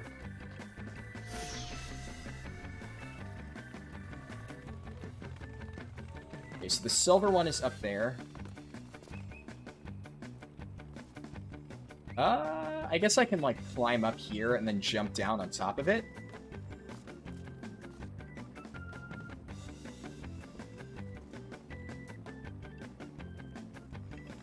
Oh, shit. Ah! No, I thought I could walk along that beam. I didn't realize that that had no hitbox. Ah, unlucky. I should have known. I should have just jumped for it. That's not a big deal. I have to get the bronze ones anyway, so I have to go all the way back up regardless. Technically, I don't need to get them, but, like, you know, might as well. Was Windwalker ever in a good spot in BFA? Not really. So, I mained Windwalker. You could definitely make Windwalker work. Like, it wasn't terrible, but the problem with BFA is, like, Windwalker just wasn't great, and Brewmaster was really good. Brewmaster is, like, honestly always really good. I would say this tier is one of the first tiers where it's not, like, a mandatory must-pick, or this expansion in general. Like, a lot of guilds didn't run Brewmaster in, Nacria, and I would say most top-end guilds didn't run Brewmaster in Sanctum of Domination. That's not to say it's bad. Brewmaster pretty much has always been overpowered, or not overpowered, it's always been really strong. And it's still really strong. But the issue is, Brewmaster right now just doesn't have a niche. So, the problem is, Brewmaster was really, really fucking broken in, it was really broken up until Nyalotha, and Windwalker was really bad. So especially with Brewmaster being so good, you almost always had a Brewmaster tank, so you just never brought Windwalker. The only time when you really started seeing more Windwalker monks was actually Nyalotha. I saw quite a few Windwalker monks at that point because Brewmaster in that patch was not very good. It didn't get nerfed, but the thing about Brewmaster is it had the lowest max HP, and Twilight Devastation was so broken that Windwalker Monk could not benefit, or Brewmaster Monk could not benefit from it in the same way that a Vengeance Demon Hunter could. So, you just, I mean, you could still run Brewmaster, right? And people still ran Brewmaster in Nyalotha. It was still very strong. But it was not broken. It was actually considered to be very balanced at the time.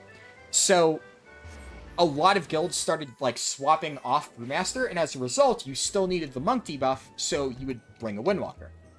Because it got buffed, so it was better, but it still wasn't broken. However, in Shadowlands so far, Windwalker is stupidly overpowered. So, yeah, at this point, it's kind of the inverse problem. Brewmaster is not bad. Brewmaster is actually pretty solid, but Windwalker is so overpowered that you just really want a Windwalker. It doesn't matter that you need the Monk buff. Like, you want the Monk buff regardless, but you specifically want a Windwalker to bring that Monk buff because of how overpowered they are. So, as a result, Brewmaster ends up seeing less play right now because of how much people need that buff, or need that Windwalker, right? And it's like, if you don't need the buff, then why would you bring Brewmaster when you could just bring a Prot Pally or a Blood DK? That's kind of the state of tanks at the moment. But it's not bad. I mean, hell, I've been playing Brewmaster and Mythic reclears and stuff like that, and it's working out just fine. So, not to say it's bad. Right now, I've been playing a lot of Prout Warrior, Brewmaster Monk, and Blood Decay, and all three of them are perfectly good. But Prout Warrior is definitely the weakest, and Blood Decay is the strongest. So, Brewmaster's somewhere in the middle. So this is a scenario, huh? Windwalker sucked in BFA? Yeah. Did it work in Mechagon too? I don't remember that. I believe you, I don't recall that personally.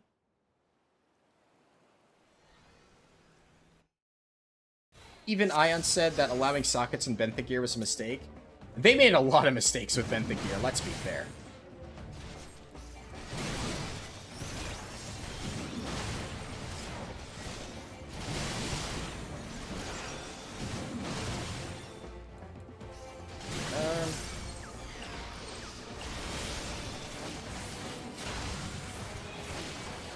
I want to make sure I'm not fucking up my rotation. I'm still iffy with the Marauder rotation, or Warrior rotation. It's been a hot minute since I played this. I forgot to get my buff up.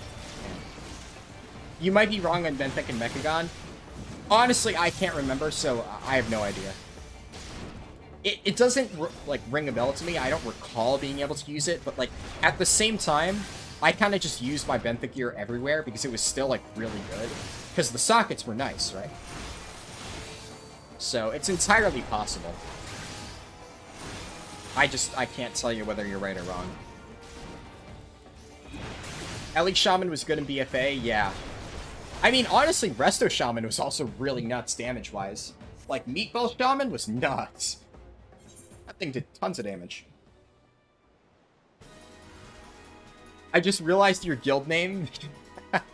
Well, the abbreviation is UO, right? But I'll show you what the actual guild name is if you haven't seen it. And for the record, I did not pick this name. This guild was called Determined, after my WoW guild, which I named Determined a while ago. And then, when I stopped playing, my friend got control of the guild, and my friend decided to rename it into what it is now. And I sent him a strongly worded message of, hey, why did you rename my guild to this? And he was like, yeah, I don't know, I felt like it.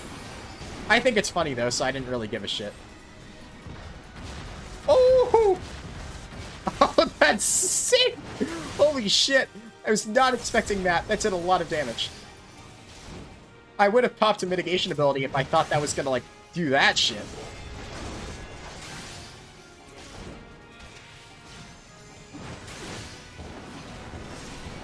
Okay. Rampart? Come on.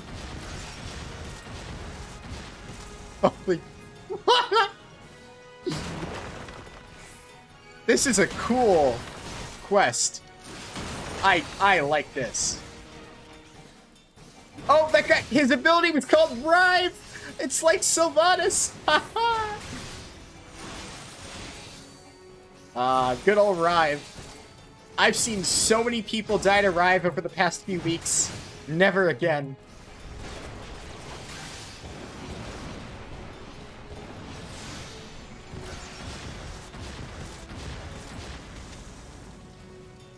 I wish I had a gap closer, though. Would make my life a little bit easier. That way I could actually get back to him in time. Okay, this should be good. I'm gonna use Storm's Eye.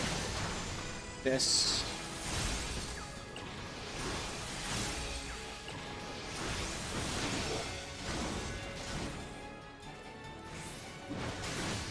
Nice.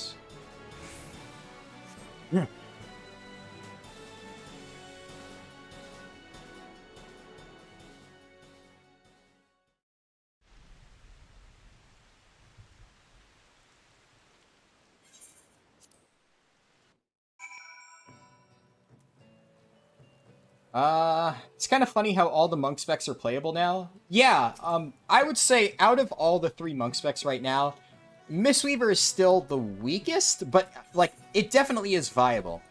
Like, Windwalker, I think, we can all agree that Windwalker is, like, by far the strongest monk spec at the moment, relatively speaking. But I would say, relatively speaking, while Mistweaver is good, it still isn't better than the other healing specs compared to where Brewmaster is. Like, Mistweaver has a clear niche, right?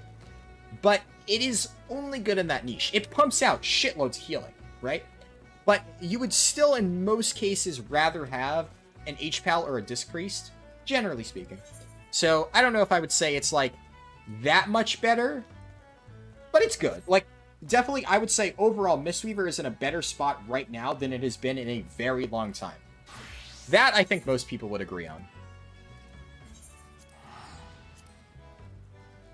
Alright, Haraldin, it's bedtime here. See you later and have fun. Thank you for coming, Thorleaf. Sleep well. Fairly certain benthic effects were only active within Palace and Nazjatar. Yeah, that's what I thought, but it has been a while. Heroic Reprise. Alright. Oh yeah, so my guild name... where do I find it? Company? It would probably be under social, right? Free company. It's named Uwu Boos. So... Wait, I'm leader again? Yo, my friend passed it back. Huh, cool. Alright. So, yeah, it used to be called Determined, and then my friend decided that he was going to, or when he took control, because it does the same thing as in WoW, where it auto-passes back lead if you haven't played in a long time. So, during the period of time where I was taking an extended break from Final Fantasy, my friend got control. That is, Roko Zuhi over here. He hasn't played in a little while, though, so I guess it passed me back leader. But he decided he was going to change the name to Uwu Boos. So now, I've been running around with Uwo as my guild tag, which is great. Though, I have to say, it is a pretty funny name. I like it. Should the next WoW expansion focus on the development of a new continent where mermaids walk on 4 legs and you have to kill their queen whose name is Ishal Bobby? Negan, where do you even come up with half this shit? God damn. Ishal Bobby, of all things. Like, that is such an oddly specific name. I don't understand. Yes, yeah, it's Ouroboros. So, it's a play on the word Ouroboros with Uwu Boos. I can't even say the original word anymore without accidentally trying to say Uwu Boos. It's like, it's fucked my head. Ah. Yeah, if you look, the icon is a snake, so... it's a stupid pun, but, you know, I guess he thought it was really funny, so he changed the free company name to that. Yeah. Honestly, like, at first, I kind of, like, joked with him, and I was like, the moment that I get, like, company leader back, I'm changing it back. But at this point, honestly, I might just keep the name. It's kind of iconic by now. What's this? There we go.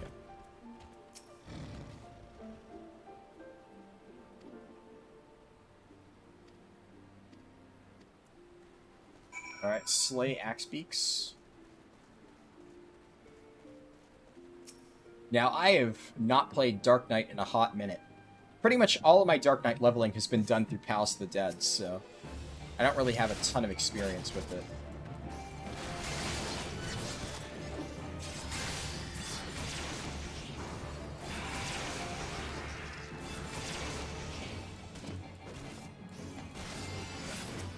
I do know there's, like, the MP thing, but they've changed it a lot over the time that I played it, so it's, like, a little bit different now, which is weird.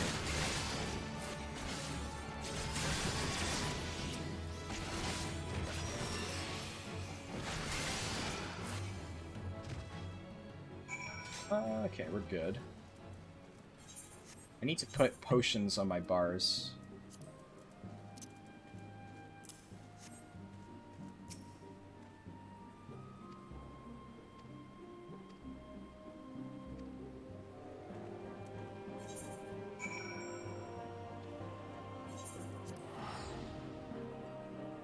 I'm gonna finish this quest up, and then after I'm done with this, I'll probably stop for today.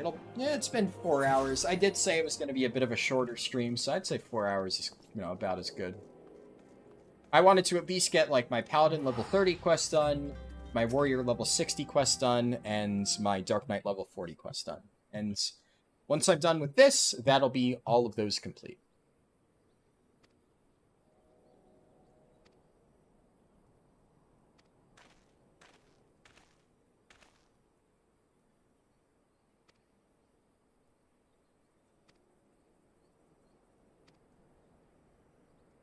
Mr. Harlden, as somebody who has actually played Shadowlands, if I level a new character to 60 and play it for a couple of months, will I have a bad time? It depends on what you do. If you want to enter raiding, then after you finish all the grinding, you're going to have a bad time while you're doing all the grinding. But after you finish all the grinding, raiding is pretty fun. If you have no interest in raiding, then yes, Shadowlands is a waste of your time. In my opinion, at least. Aren't Naga the WoW mermaids? Yeah, probably. I guess they would technically be the equivalent. The Malja raiding party. Alright.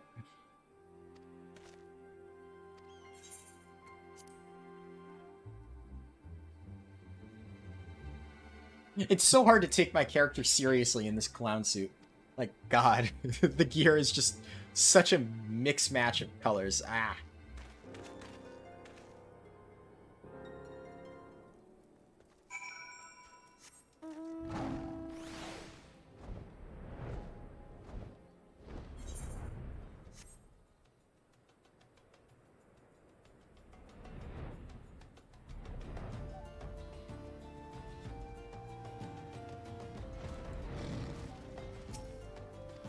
Right, yep. Alright.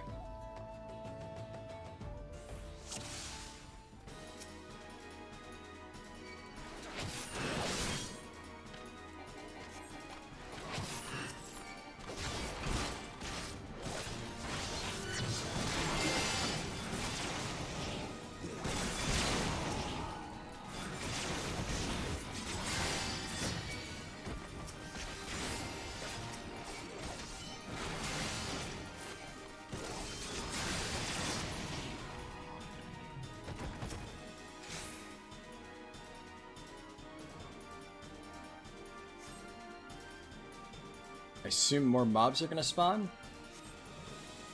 Those guys over there? Yeah, they're definitely gonna attack. Oh, no, they spawned from this direction. Alright.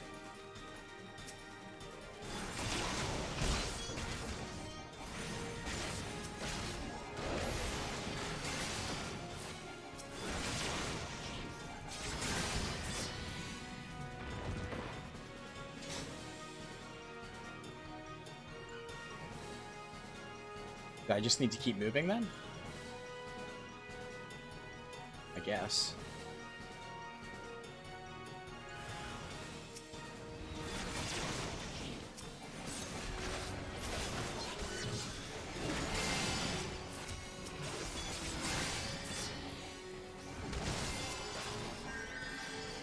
I will say, Dark Knight animations are pretty sick.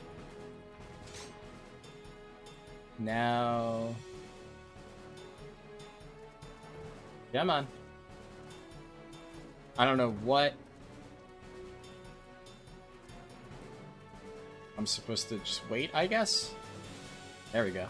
That's weird.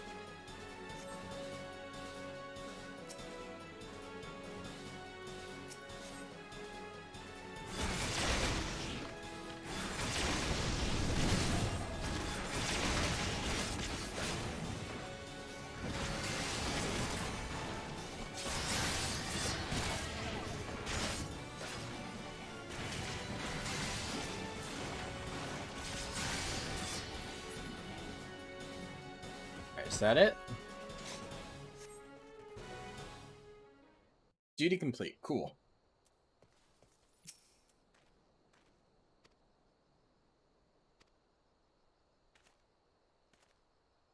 Yeah.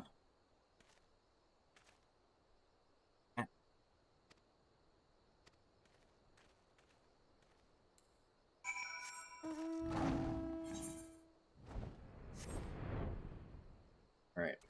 I don't know how long this quest is, though. Dark Knight is like the only quest line that I've never done before.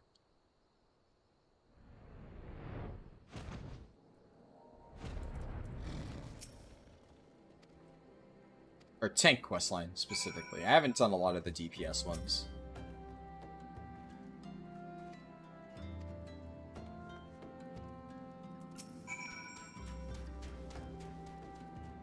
What ability do I learn from this?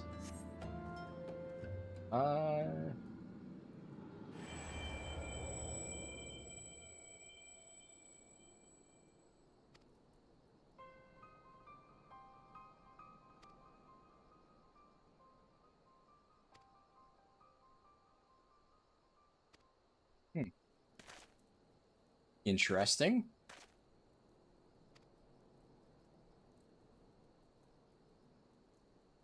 Been a long time since I've done the initial Dark Knight quests, so I don't remember most of the level 30 and 35 stuff. I'm guessing it builds up to level 60.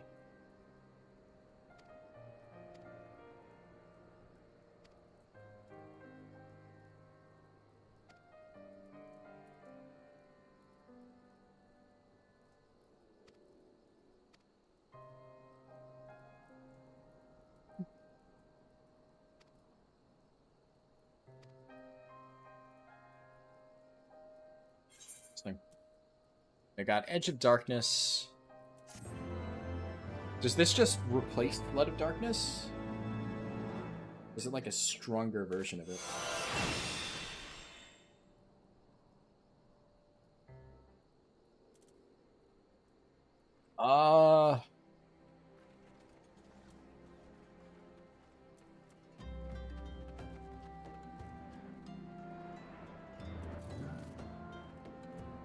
Oh, it's the single target version. Okay. I see. So this is single target. This is AoE. Makes sense. Alright.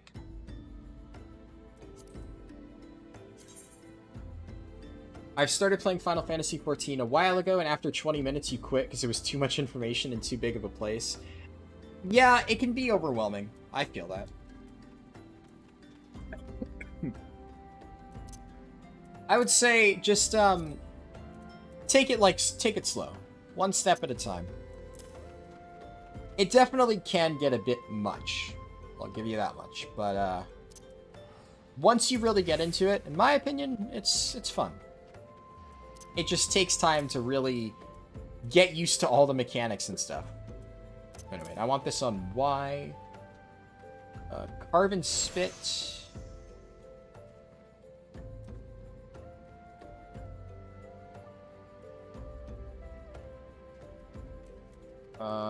Yeah, this is 5.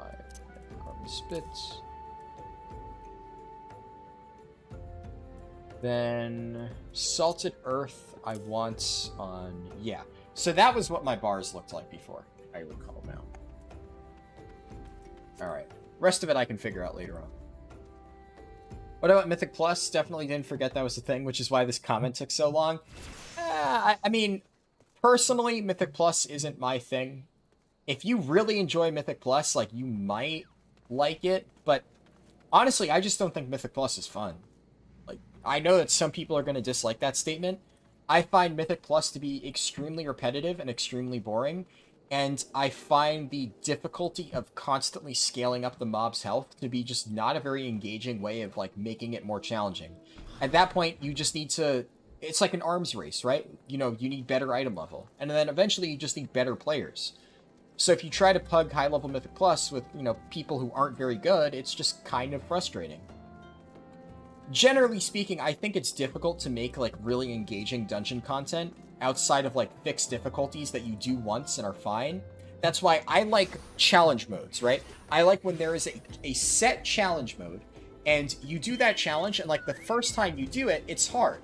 And you're like, okay, that was fun. And then when you do it again, it's still a set difficulty, so the challenge becomes, can I speedrun this? And as you know, I like speedrunning stuff. So I enjoy, like, the reason I loved challenge modes back in WoD was because the first time I did it, it was a fun challenge. And then the 20 times I did it after that, or more than that, I did a lot of challenge modes. It was a question of how fast can I do it? Can I be really efficient at it? And my friends and I had a lot of fun with that. But with Mythic Plus, it's like, honestly, you have less creative strats the higher you get, at least in pugs, right? MDI, they do bonker shit, but you're not doing MDI pulls, right? Like, that's not how it goes. Because when you're doing a key push, you want to play it as safe as possible. You want to try to be really fucking safe, so you time the key, but don't, like, wipe your group. It's just not fun to me. I don't really enjoy that a lot. Missed the speed level yesterday. Feels bad, man. I mean, the recording is still there. The entire run is still up on my channel. You can go and watch that right now. But, I mean, I know it's more fun to watch it live, so, no, it does suck to hear that. But it's there. Like, all of my streams are still live on my channel. Like, if you can't find one of my live streams, just check my playlists. Some of my live streams that, like, I don't really think are as good as YouTube videos, I will unlist, but they will still be in my live stream playlist. Every single one that I've done recently is on there. But especially stuff like the speedruns, right? Any speedrun, any stream that has, like, relevance, like my first impressions of New World, that one I've kept published. The other ones I've unlisted, but they're still there. But New World First Impressions, I still kept that one up because I think it's, you know, it's good. It's valuable in terms of, like, the information that you could get from it. Like, you know, my first thoughts on playing the game. So, like, this Final Fantasy one I'll probably keep up, even if it's nothing special. But if I do, like, another more casual Final Fantasy stream, then that one will probably stay unlisted. We'll see. But yeah, that one is still up on my channel. Is Final Fantasy a subscription-based game? Yes. Yes, it is. That is definitely a big turnoff for a lot of people. It's one of the few MMOs these days, along with WoW, that is subscription-based, but I mean, in my opinion, it's worth it. It is a very good game. There's a reason lots of people are playing it. Mythic Plus is a thing to play once in a while? Yeah, for sure. Well, it's only a few weeks of your time over, like, 3 months. If you have motivation to play WoW, you'll play WoW. Yeah, fair enough. Honestly, if you're gonna come back to WoW, I would say if you have no interest in Final Fantasy and you're interested in coming back to WoW, I would probably say come back for Legion Time Walking at the start of next month. You know, that's when all the fun shit in the new patch is coming out. But until then, it's just like, you can swap covenants. Woo! Which, like, don't get me wrong, that's good, but it's not content. It's just something that's nice for people like me who do Mythic raiding. That's about it. Nothing else really important. Can't you play it till level 30 for free? Well, you can play Final Fantasy for free, not till level 30, till level 60. You can do everything in the base game and everything in the first expansion for free. So yes, you absolutely can. So yeah, I mean, if you're interested in trying Final Fantasy, it has the best free trial out of any MMO out there. Hands down, best free trial.